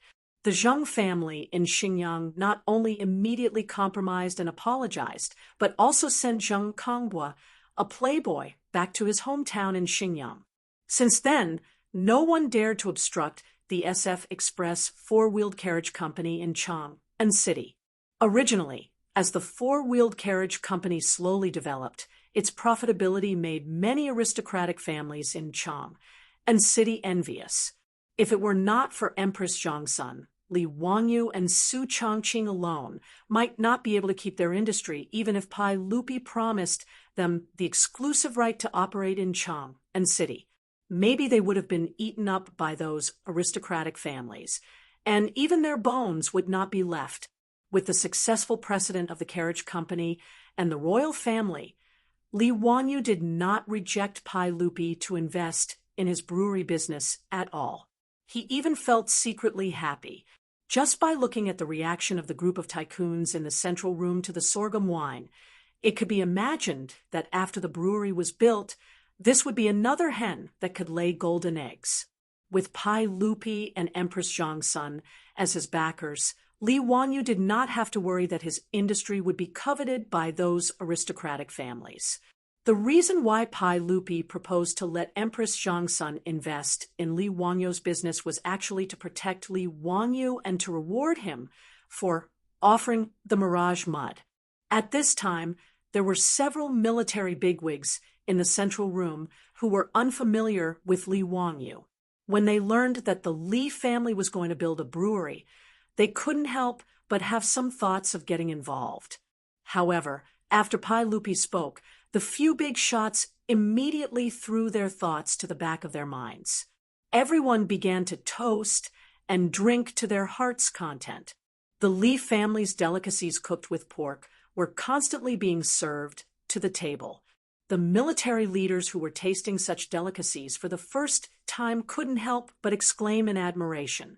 With the addition of the strong wine, the atmosphere in the Li family's central room became lively. Chung Yaojin was the first to take off his clothes. He pushed away the table and ran to the center of the room and began to dance. Yuqi Jingda, Duan Jishuan, Lu Hongji, Chai Xiao, and the others were also unwilling to fall behind. They all took off their clothes and began to dance bare-chested. Li Wanyu was speechless. He covered his eyes with his hand. It was 2F** king painful to the eyes. He finally knew where Chung Chumo's group of debauches learned their unrestrained behavior from. This was simply a case of the upper beam being crooked, the lower beam being crooked. They were all the same kind of trash. The 4 maidservants of the Li family were also blushing from the bold and unrestrained performance of the Guadukes. They hid far away and didn't dare to come forward to pour wine or pour tea. Pai Lupi didn't mind. Instead, after drinking, he also began to dance. This made Li Wanyu even more dumbfounded. What made Li Wanyu even more frightened was yet to come. After the group of old assassins drank so much, they still felt that the dance wasn't exciting enough. Chung Yaojin shouted and jumped into the front yard. He snatched a long spear from the hands of the palace guards. Wahaha! Which one of you will come down? Do you dare to fight with me? Bah, Chung Jijia, you killing talent. Don't be so arrogant. I'll play with you. Yuqi Jingda didn't hesitate and also jumped into the front yard. He snatched a weapon from the hands of the palace guards and charged straight at Chung Yaojin. Come, eat my spear. Li Wanyu was dumbfounded by the scene in front of him. His mouth was wide open as he watched Chung Yaojin and Yuqi Jingda fight in the front yard. These 2 old killers had drunk too much and were now acting crazy. Pai Lupi, Qin Xiong, Li Jing, and the others didn't stop them. Instead, they all clapped and stamped their feet in approval. They also continuously drank wine. Seeing the 2 of them fighting, someone couldn't help but jump into the front yard. He snatched a weapon from the palace guards and also charged forward. Li Wanyu looked and saw that it was the yellow-faced man, Qin Xiong. He didn't care if the weapon was convenient or not, and he didn't care who his opponent was. He directly charged in. The 3 of them were in a chaotic fight. One moment, Chung Yaojin and Yuqi Jingda besieged Qin Xiong. The next moment, Qin Xiong and Chung Yaojin beat up Yuqi Jingda. Seeing them gnashing their teeth and not holding back their spears, Li Wanyu wondered if the 3 of them were mortal enemies. Li Wanyu already didn't know how to ridicule this group of founding dukes. They were all a group of bastards. He lowered his head and pondered. Was it wrong for him to push the high-content sorghum wine to the Tang dynasty? This group of people who went crazy after drinking too much really had poor alcohol tolerance. Just as Li Wanyu was lost in thought, he suddenly heard the sound of a sharp weapon piercing through the air. Then a gust of wind brushed past his cheeks, and another sound was heard. He seemed to realize something and slowly turned his head with a sluggish expression. He saw a spear inserted into a pillar not far behind him. The end of the spear was still violently shaking up and down. F***CK. Was he almost stabbed to death by this spear that was thrown out just now? A drop of cold sweat flowed down Li Wanyu's forehead. Reaching out to touch his slightly painful cheek, Li Wanyu woodenly raised his eyes to look at the front yard. He saw that the weapons in the hands of the 3 old bastards had already been knocked out of each other's hands. At this moment, they were actually fighting with their bare hands. Li Wanyu had just walked out from the mentality of surviving a great disaster. Before he could even jump and curse, he saw a huge figure fall directly from the front yard into the central room knocking over several banquet tables and smashing the bowls and plates on them into pieces. It was Cheng Yaojin. In a moment of carelessness, he was attacked by Qin Xiong and Yuqi Jingda and directly sent flying into the central room. Chai Shao, Duan Jishuan, and the others, who had their wine spilled, all angrily cursed Cheng Yaojin for being a bastard. Bastard! What are you arguing about? Cheng Yaojin was not to be outdone and cursed back. In the next moment, Chai Shao, Duan Jishuan, and the others pounced on Cheng Yaojin and waved their fists. Very quickly, the central room in the front yard of the Li family also turned into a battlefield. Originally, everyone was ganging up on Cheng Yaojin, but then it became a fight between each other, becoming a chaotic mess. Other than Pai Lupi, who was surrounded by the imperial guards who had reacted, all the other dukes and bigwigs were randomly fighting. Not only did Pai Lupi not allow the imperial guards to mediate, he even held his wine cup and drank heartily while cheering for everyone. Jijia, kick him. Hey, you idiot, throw him. Jingda, are you stupid? Don't you know that monkeys pick peaches? If it weren't for the imperial guards holding him back, Li Wanyu reckoned that Pai Lupi would definitely have rushed up as well. Ever since the central room in the front yard turned into a battlefield, Li Wanyu scrambled to hide to the side. As for the 4 maidservants of the Li family, they had long been scared to the point that their faces turned pale, and they screamed as they ran to the rear yard. The old housekeeper, Li Heng, was hiding behind the Niu brothers, but he still had a smile on his face. Langjun, it seems that the saints and guests are all very happy. Li Wangyu's tears fell. Happy your sister. Are you still the Li family's housekeeper? A group of bandits entered your home, and you're still smiling so happily? Are you crazy? Chapter 247. Pai Lupi and the others were not out of Li Wangyu's expectations. When the 10 caddies of 65 proof sorghum wine was finished, everyone, including Pai Lupi, was drunk. Cheng Yaojin and this group of founding dukes could be considered to be exceptionally talented. On average, each of them drank more than half a caddy of liquor and even got into a fight, which almost turned the Li family's front yard into ruins. Only then did they collapse on the ground and pass out drunk. The palace guards carefully carried Pai Lupi and the other dukes into the carriage and returned to Chang and city. Li Wanyu, on the other hand, was about to cry when he saw the mess in the front yard. This group of old hooligans and murderous people, even if they beat him to death, he would never entertain these bastards again. Their alcohol tolerance was so poor that it was despicable. After the group of generals got into the fight, even the entertainment facilities that Li Wanyu had carpenter Lu build for Li Chengqian and the others in the front yard were smashed into pieces. As for the central room, the wreckage of several tables and broken bowls and plates were all over the floor, as well as the remains of dishes that had been overturned. Even the air was filled with the stench of alcohol, not long after the old hooligans left. Before Li Wanyu could have someone clean up the mess, his beautiful boss, Aphrodite, and Perrin took a carriage back home from Chang and City. Now, his beautiful boss still went to Chang and City every day, and the SF Express Carriage Company was becoming more and more popular under her management. However, he did not know whether it was because her relationship with Aphrodite was getting better and better, or because she was worried that Li Wanyu would cheat on her at home, but now she would bring Aphrodite with her whenever she went to Chang and City.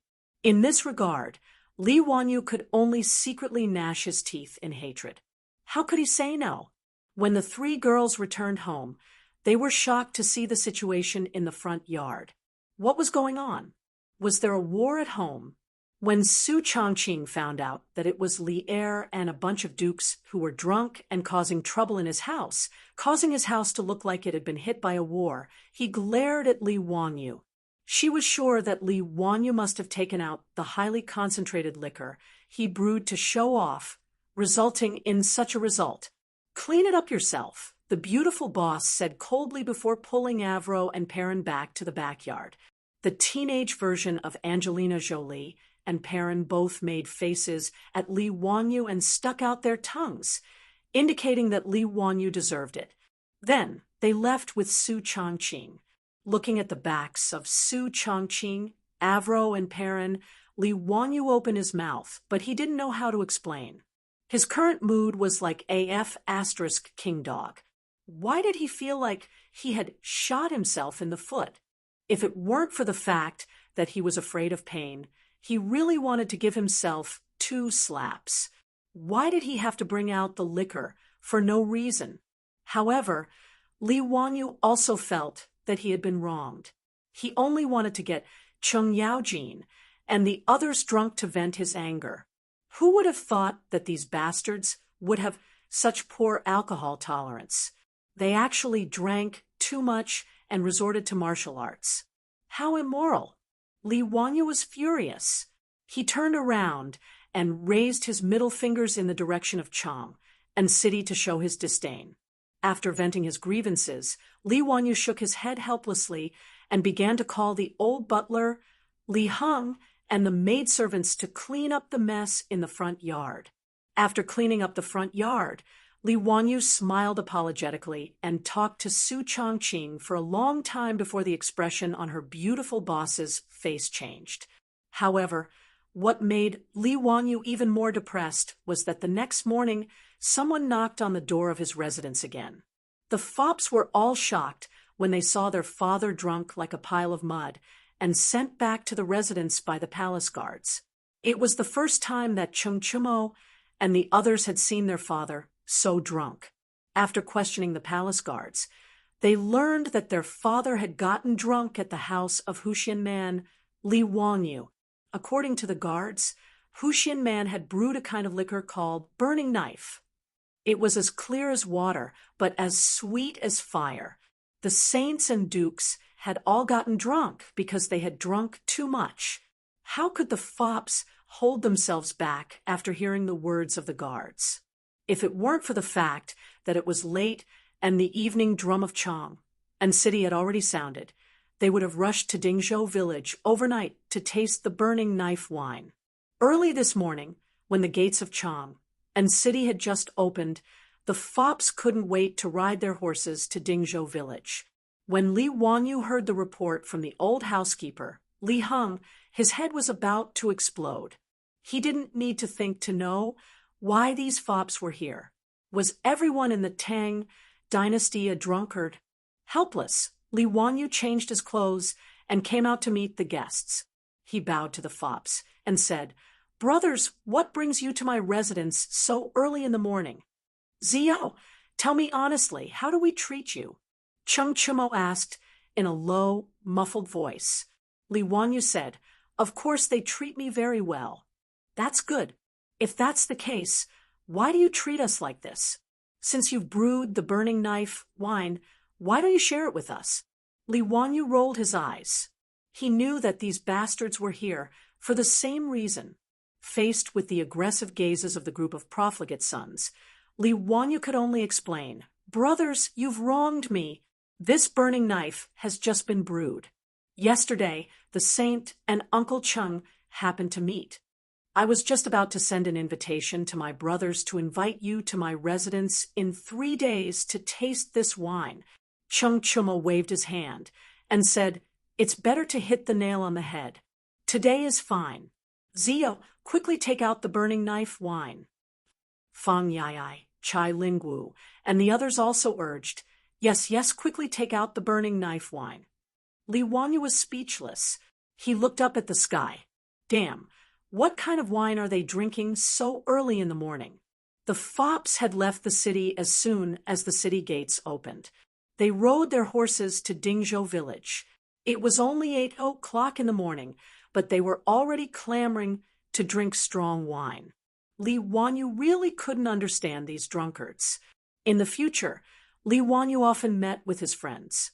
He drank red wine, beer, and white wine, but he was definitely not addicted to alcohol. He really couldn't understand the fops' thoughts. However, Since the fops had blocked the door, Li Wangyu naturally couldn't say anything.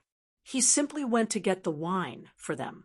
Calling Li Heng, he asked the maidservants to prepare some food for the fops in the kitchen. He also asked Niu Wu and him to go to the storeroom to get the wine. It was still 65% Caoyang wine, and it was still 20 caddies of wine. Li Wangyu also threw caution to the wind. Since things had already come to this, he might as well let the fops drink, and let them drink until they died.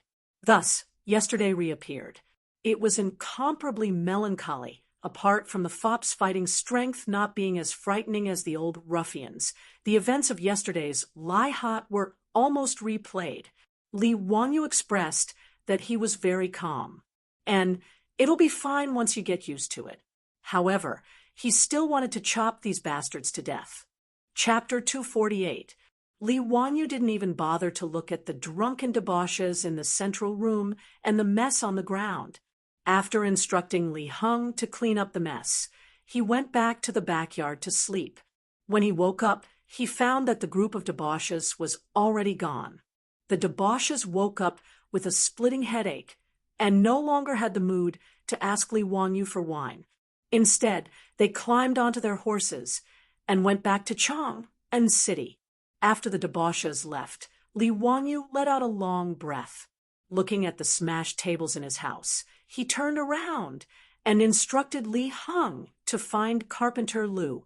He asked Carpenter Lu to use a piece of wood as thick as a bowl to make a sturdy table. It didn't have to be pretty, just sturdy enough to withstand smashing. Li Wangyu didn't expect that guests would come to his house on the third day. This time, it was Yang Quan who led the way. He brought Yu Shinan, Kong Ingda, and a few other Confucian scholars to his house. Their purpose was still the same. They heard that Hu Xian-nan had brewed the best wine and came to taste it. Yu Shinan, Kong Ingda, and the other Confucian scholars' alcohol tolerance was much better. At least, they didn't smash the central room. Only recently, they started to sing loudly, hey, hey, hey, disturbing the people. On the fourth day, Fang Xianling Du Ruhui and Zhang Sun Wuji came. On the fifth day, Ma Zhou and Yan Liben came. On the sixth day, on the seventh day, for the entire 10 days, Li Wangyu's house was filled with guests. They all came for the same purpose, the burning knife wine. Li Wangyu was already completely numb. When he saw guests, he didn't waste any time. He just ordered the wine and drank until they were drunk. It wasn't until Li Chungqian and Li Tai came to Li Wangyu's house to learn and asked for wine that Li Wangyu was finally enraged. He took a golden ruler and chased after the two of them for a long time. It was fine if he couldn't afford to offend the others, but these two also came to join in the fun. It was a good opportunity for Li Wangyu to vent his anger. Two little brats also wanted to drink. This was simply going against the heavens. After the county magistrate's mansion was bustling with noise and excitement, Li Wangyu's sorghum wine was completely consumed. Only then did the guests finally stop in their tracks. It was beyond Li Wangyu's expectation that liquor was so popular among the nobles of the Tang dynasty. Although he knew that the Tang dynasty had good wine, he didn't expect that they would go so crazy just for a sip of good wine. After discussing with his beautiful boss, they decided that they had to speed up the progress of the brewery. Otherwise, Pai Lupi, Cheng Yaojin, and the others would have too much resentment for not being able to drink good wine. Pai Lupi was just short of sending the imperial army to snatch the wine. How terrifying! After drinking a high concentration of white wine, it was really terrible to let them drink that turbid and sour wine again. The beautiful superior went to the Taiji Palace and requested an audience with Empress Zhangsun. The two women quickly discussed the opening of the winery. Empress Zhangsun invested 5,000 strings of copper and took 40% of the winery, while the county magistrate took 60%. Empress Zhangsun only sent people to manage the accounts, and the Li family was responsible for everything else. In this regard, Li Wangyu and Su Chongqing naturally had no objections and immediately nodded in agreement. The location of the winery was chosen near Dingzhou village. In addition to the convenience, the most important reason was that the water here was good. The mountain spring water that flowed endlessly from the Qinling Mountains was sweet and refreshing. This was a pure, natural, and pollution-free spring that couldn't be drunk in the future. It couldn't be better to use it to make wine. Good water must be used to make wine. According to the Book of Rites, if you are a great chieftain, the rice must be gathered, the rice must be plowed, the rice must be plowed, the rice must be plowed, the rice must be plowed, the water must be clean, the spring must be fragrant, the pottery must be good, and the fire must be plowed. The spring must be fragrant. This was the requirement for the water used to make wine. When Li Wangyu traveled in the future, he also tasted the spring water of several famous springs. But in his opinion, the spring water of those famous springs in the future couldn't compare to the sweetness of the spring water in the Qinling Mountains. Because the smell of distillers' grains in the winery was particularly pungent, Li Wangyu chose a location far away from the village. He chose a flat valley below Shouyang Mountain as the location of the winery. And the anxious Pai Lupi actually used his official position for personal gain and directly sent craftsmen from the Ministry of Works to Dingzhou village to build a winery for Li Wangyu for free. This saved Li Wangyu a lot of money. It would be a waste not to take advantage of the imperial family. Li Wangyu accepted this benefit with a clear conscience. The winery was different from his manor. The construction speed was very fast. Brewing, fermentation, distillation, blending, canning, storage. Li Wangyu directly enlarged the winery of his third uncle's family. He drew out the blueprints and had the craftsmen from the Ministry of Works build according to the blueprints. After a month, the Burning Knife Winery was built with the efforts of the craftsmen from the Ministry of Works. After Li Wangyu bought a large amount of sorghum and other grains from his enemies, he officially started to brew wine. In order to keep it a secret, the craftsmen in the winery were all slaves that Li Wangyu bought from the west city of Chang. And the longer Li Wangyu stayed in the Tang dynasty, the more he lost his sense of justice and morality. Li Wangyu couldn't bear to see the slaves in his family being sold by Yang Quan, so he took responsibility for the debt and released the slaves in his family. But now, in order to keep the winery a secret, he actually spent money to buy slaves. For this reason, his beautiful boss laughed at him, but also acquiesced to his practice. In the Tang dynasty, where there was no intellectual property protection, this was the only way to keep the winery a secret. When the first batch of Burning Knife wine was brewed and shipped to Chang, and for sale, it immediately attracted the attention of all the influential people in Chang. And for a time, the wine in Chang was expensive, but this was a story for later, so let's not talk about it for now. On that day, Li Wangyu took the feral and chased after Li Chongqian and Li Tai, who wanted to drink the wine for a long time. After a few days of venting his anger, he finally let them go.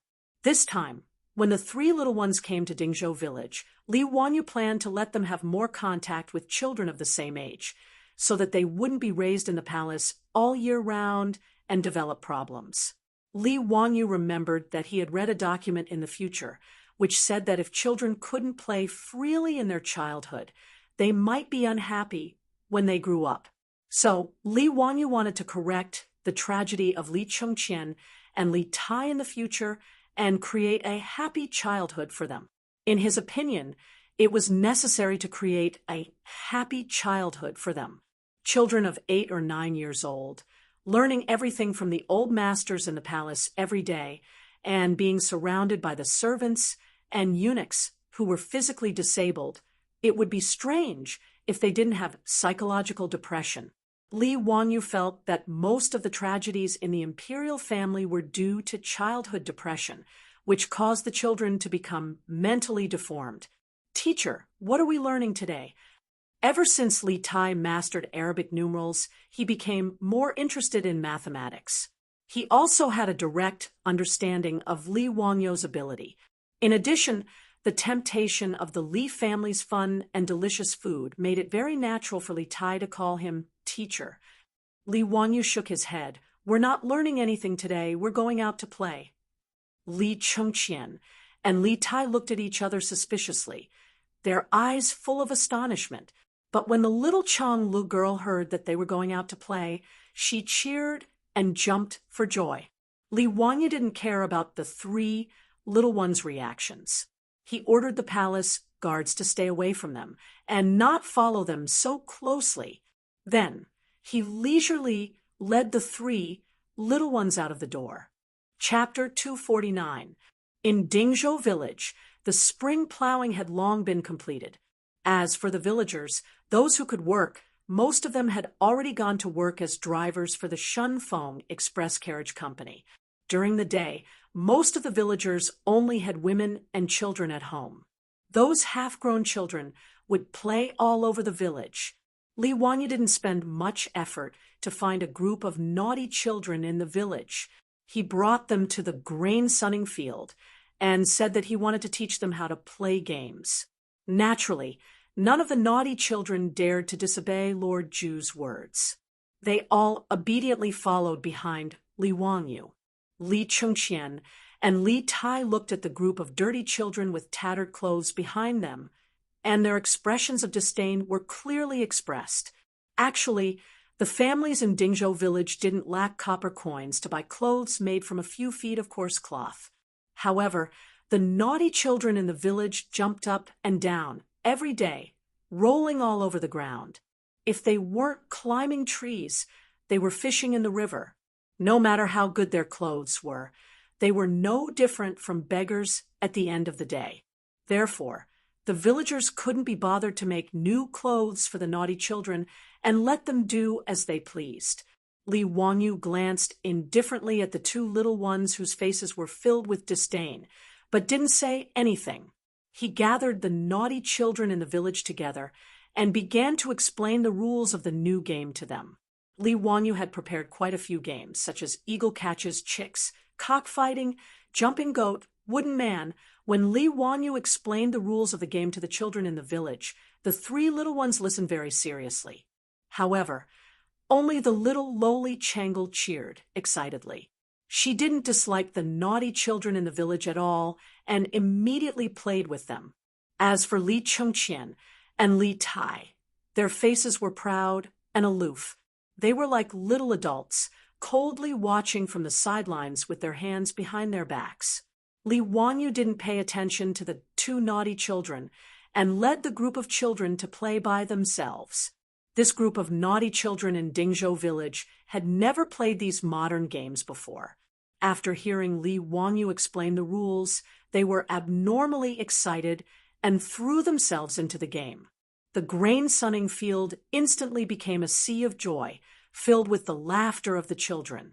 Led by Li Wanyu, the naughty children in the village were about to go crazy. Even Changle, the little girl, was the same. She kept screaming excitedly. The imperial guards who had been chased away by Li Wanyu all had worried looks on their faces. Although Pai Lupi had already instructed them to listen to Hu Xiannan's orders when they arrived at Dingzhou village. But if the eldest princess was accidentally injured while playing, they were afraid that they would be implicated. Fortunately, Crown Prince Li Chengqian and King Yu Li Tai did not participate in the game, allowing the Imperial Guard leader to relax a little. In his opinion, although the Crown Prince and King Yu were young, they would never play with this group of dirty children. Then there would be no danger of injury. As for the eldest princess, she could only resign herself to fate. Actually, he didn't notice that as the game on the grain sunning field progressed, Li Chengqian and Li Tai, who had been standing to the side with faces full of indifference, didn't even blink as they stared fixedly at the people playing the game. At this moment, Li Wanyu was leading a group of naughty children to play eagle catches chicks. He personally entered the game and acted as the eagle. The little girl, Changle, was designated as the hen by him.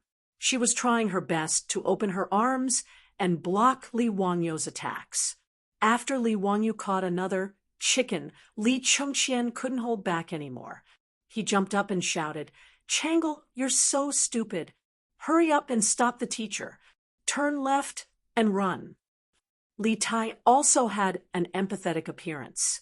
He didn't care about his own chubby body and shouted at the top of his voice, "Little sister, why are you running so slowly? You're pissing me off." Li Wanyu didn't find Li Chengqian and Li Tai's reaction strange at all. When he was young, his grandfather was strict and rarely gave him pocket money. At that time, he often went to the game room after school to watch the other children play games. The people who watched from the side usually shouted louder than the children sitting in front of the game room. Each of them had an appearance of pointing at the world, as if they couldn't wait to push others away and sit in their place. Therefore, Li Chengqian and Li Tai, these two naughty children, wanted to pretend to be profound in front of him. They were simply asking for a snub. These were all the tricks he played in the past. As a result, the hearts of the imperial guards, who were originally calm, began to beat violently. His Highness the Crown Prince and His Highness the King of Yu were actually playing with that group of dirty farmers. The resentment the imperial guards had towards Li Wanyu was about to materialize. This county boy was too bold. He actually let the Crown Prince of the Tang dynasty play with this group of bumpkin children. If something happened to him, who could bear the responsibility? When Li Wanyu began to teach the naughty children how to play cockfighting, the imperial guard leader's heart almost jumped out of his throat. Damn it, that bumpkin actually dared to use his dirty leg to bump into the Crown Prince. Mother, I can't live anymore. His Highness the King of Yu was actually knocked down. At that moment, the imperial guard leader almost stopped breathing. He really wanted to rush up and grab all of these rebellious naughty children and give them a heavy beating. However, when he thought of Pai Lupi's orders and Li Wangyu's threatening glances from time to time, the imperial guard leader could only grit his teeth and endure. He swore that when he returned to Chang'an City, he would find a door and use his connections. Even if he had to spend money, he would be transferred to another place. He was determined not to be the imperial guard leader anymore. If he was scared like this every day, he was sure that he wouldn't live past 40 years old. On the grain-drying field, Li Chengqian and Li Tai, who were already having fun, didn't care about the royal etiquette, the identity of the crown prince, or whether their clothes were dirty or not. The two of them followed the naughty children of Dingzhou village, running and screaming on the grain-drying field. The gloomy expression on Li Chengqian and Li Tai's faces had long since disappeared. It was replaced by the bright smiles that children should have. Li Wanyu played with the naughty children for a while, and was also covered in sweat. He walked to the side to rest. At the same time, he waved at the imperial guard, who had been nervously watching from afar. The imperial guard leader immediately rushed over. "Hu Xiannan, what orders do you have? Are you going to stop the crown prince and His Highness the King of Yu?" Li Wanyu looked at him, strangely, and shook his head. "Send someone back to my residence, and send some cold drinks and food. Remember to send more. All of the children must have some." The imperial guard leader became even more depressed. Not only did he not stop the crown prince from playing such a dangerous game, but he also made him run errands and send food and drinks to the naughty children of the field. Uncle can endure, but Aunt can't. The imperial guard leader, who couldn't bear it anymore, punched his left chest and stood up. "Yes, Hu Xiannan, wait a moment. I'll go immediately." He ran back like a wisp of smoke, called for his subordinates, and ran in the direction of the Li family. He was just the imperial guard leader. In the face of Pai Lupi's orders, Baron Hu Xiannan couldn't ignore them. He couldn't bear it anymore. He still had to bear it. The Imperial Guard leader felt wronged, but he didn't say anything. Chapter 250. Under Li Wangyou's painstaking enticement, the proud and pampered crown prince of the Tang dynasty and his Imperial Highness, the Prince of Yu, did not last long before succumbing. Together with Princess Changle, the two little brats played happily with the naughty children of Dingzhou village. It didn't take long for the originally gorgeous clothing of the three little ones to become no different from the naughty children of Dingzhou village. Seeing that they were covered in mud and had been scratched in many places, the Imperial Guard leader's eyes continuously twitched. Li Chengqian, Li Tai, and the eldest princess did not care about these things. Today, the three little ones had completely let themselves go. In the world of children, making friends was always a simple matter. Even the proud and pampered Li Chengqian and Li Tai, after a day of playing, each of them had made friends with a few pleasing little friends. Even when the Imperial Guards repeatedly urged them to return to the palace, they became reluctant to part with each other. Seeing this, Li Wangyu inwardly laughed. With such a good beginning, Li Wangyu was very confident that he could correct Li Chengqian, who had been pampered since childhood, indulged in sensual pleasures, and led an increasingly absurd and dispirited life. As for Li Tai, he had been completely spoiled by Pai Lupi. As a result, after becoming an adult, he had become arrogant because of Li Chengqian's favor, developing an even greater desire for power. For the sake of the position of Crown Prince, he and Li Chengqian had fought over the position of Crown Prince. Correcting Li Tai was a bit easier. As long as Pai Lupi did not spoil him so much, it would be fine. Li Wangyu wanted these two brothers to not repeat the tragedies of history. Right now, he wanted them to have a beautiful childhood. After sending away the three little ones who had turned into mud monkeys, Li Wangyu could finally lie down comfortably on the sofa and do a standard Guyu Lai. Naturally, this sofa had been made by Carpenter Lu in the village under Li Wangyou's orders. Unfortunately, in the current Tang dynasty, springs were not available, nor were there any sponges to fill cushions. In fact, in this era, Europe had already begun to collect and use natural sponges. However, natural sponges did not exist in the waters of China.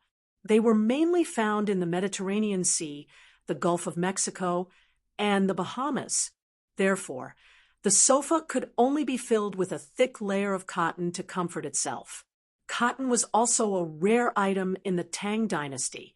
Their beautiful boss had led Aphrodite and Perrin on a stroll in the east side of the city when they accidentally found it in a Hu shop. Moreover, cotton was expensive. Just the cotton used to make the sofa cost 20 strings of copper coins. That was enough to buy an ox. Li Wangyou's heart ached at the thought of it. However, it was worth it to have such a comfortable sofa to enjoy in the Tang dynasty. Li Wangyu felt drained after playing with a group of naughty kids for a whole day. Slumping on the sofa, he wondered if he had done something wrong in his previous life that caused his soul to be tortured by Pai Lupi and his family after transmigrating to the Tang dynasty. Not only did he have to help Pai Lupi scare the rich and powerful families, but he also had to help him discipline two troublesome brats. It was really enough.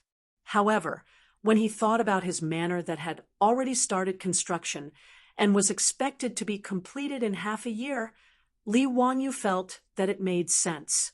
Pai Lupi, this big boss, had given him a sufficient salary. As a wage earner, Li Wangyou's mentality was still very good. Now that he had a noble title, a house and land at home, some savings, and the company of beautiful girls, Li Wangyu felt quite satisfied. He was not an ambitious person. Being content with a small fortune was his philosophy of life. Li Wangyu was very satisfied with his comfortable life in Dingzhou village.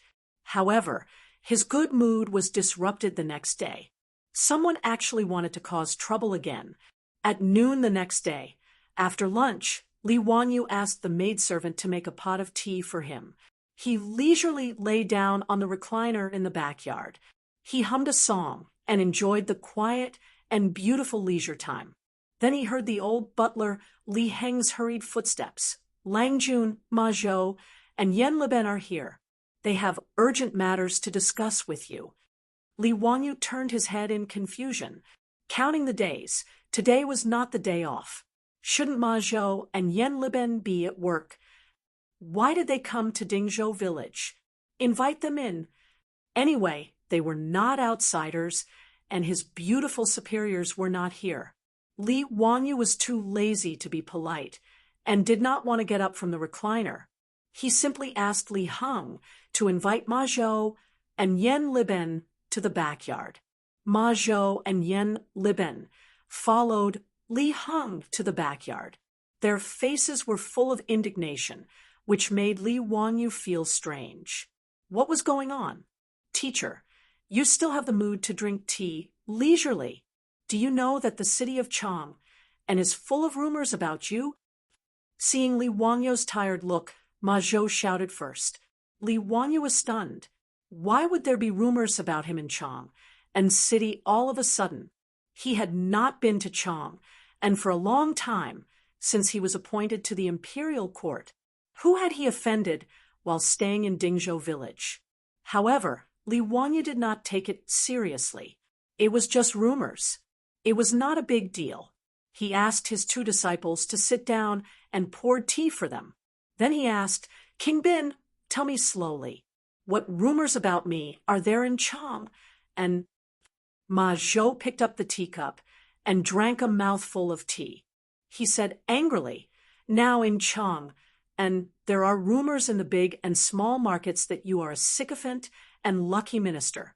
You are just relying on the sage's favor to do whatever you want. You have no virtue, no ability, and no talent. It is ridiculous for you to be the crown prince's teacher when you are not even 20 years old. Li Wanyu heard this and was slightly stunned. He was not willing to agree to Pai Lupi's request because he was worried about being scolded. Didn't you Shernan say that the great scholars in the imperial court liked him? They did not object to him being the crown prince's teacher. A few days ago, Yu Shernan, Kong Ingda, and the other great scholars came to the mansion to taste the fine wine. He did not hear them mention that the scholars were dissatisfied with him. What kind of trouble was this? Yen Liben said, if it was just rumors in the marketplace, it would be fine. But today, the scholars in the Imperial College of the Imperial College also made a scene. Many of them even ran to the Taiji Palace, saying that they wanted to complain about you. Li Wanyu was speechless. How hateful was he? What do they want to complain about? Those disgraceful students, I don't know who bewitched them. They said that you have no talent, no virtue, and are not fit to be the crown prince's teacher. They also said that you flattered the saint, which was why you were conferred the title of Baron of Hu County, and that you are a sycophantic official.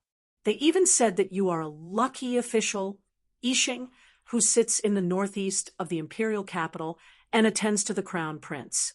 Ma Zhou angrily agreed. In the end, it was Chancellor Kong of the Imperial College who came out and reprimanded these scholars and chased them away. This can be considered as temporarily restraining them. Teacher, you have to think of a way. You can't let these people harm you. Nanny, the students of the Imperial College wanted to make a scene, just to target him. Even if Li Wanyu was an idiot in politics, he could smell the thick scent of a conspiracy from this matter. It would be strange if there was no one behind this instigation. However, he was also puzzled. Who would spend so much effort to target him? A small county official who founded the country. What good would it do? Damn it, this was really a case of a person sitting at home. But trouble came from the sky. Chapter 2:51. Li Wanyu did not know that he was actually taking the blame for Pai Lupi again. He helped Pai Lupi to organize the heavenly grand ritual, the saint's divine manifestation at the Shuowang imperial consultation, which made a series of arrangements of the aristocratic families useless. Not only did the aristocratic families fail to use the plague of locusts to attack Pai Lupi's reputation and gain more power, but because of the Taozu's divine manifestation, Pai Lupi showed more of his imperial power. Now, in the imperial court, even if the aristocratic families still accounted for half of the officials and had great power in local areas, but they were suppressed by Pai Lupi everywhere and were in a difficult situation. There was no such thing as an impenetrable wall in the world. The Taiji Palace seemed to be strictly guarded, but in fact, there was no secret to the aristocratic families. Without much effort, they found out from the palace that it was Li Wangyu, the little county man who founded the country, who gave advice to Pai Lupi and made their painstaking plan useless. Although they also believed that it was the Taozu who showed his divine power, they were more jealous of Li Wangyu, who came up with the bad idea of organizing the heavenly grand ritual. In fact, this matter was originally proposed by Ma Zhou, and Li Wangyu took the blame for his disciple. He took the blame for Ma Zhou and Pai Lupi. Li Wangyu was simply the scapegoat hero. Therefore, the aristocratic families, such as the Zheng family of Xingyang and the Wang clan of Taiyuan, regarded Li Wangyu as a thorn in their side. However, Li Wangyu was only appointed as the county man who founded the country. He did not enter the imperial court to hold an official position, so there was no evidence for them to use against him. However, this 16-year-old county man who founded the country was actually invited by Pai Lupi to be the crown prince and the king of Yu's army. This was beyond the aristocratic family's expectations, but it also gave them an excuse to attack Li Wangyu.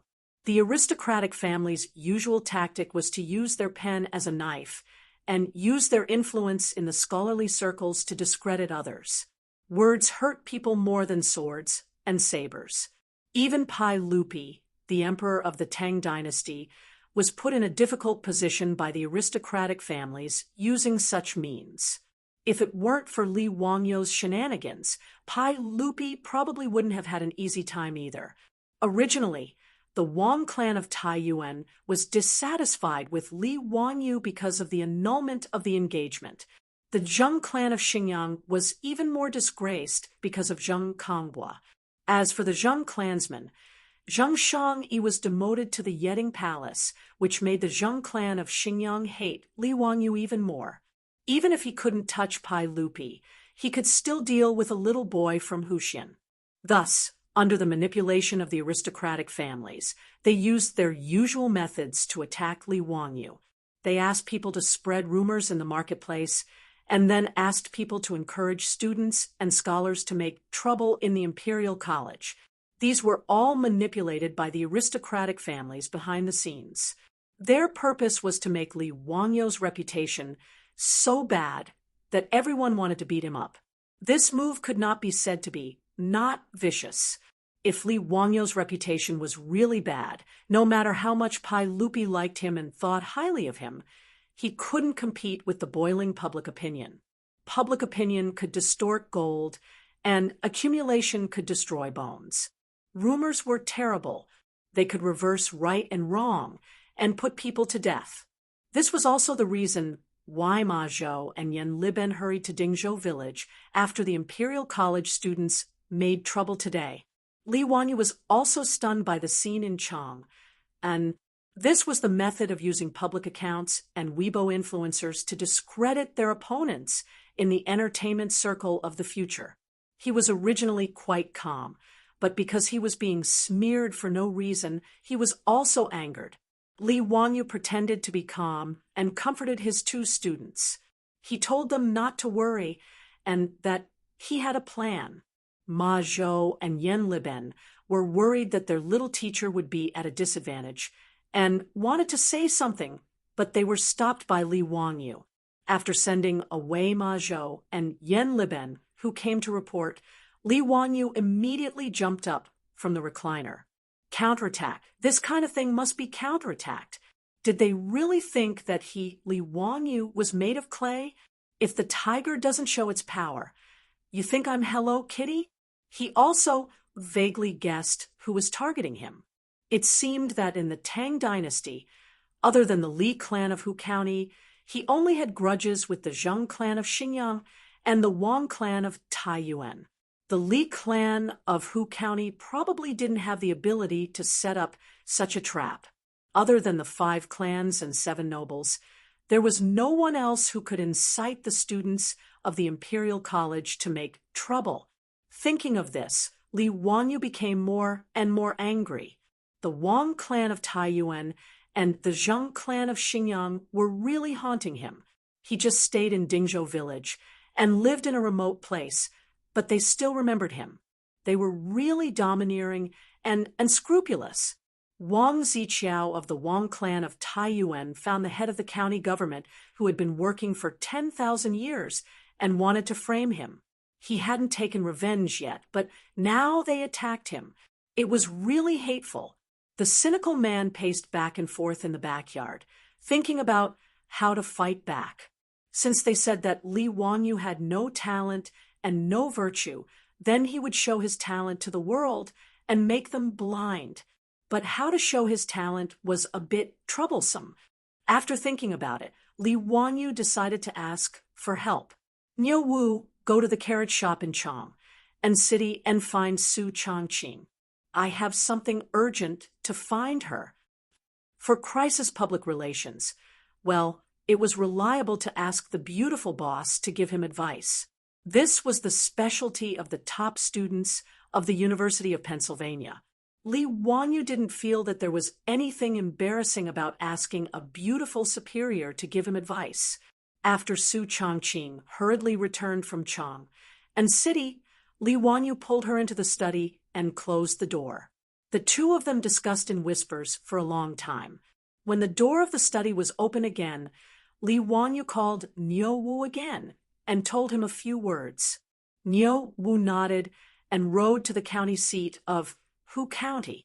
The next day, in the legislative hall of Taiji Palace, Pai Lupi was losing his temper. Yesterday, the students of the Imperial College made trouble, which made Pai Lupi aware that someone was targeting Li Wanyu. Before he could ask the 100 Horsemen Department to investigate the cause, the Imperial Censor had submitted a memorial to impeach Li Wanyu from Hu County. He was young and inexperienced, without talent or virtue, and was unfit to be the Crown Prince's tutor. Li Er had vented his anger in front of all the officials in the imperial court. It could be said that he had used his dignity as an emperor to temporarily suppress this matter. If Li Wanyu could guess who was targeting him, so could Pai Lupi. Other than those aristocratic families, no one else would dare to do such a discrediting method. Only the noble clans had such influence. Pai Lupi knew that Li Wanyu had probably taken the blame for him, causing the noble clans to hate him. That was why he was targeted like this. It was precisely because of this that Pai Lupi was so furious. His own nephew had taken the blame for him. How could Pai Lupi not be angry? What made Pai Lupi even angrier was that he still didn't know how to clear Li Wanyu's name. If he issued an edict to refute it, he was afraid that it would add fuel to the fire and confirm that Li Wanyu was a lucky subject. This feeling of having power, but not being able to use it, made Pai Lupi feel suffocated. Just as Pai Lupi was sulking, he saw the eunuch from the 100 Horsemen Department, who was responsible for passing messages in the palace, enter the hall with a piece of paper. "What's the matter?" Pai Lupi asked in an unfriendly tone. The eunuch's expression was strange. He respectfully presented the piece of paper with both hands. "Your Majesty, you will know once you see it." Pai Lupi reached out his hand to take it and carefully looked it over. A moment later, the sound of Pai Lupi's loud laughter could be heard from the legislative hall. Chapter 252. The schools of the Tang dynasty were known as the 6 schools and 2 halls. The 2 halls referred to the Hongwen Hall and the Chongwen Hall. They were located in the East Palace and recruited the children of the royal family. They were the top-notch schools and had the fewest students. The 6 schools referred to the Imperial College, the 4 schools, law, calligraphy, and mathematics, all under the Imperial College. Although the Imperial College, and the 4 schools all studied the Confucian classics, they recruited students based on the grades of officials. The Imperial College recruited the children of officials of grade 3 and above, and had 300 students. The Imperial College recruited the children of officials of grade 5 and above, and had 500 students. The 4 schools recruited the children of officials of grade 7 and above, and had the most students. They were mainly selected from the counties and provinces, and were mostly outstanding children of officials. There were a total of 1,300 students. The law, calligraphy, and mathematics were for children of grade 8 and below, and commoners, those who studied law, those who studied calligraphy, and those who studied mathematics added up to less than 100 people. It was a pitiful sight. The Imperial College of the Tang Dynasty was located in the Zhongwu workshop of Chang'an City. The Imperial College took up half of the workshop in the west. The Zhongwu workshop and the Pingkong workshop were only separated by a 100-meter-wide Xiamen Street. It was really convenient for these students to search for artistic inspiration. The students who caused trouble were mainly from the Imperial College. The main reason was that close to half of the students in the Imperial College were born in aristocratic families. Yesterday, these students were scolded by the Imperial College's Chancellor Kong Ingda and were forced to disperse. However, they were not going to let the matter rest. Within the Imperial College, students from the Zheng family of Xinjiang and the Wang family of Taiyuan gathered a group of Imperial College students and prepared to cause trouble outside the Imperial City again. The leading student of the Zheng family raised his arms and shouted, "If we don't get rid of the traitors, the country will not be at peace. How can we, the Imperial scholars, sit by and watch such a scoundrel without virtue and talent lead the crown prince astray? Everyone, that Li Wanyu from Hu County is bewitching the saint. How can we sit by and do nothing?" The Imperial College students all felt that they were righteous people who were helping the country get rid of evil, so they all agreed. However, there were also people who raised their doubts. Li Ziyo of Hu County was famous in Chang and before, and several of his poems were handed down from generation to generation. Was there some kind of misunderstanding? I don't think Li Ziyo is a person without talent. The disciple who raised the objection had just finished speaking when he was immediately rebutted. "Bah, what fame? I think he's just a person who takes advantage of his fame to steal from the world. Who would believe that a 16-year-old youth could write such a poem?" "That's right. That's exactly how it is. It must be Li Wanyu who got someone to write it for him in order to fish for fame. We scholars want to expose the true face of these treacherous officials. Flattering the saint, such a talentless and immoral young man becoming the crown prince's teacher, is a crime of deceiving the emperor." In the Imperial College, there were few who dared to speak out and argue for Li Wanyu. After being refuted by a group of people, they didn't know what to say. Just as the disciples of the Imperial College, encouraged by the scholars of the aristocratic families, were preparing to go to the Imperial City to petition again, a servant of the Imperial College ran in from outside the gate of the Imperial College. He was holding a large stack of papers in his hands, sweating profusely from running.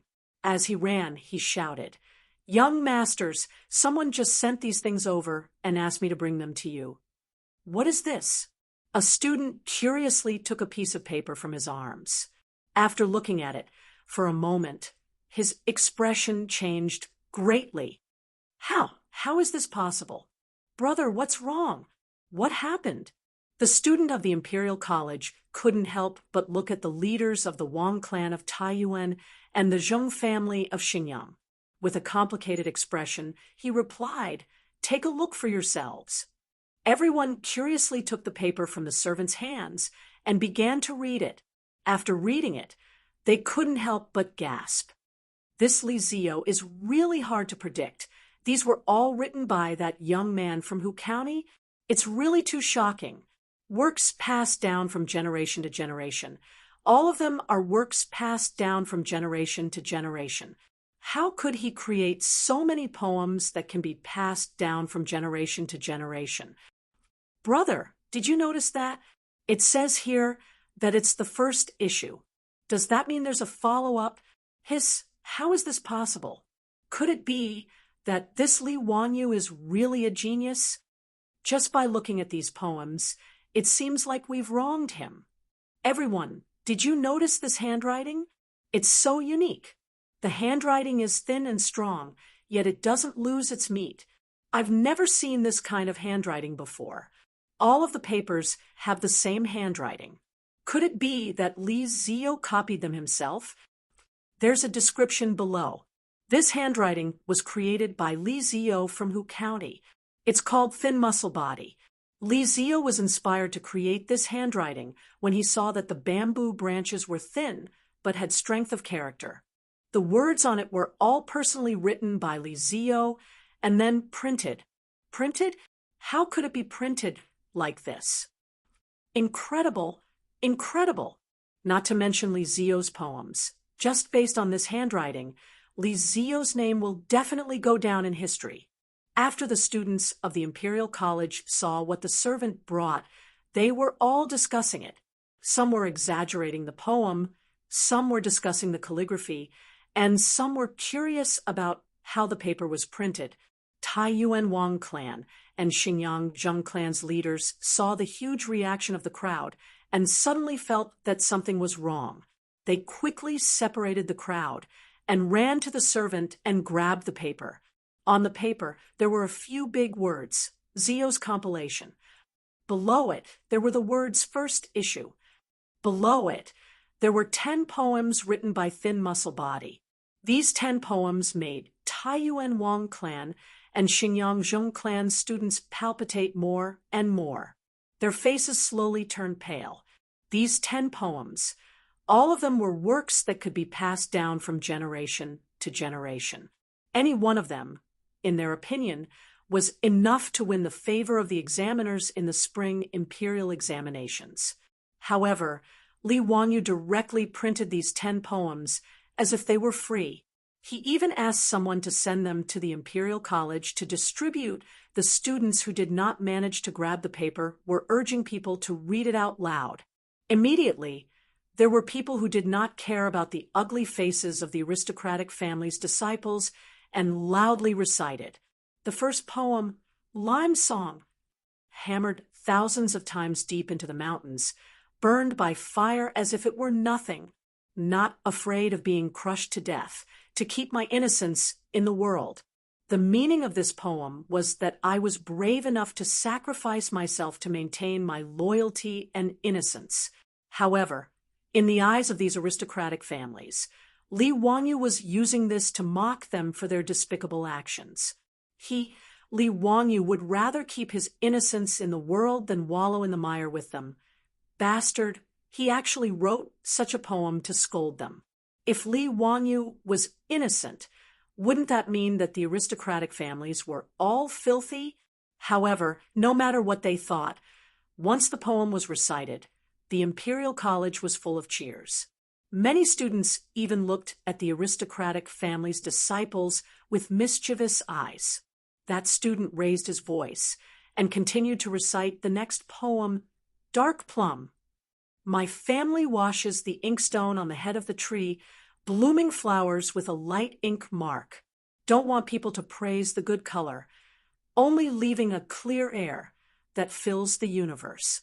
It was another poem that used plum flowers to describe oneself. It expressed one's attitude towards life and did not flatter the secular world. The aristocratic family's disciples were about to vomit blood. If Li Wanyu's clear air fills the universe, then what are we? However, no matter how ugly their faces were, the Imperial College's students praised even louder. Good. What a good, only leaving a clear air that fills the universe. Li Zio is talented. Chapter 253. The student who recited Li Wangyu's poem was so excited that his face was flushed red. He was full of pride, as if he was the one who wrote the poem. Ignoring the murderous gazes of the aristocratic students, he continued to recite, "Bamboo and stone, clinging to the green hills and not relaxing, rooted in the broken rocks.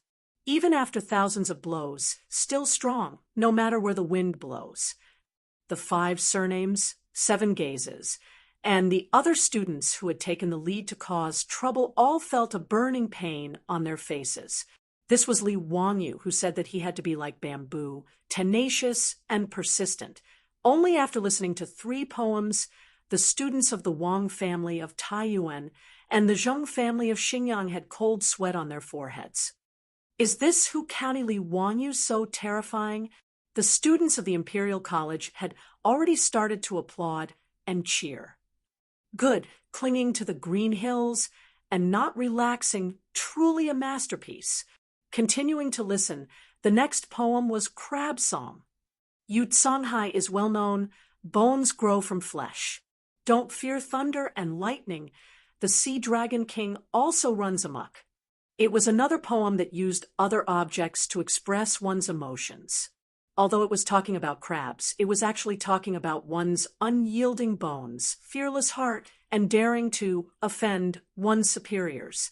Continuing to recite, it was "The road is difficult." Li Wangyu plagiarized another poem from Li Bai. "The great Tao is like the blue sky. I alone cannot find it." Shamefully exiled from the Chang, and society, red chicken and white pheasants gamble on pear chestnuts. The road is difficult, but returning is easy. This was Li Bai saying that he was unwilling to follow those aristocratic students in Chang and then fight like a dog.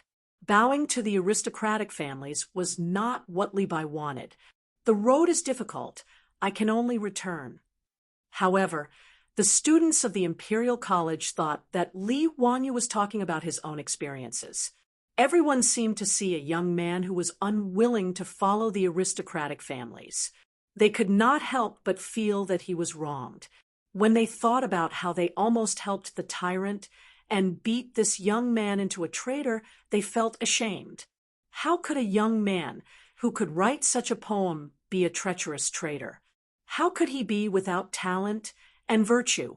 Originally, they thought that Li Wangyu was only 16 years old, but he was invited by the sage to be the crown prince's teacher because Li Wangyu flattered the sage. Now, it seemed that they had wronged him. With Li Wangyu's talent, not to mention being the crown prince's teacher, even coming to the Imperial College to teach the Imperial College's students was more than enough. What was even more embarrassing were the disciples of the aristocratic families. Previously, they had been saying that Li Wangyu had no talent and no virtue, that his previous poems were plagiarized, and that he was fishing for fame. In the end, Li Wangyu threw out 10 masterpieces without a word. This made the words and actions of these aristocratic descendants to encourage the crowd just now become as laughable as clowns in a comedy show. "Everyone, are we still going to the Vermilion Bird sect?" A student suddenly asked, causing everyone to look at him as if he was an idiot. F***CK, your sister. Are you going to embarrass yourself? A scholar from the Wang clan of Taiyuan tore the paper in his hand into pieces and roared, "I don't believe it. I definitely don't believe that this was written by a 16-year-old young man. He must have plagiarized." His angry words caused the Imperial College's students to look at him with disdain. Plagiarism? Why don't you copy it for us to see? How could someone who could write such a poem be someone else's weapon? Actually, he didn't believe these words himself. After roaring, the Wang clan's student angrily separated the crowd in front of him and ran out of the Imperial College. Many students from aristocratic families followed closely behind. They all needed to rush back to their families to ask how to deal with this matter. Before these aristocratic descendants could return to report, the matter had already spread throughout Chang and city. This was because at this moment, there were 4-wheeled carriages running past every square in Chang and city, continuously scattering the Zio's compilation that they had seen just now. Li Wangyou's name, today, had become a hot topic in Chang and city. In fact, the Wang clan of Taiyuan really didn't wrongly accuse Li Wangyou. Li Wangyou really did plagiarize the poems. However, he only copied the poems of the big shots of the later generations. There were 300 poems of the Tang and Song dynasties, and there were many poems in his mind. Originally, Li Wangyou would have taken the initiative to plagiarize the poems of the big shots in a high-profile manner. He was forced to throw out 1 or 2 poems to deal with the task. However, yesterday, when he learned that the aristocratic families had actually mobilized the scholarly community to attack and discredit him, Li Wangyou couldn't care less. He could only walk his own path and leave the big shots of the later generations with nowhere to go. He and his beautiful boss discussed for a long time and felt that if he wanted to resist the pressure of the aristocratic family's public opinion, he could only display his talent in a high-profile manner. However, the Tang dynasty wasn't like the later generations, where one could post videos on Weibo and TikTok to quickly accumulate popularity. There were also no newspapers or media outlets to use. How to quickly display oneself was a problem. Li Wangyou couldn't help but sigh and say, "Sigh, it would be great if there were newspapers. They could pay for an exclusive interview or something. The effect would be great." Su Chongqing couldn't help but roll her eyes at him. "Newspapers? Do you want to go on TV? If there were newspapers, would you have the chance to plagiarize 300 poems of the Tang and Song dynasties?" After being rebuked by his beautiful boss, Li Wangyou could only touch his head and smile foolishly. He thought of the flyers and small advertisements he often distributed when he was in college and couldn't help but have an idea. He couldn't do newspapers. After all, there was no movable type printing in the Tang dynasty. Although Li Wangyou and Su Chongqing both knew a little about the principles of movable type printing, they couldn't do it without spending time experimenting. However, there was no problem with using engraving printing to print flyers or something. He could completely print and distribute the poems he plagiarized on a large scale to prove his innocence. Li Wangyou, who originally didn't want to be famous, now realized that in the Tang dynasty, fame was also very important. Wasn't the reason why the aristocratic families could compete with Pai Lupi in such a high-profile manner because of the fame they had accumulated over thousands of years? If Li Wangyou was a famous scholar like Yu Shernan or Kongingda, would the aristocratic families dare to smear his name? Li Wangyou's idea was supported by Su Chongqing. In the absence of effective dissemination channels, distributing flyers like the later generations seemed to be a good choice. After the two discussed the details, they decided on the plan to spread their fame by distributing flyers. Li Wangyou immediately copied the poems and gave them to Niu Wu. He asked him to go to the county seat of Hu County and find a printing house to print them. However, to Li Wangyou and Su Chongqing's surprise, Niu Wu went to the county seat of Hu County and quickly returned with a piece of bad news. The printing house in Hu County didn't have the ability to print Li Wangyou's flyers because no one had ever heard of engraving printing. Li Wangyou was stunned for a while when he heard this. Then he slapped his head. "Damn, I forgot. Not only did movable type printing not appear in the beginning of the Tang dynasty, but engraving printing wasn't even invented yet." Chapter 254. Li Wangyou had also forgotten that books in the early Tang dynasty were still handwritten. Engraving printing did appear in the Tang dynasty, but it was only the second year of Xinguan, so there was no engraving printing. Li Wangyou remembered that the earliest record of engraving printing was after Empress Zhangsun passed away. In grief, Pai Lupi ordered people to use engraving printing to print out Empress Zhangxuan's female principles. However, that was 10 years after Jingguan. In the Tang dynasty, there were many poor scholars who relied on helping people copy books to earn a meager income to support their families. Because of this, it was very difficult for books to spread. The reason why the aristocratic families were able to obtain so much political power and influence was also greatly related to the value of books. Books represented knowledge, and the aristocratic families that monopolized knowledge were naturally able to obtain many benefits from it. The reason why the aristocratic families disappeared in the river of history at the end of the Tang dynasty was not only related to the prosperity of the imperial examinations and the large-scale massacres of aristocratic families in the Huangqiao uprising, but more importantly, with the development of printing, books became cheaper and cheaper. The large-scale dissemination of knowledge caused the aristocratic families to lose their monopoly. The bookstores in the Tang dynasty should be called copying bookstores. The owners of the bookstores hired poor scholars to copy books and sell them. These books that were manually copied were very expensive. Of course, there was also printing, but printing mainly referred to rubbing, which was to use stones to carve tablets and then make rubbing. It was because printing was not popular that there were no bound books in the Tang dynasty. Instead, scrolls were popular. Reading a book was like looking at a painting, which needed to be slowly unfolded. Every time Li Wangyu saw Guan Yu reading a thread-bound book on TV in the Three Kingdoms, he couldn't help but want to spit at the director. Did you transmigrate into the past as well? Where did the thread-bound books come from in the Three Kingdoms? Before the invention of papermaking in the Han Dynasty, it was bamboo slips and books. From the Han Dynasty to the Tang Dynasty, it was scrolls and books. After the invention of engraving printing in the Tang Dynasty, thread-bound books began to appear, which was the book style that the later generations were used to. Niu Wu went to the bookstore in Hu County and naturally returned without any results. Regarding this, Li Wangyu also had a headache.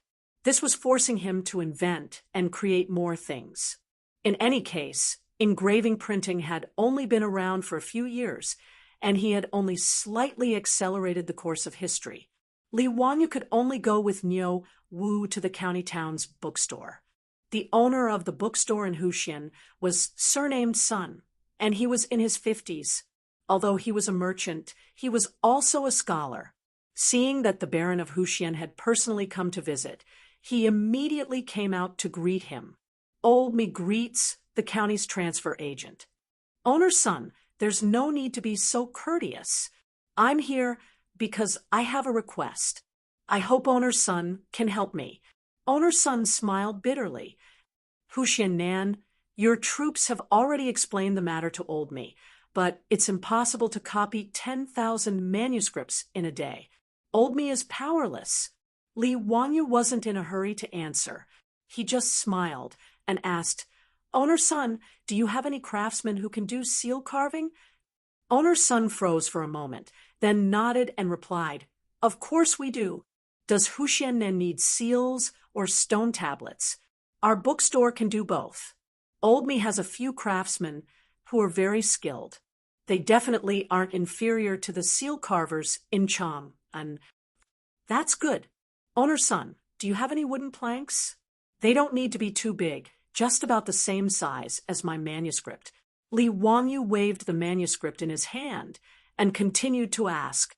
His question confused Owner Sun, but he had no choice but to cooperate. Of course we do. Huxian Nan, please wait for a moment. Old me will immediately send someone to fetch it. Not long after, a high-quality boxwood plank was brought over. Li Wangyu picked it up and looked it over. He nodded in satisfaction and said to Owner Sun, Owner Sun, please bring some paste. Owner Sun, who didn't know what was going on, could only do as he was told. However, he was even more confused. Just what did this Baron Huxian want to do? Li Wangyu didn't explain. He took the paste and carefully brushed a thin layer on the boxwood plank. Then, he carefully pasted his manuscript back onto the plank. The chien paper was very thin, and the ink could clearly be seen on the back of the paper. After pasting the manuscript back onto the plank, the writing was still very clear. After the paste dried, Li Wangyu smiled and handed the plank to owner Sunday. "Owner Sun, I'll have to trouble you to find a skilled craftsman to help me carve this plank. The words on it need to be carved in yang." Yang carving meant that the words would protrude, while yin carving meant that the words would sink. When printing, yang carving meant black words on white paper, while yin carving meant white words on black paper. At this moment, owner Sun seemed to have figured out something.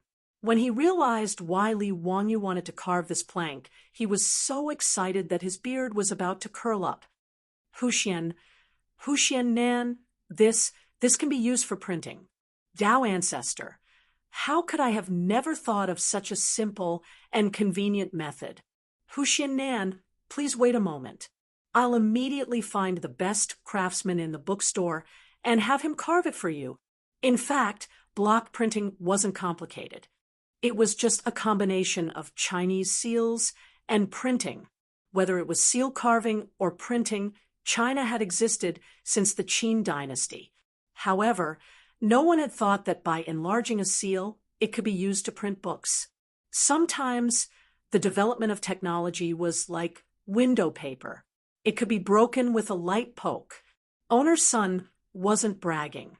The craftsman in his bookstore only used 2 hours to carve the boxwood plank. Moreover, the words were clear and the strokes were vigorous. At this point, owner Sun didn't even need Li Wangyu's instructions. He immediately asked the craftsman in the bookstore to prepare the ink and tools for printing. They used a roller to apply the ink evenly on the block. Then, they covered it with paper and gently brushed the paper with a brush before taking it off. A leaflet that was exactly the same as the one Li Wangyu had written before was printed. Owner Sun couldn't wait for the ink to dry. He snatched the printed leaflet and carefully examined it. He was so excited that his hands couldn't help but tremble. "It's done just like that. Is it really that simple? Dao Ancestor above. How convenient would it be to use this to print books?" The current Analects of Confucius had to be manually copied. Not only was it expensive, but it was also very slow. There were 20 chapters of the Analects of Confucius, with a total of 15,900 words. Even the most skilled copyist would need an entire day to copy it. Just now, he'd asked the craftsman in the bookstore to try printing with the block. Not only was it beautiful and the words were clear, but a craftsman could also print thousands of copies in a day. Although a block could only print a portion of the book's contents, he could carve many blocks and print them at the same time. In other words, if necessary, his bookstore could print thousands of copies of the Analects of Confucius in a day. Moreover, the price might be 1/10 of the original copy, or even less. After a simple calculation, the result left owner Sun on the verge of fainting. Happiness had come so suddenly. Chapter 255. With the engraving printing technique, the 10,000 leaflets that Li Wangyu needed were not a problem at all. He just needed to carve 2 more engraving plates and print them together. Owner Sun calmed down his excited mood, rubbed his hands, and looked at Li Wangyu uneasily. "Huxian Man, look at the engraving technique." Li Wangyu naturally understood what he meant. Li Wangyu did not value the engraving printing technique, so he just nodded indifferently. "I'll give you the engraving printing technique, but I have to print a lot of things these days." Before Li Wangyu could finish his words, owner Sun immediately patted his chest and promised, "Old me will only take the cost of the paper. The engraving, ink, and labor will all be borne by old me." "Huxian Man, what do you think?"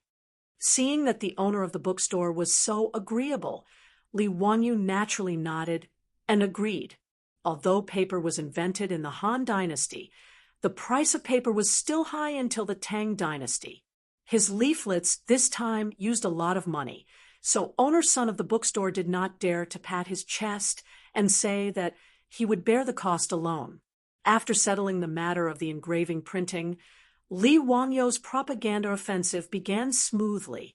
The next day, after getting the leaflets from the bookstore, Li Wangyou asked Niu Wu to send all the leaflets to the Shunfeng Express Carriage Company and use four-wheeled carriages to throw out a large number of leaflets. In particular, he asked people to send a large number of leaflets to the directorate of Ziban Square to vent his anger. That was why the previous scene happened. And what the 100 Horsemen Department reported to Pai Lupi was exactly this. Pai Lupi laughed and praised Li Wangyou's counterattack. Li Wangyou's move also stunned the aristocratic families. In an era where news was spread by word of mouth, they had never heard of someone who could print his own work on a large scale and then distribute it everywhere as if it did not cost money. Previously, they tried their best to smear Li Wangyou, but they could only send people to various markets in Chang and city to spread rumors. How could the effect be compared with Li Wangyou's generous leaflets? Yesterday, it was still widely known in Chang, and that Li Wangyou of Hu County was a lucky courtier. Today, Li Wangyou's Zio's compilation was being circulated all over the capital, making the aristocratic families even depressed. Their method of smearing their political opponents could be said to be successful, but they did not expect that Li Wangyou would stumble. None of the discerning people in Chang and city would believe the rumors that they had been spreading. If someone said that Li had no talent and virtue, they would be spat in the face. To be able to write such a poem, not afraid even if my bones are crushed, I want to keep my chastity in the world. How could he be a sycophant without virtue and talent? In an era when paper was still expensive and most people were illiterate, people naturally had a sense of trust for the words written on the paper. Even the illiterate residents of Chang and city kept the leaflets carefully when they got them. There were even scholars in Chang and city who held the leaflets and read it aloud while shaking their heads. The passers-by were amazed and talked about it. In the Peace House and the Hu People's Taverns in the West Market, there were immediately prostitutes who began to sing Li Wangyou's 10 poems, which made the guests in the brothel applaud. Li Wangyou's pamphlet did not have a single word of defense for himself. However, those 10 poems had made everything clear. They had also silently slapped the faces of those aristocratic families with loud slaps. In just half a day, the atmosphere of public opinion in Chang and city was turned around by Li Wangyou's leaflets.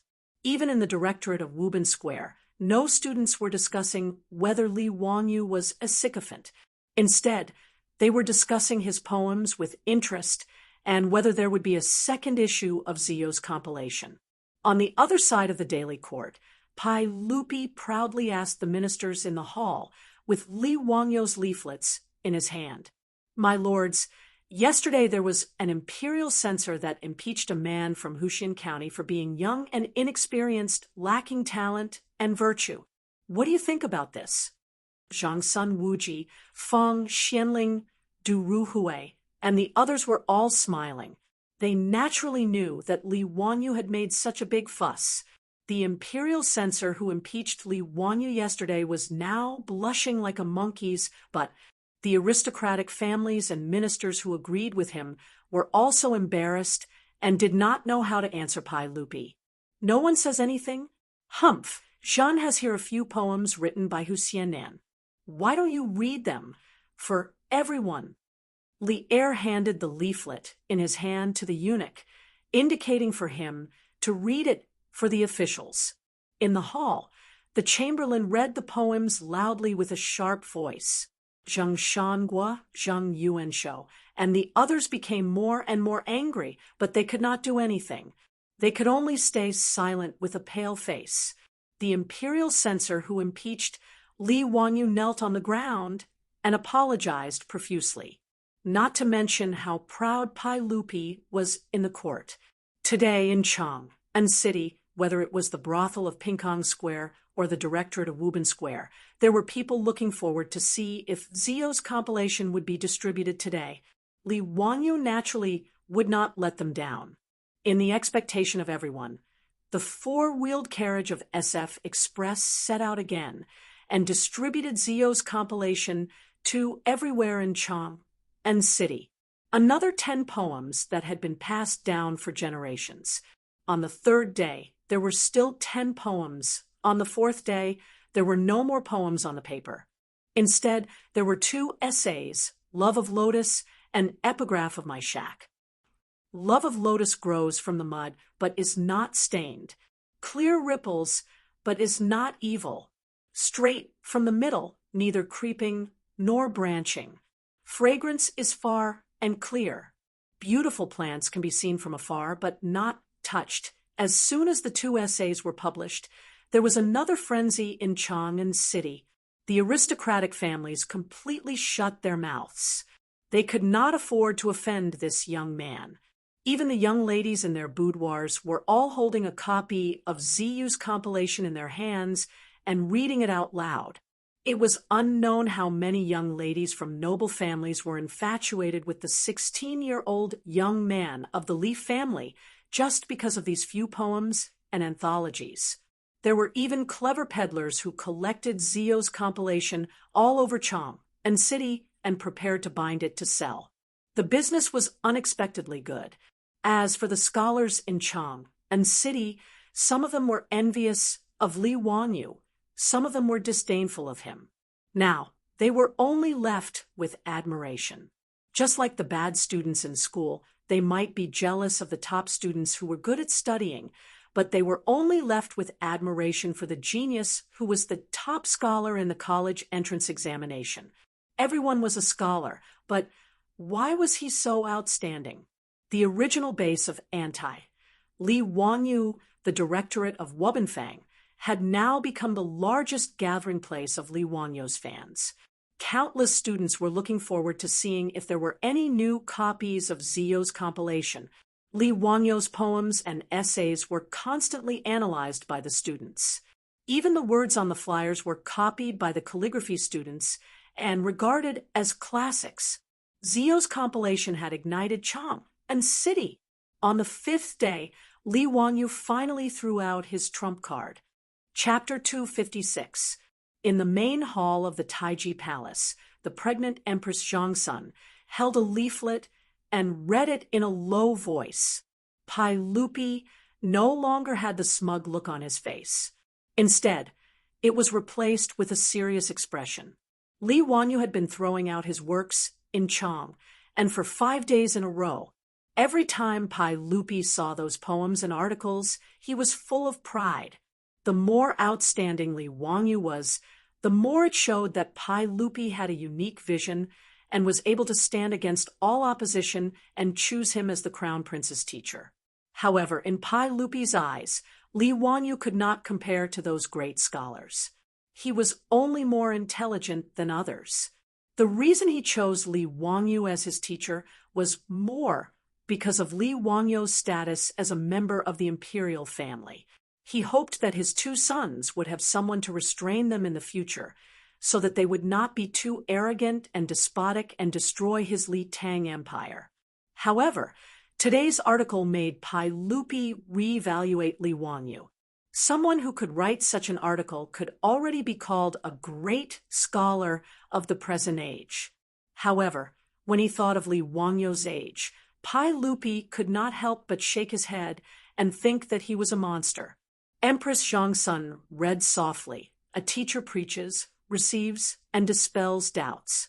People are not born with knowledge, who can be without doubts. Therefore, there is no high or low, no long or young. Where the Tao exists, where the teacher exists. The last article that Li Wangyu threw out was Han Yu's on teachers. Even in the future, this was an article that students had to memorize. However, in the ears of Pai Lupi and Empress Zhongsun, it was like a bolt of lightning. It shocked the most respected couple of the Tang dynasty to the point that they looked at each other and did not know how to evaluate it. After reading the article, Empress Zhongsun let out a long breath and said, leisurely, Erling, Zio is a great talent. You have chosen a good teacher for Chengqian and Qingke. Pai Lupi replied, yes, I didn't expect Ziyu's talent to be so outstanding. Ha! Maid Guanyin, you didn't see the expressions of those aristocratic family officials in the main hall today. They looked as if their fathers had died. How delightful! However, Empress Zhongsun's beautiful eyes flickered. Erling, Chengqian, Qingke, and Chang'e only go to Ziyu Manor to study for 2 days every 10 days. Isn't that too little? Pai Lupi paused for a moment before nodding his head. That's right, but it's too little. As the teacher of Chengqian and the others, how could Ziyu be so irresponsible? I think it would be best to visit Ziyu's residence every other day. I'm just afraid that Ziyu won't be willing. How dare he? Second young master, why don't we do this? In Lizheng Hall, the male and female lowered their voices and began to discuss. Far away in Dingzhou village, Li Wanyu couldn't help but sneeze a few times. His beautiful boss couldn't help but look at him with worried eyes. Wanyu, be careful not to catch a cold. It's fine. Someone must be saying bad things about me. Ha! Who knows how those aristocratic families are cursing me behind my back? Li Wanyu smiled proudly. His beautiful boss rolled her eyes at him. Are you proud now? You plagiarized so many poems and essays. Ha ha! I was forced to do this, wasn't I? Those big shots will understand me. Li Wanyu put his hands together and casually bowed towards the sky. Big shots. It's not that I don't want to give you a way out, but those aristocratic families are really pushing me too far. I'm also a victim. Please forgive me. Su Changqing couldn't be bothered with his antics. He only rolled his eyes at him to show his disdain. Li Wanyu suddenly thought of a line from the movie Charlotte's Troubles.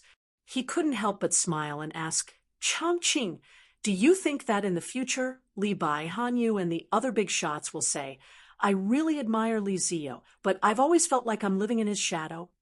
Ha ha! Su Changqing was speechless. He thought for a moment and replied, I don't know if Li Bai and the others will say that, but I'm sure that you'll be the person that the students will hate the most in the future. What do you mean? Why would they hate me? Look at the poems and essays that you plagiarized. How many of them are required to be memorized in the language classes of the future? Half of the book is signed by you, and they all have to be memorized and tested. Tell me, don't you think you'll be hated?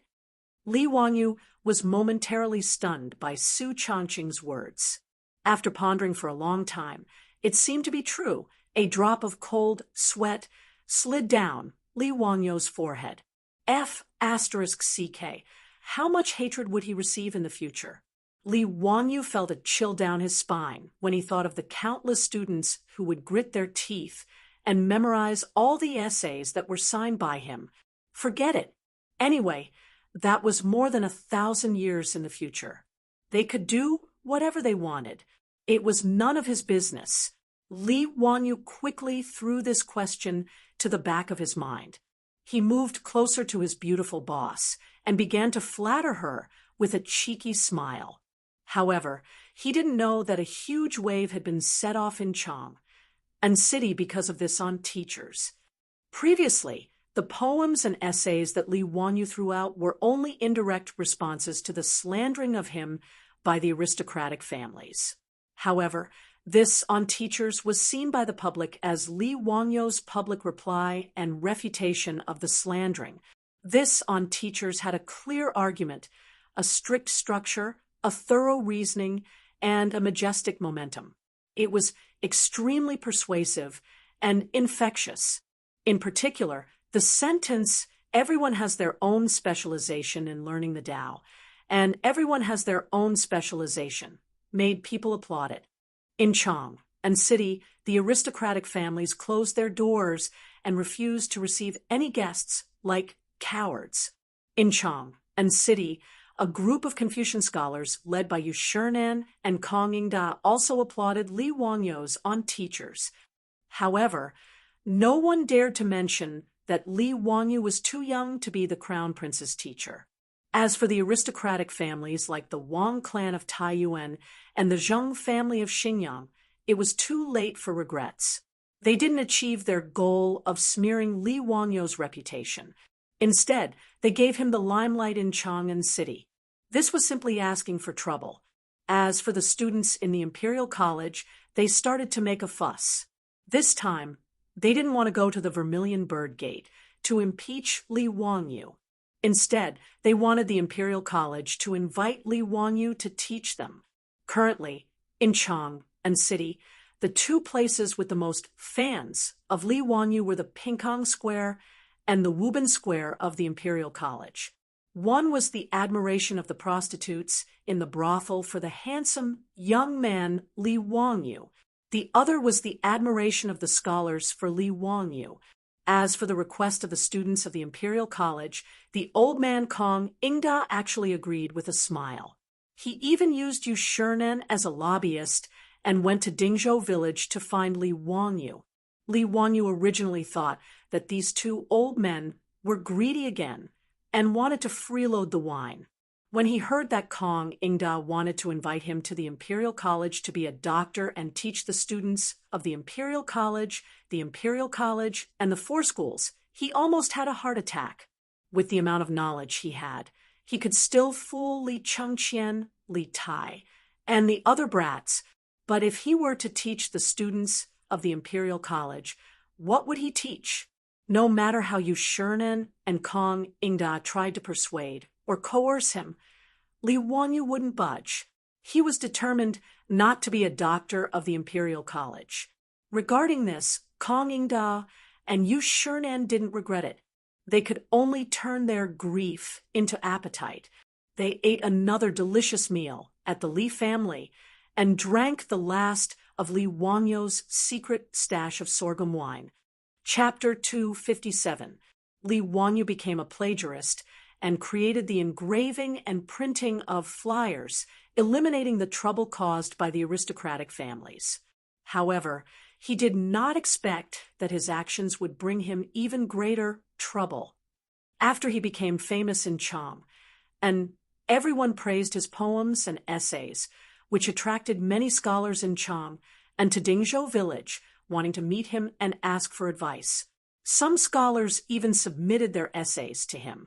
Li Wangyu was now the founding father of the country and was indeed qualified to recommend talents to the imperial court, but he did not want to be involved in such trivial matters at all. Originally, he was patient and received a few scholars who came to visit him. Later, he could not bear to be disturbed, and it was not good to close the door and refuse visitors, so he simply avoided them. He did not dare to return to his residence until sunset and the crowd dispersed.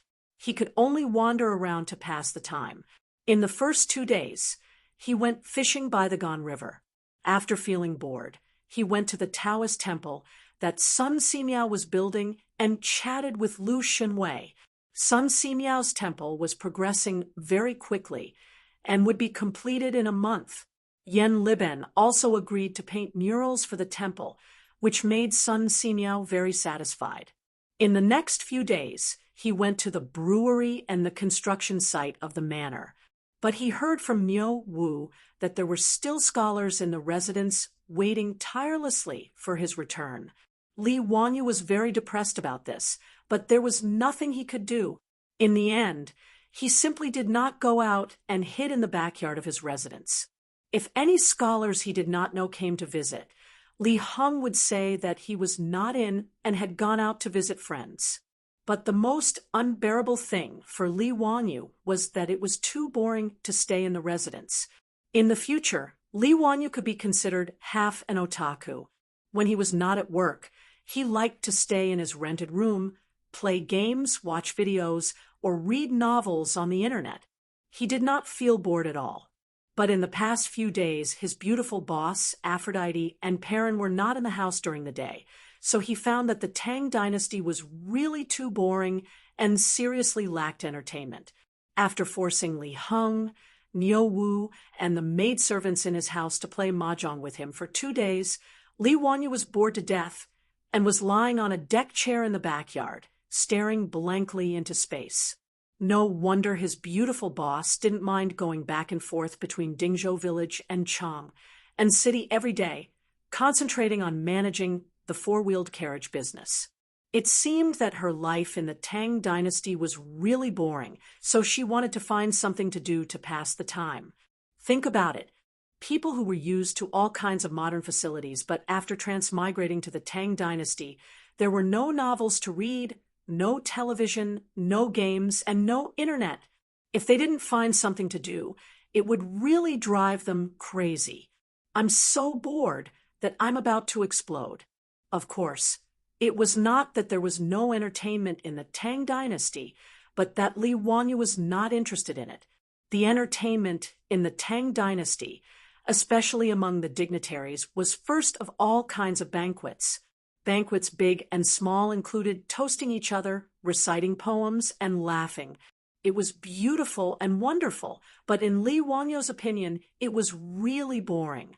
Next was listening to songs and watching dances, such as flower dances, sword dances, horse dances, lion dances, step dances, festival dances, entertainment dances.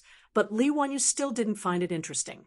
He was not even interested in the spring festival gala performances of the modern era.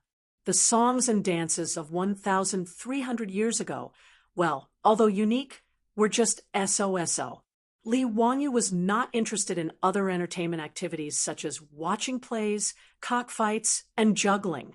The people of the Tang dynasty loved to see and hear. Therefore, Li Wanyu, who was lying on the deck chair, could only sigh and moan about boredom. The people of the Tang dynasty were really pitiful. They didn't even have novels to pass the time with. Of course, it was not that there were no novels in the Tang dynasty, but Li Wanyu couldn't understand them. He only knew a little about classical novels, which gave him a strange feeling like he was in a high school Chinese class. Reading that kind of novel was not entertainment at all, but self-torture. Thinking of novels, Li Wanyu began to ponder again. Should he simply copy a few more novels to enrich the amateur cultural life of the people of the Tang dynasty? Thinking about the 4 great classical novels, Journey to the West seemed to be suitable. However, Sun Wukong was a disciple of Taoism who was incorporated into Buddhism. If Sun Simiao and Yuan Tiangang read this novel, they would probably kill him, right? Forget it. I'm not afraid of this bad luck. I'll leave Wu Qingzhen to write it. Naturally, he couldn't write water margin either, not to mention that he needed to modify the background of the story. The key was to write a story about a group of rebels. If Pai Lupi read it, he would probably ask him to explain clearly who he was trying to rebel against. Dream of the Red Chamber was a good book. If he modified it and brought it to the Tang dynasty, it would probably make those scholar ladies love it to death. But the biggest problem was that Li Wanyu had never read Dream of the Red Chamber. In fact, it wasn't that he hadn't read it. Li Wanyu had indeed read Dream of the Red Chamber several times, but he had read the novel version of Dream of the Red Chamber. This was very awkward. After thinking about it, the only book that could be written was Romance of the Three Kingdoms. Li Wanyu also liked to read Romance of the Three Kingdoms and was very familiar with the plot of the Three Kingdoms. It was better to simply copy it in advance. On the one hand, it could kill time, and on the other hand, it could enrich the cultural life of the Tang dynasty. Thinking of this, Li Wanyu immediately sat up from the recliner and ran back to the study room excitedly. He ground the ink, picked up the pen, and began to write on the paper. The first banquet was the heroes of the Peach Garden Swear Brotherhood and slay the Yellow Turban Hero. It was said that the world was divided for a long time, and divided for a long time, Li Wanyu couldn't write anymore. After a long while, he threw down the writing brush and walked out of the study room gloomily. It wasn't that Li Wanyu had a conscience and was too embarrassed to copy Luo Guanzhong's novel, but that he couldn't memorize it at all. This wasn't the Tang or Song poems, which his grandfather forced him to memorize when he was young. The essays like Epigraph of My Shack were forced to memorize by his language teacher, but no one told him that he needed to memorize Romance of the Three Kingdoms. Romance of the Three Kingdoms was a total of 120 chapters and more than 640,000 words. Who would be bored enough to memorize it? Speaking of the plot of Romance of the Three Kingdoms, Li Wanyu was very clear about it. But knowing the plot didn't mean that he could write it into a novel, not to mention a novel in vernacular, which was beyond his ability. Li Wanyu felt more and more aggrieved when he saw a good opportunity to show off. Oh, no, to enrich the cultural and entertainment life of the Tang dynasty slip away from his fingertips. After his beautiful boss came back, he gloomily mentioned his failed attempt to copy Romance of the Three Kingdoms, which made Su Chongqing laugh for a long time. However, after Su Chongqing laughed, he also felt a little regretful. If only my phone still had battery. Nonsense! I know that I can listen to music and play games. I've already regretted it 100 times. Su Chongqing shook his head. No, I have a lot of novels saved in my phone, like the 4 great classical novels. Li Wanyu looked at her with disdain. Even if your phone can call back to the 21st century, it's useless. A phone without battery is worse than a brick,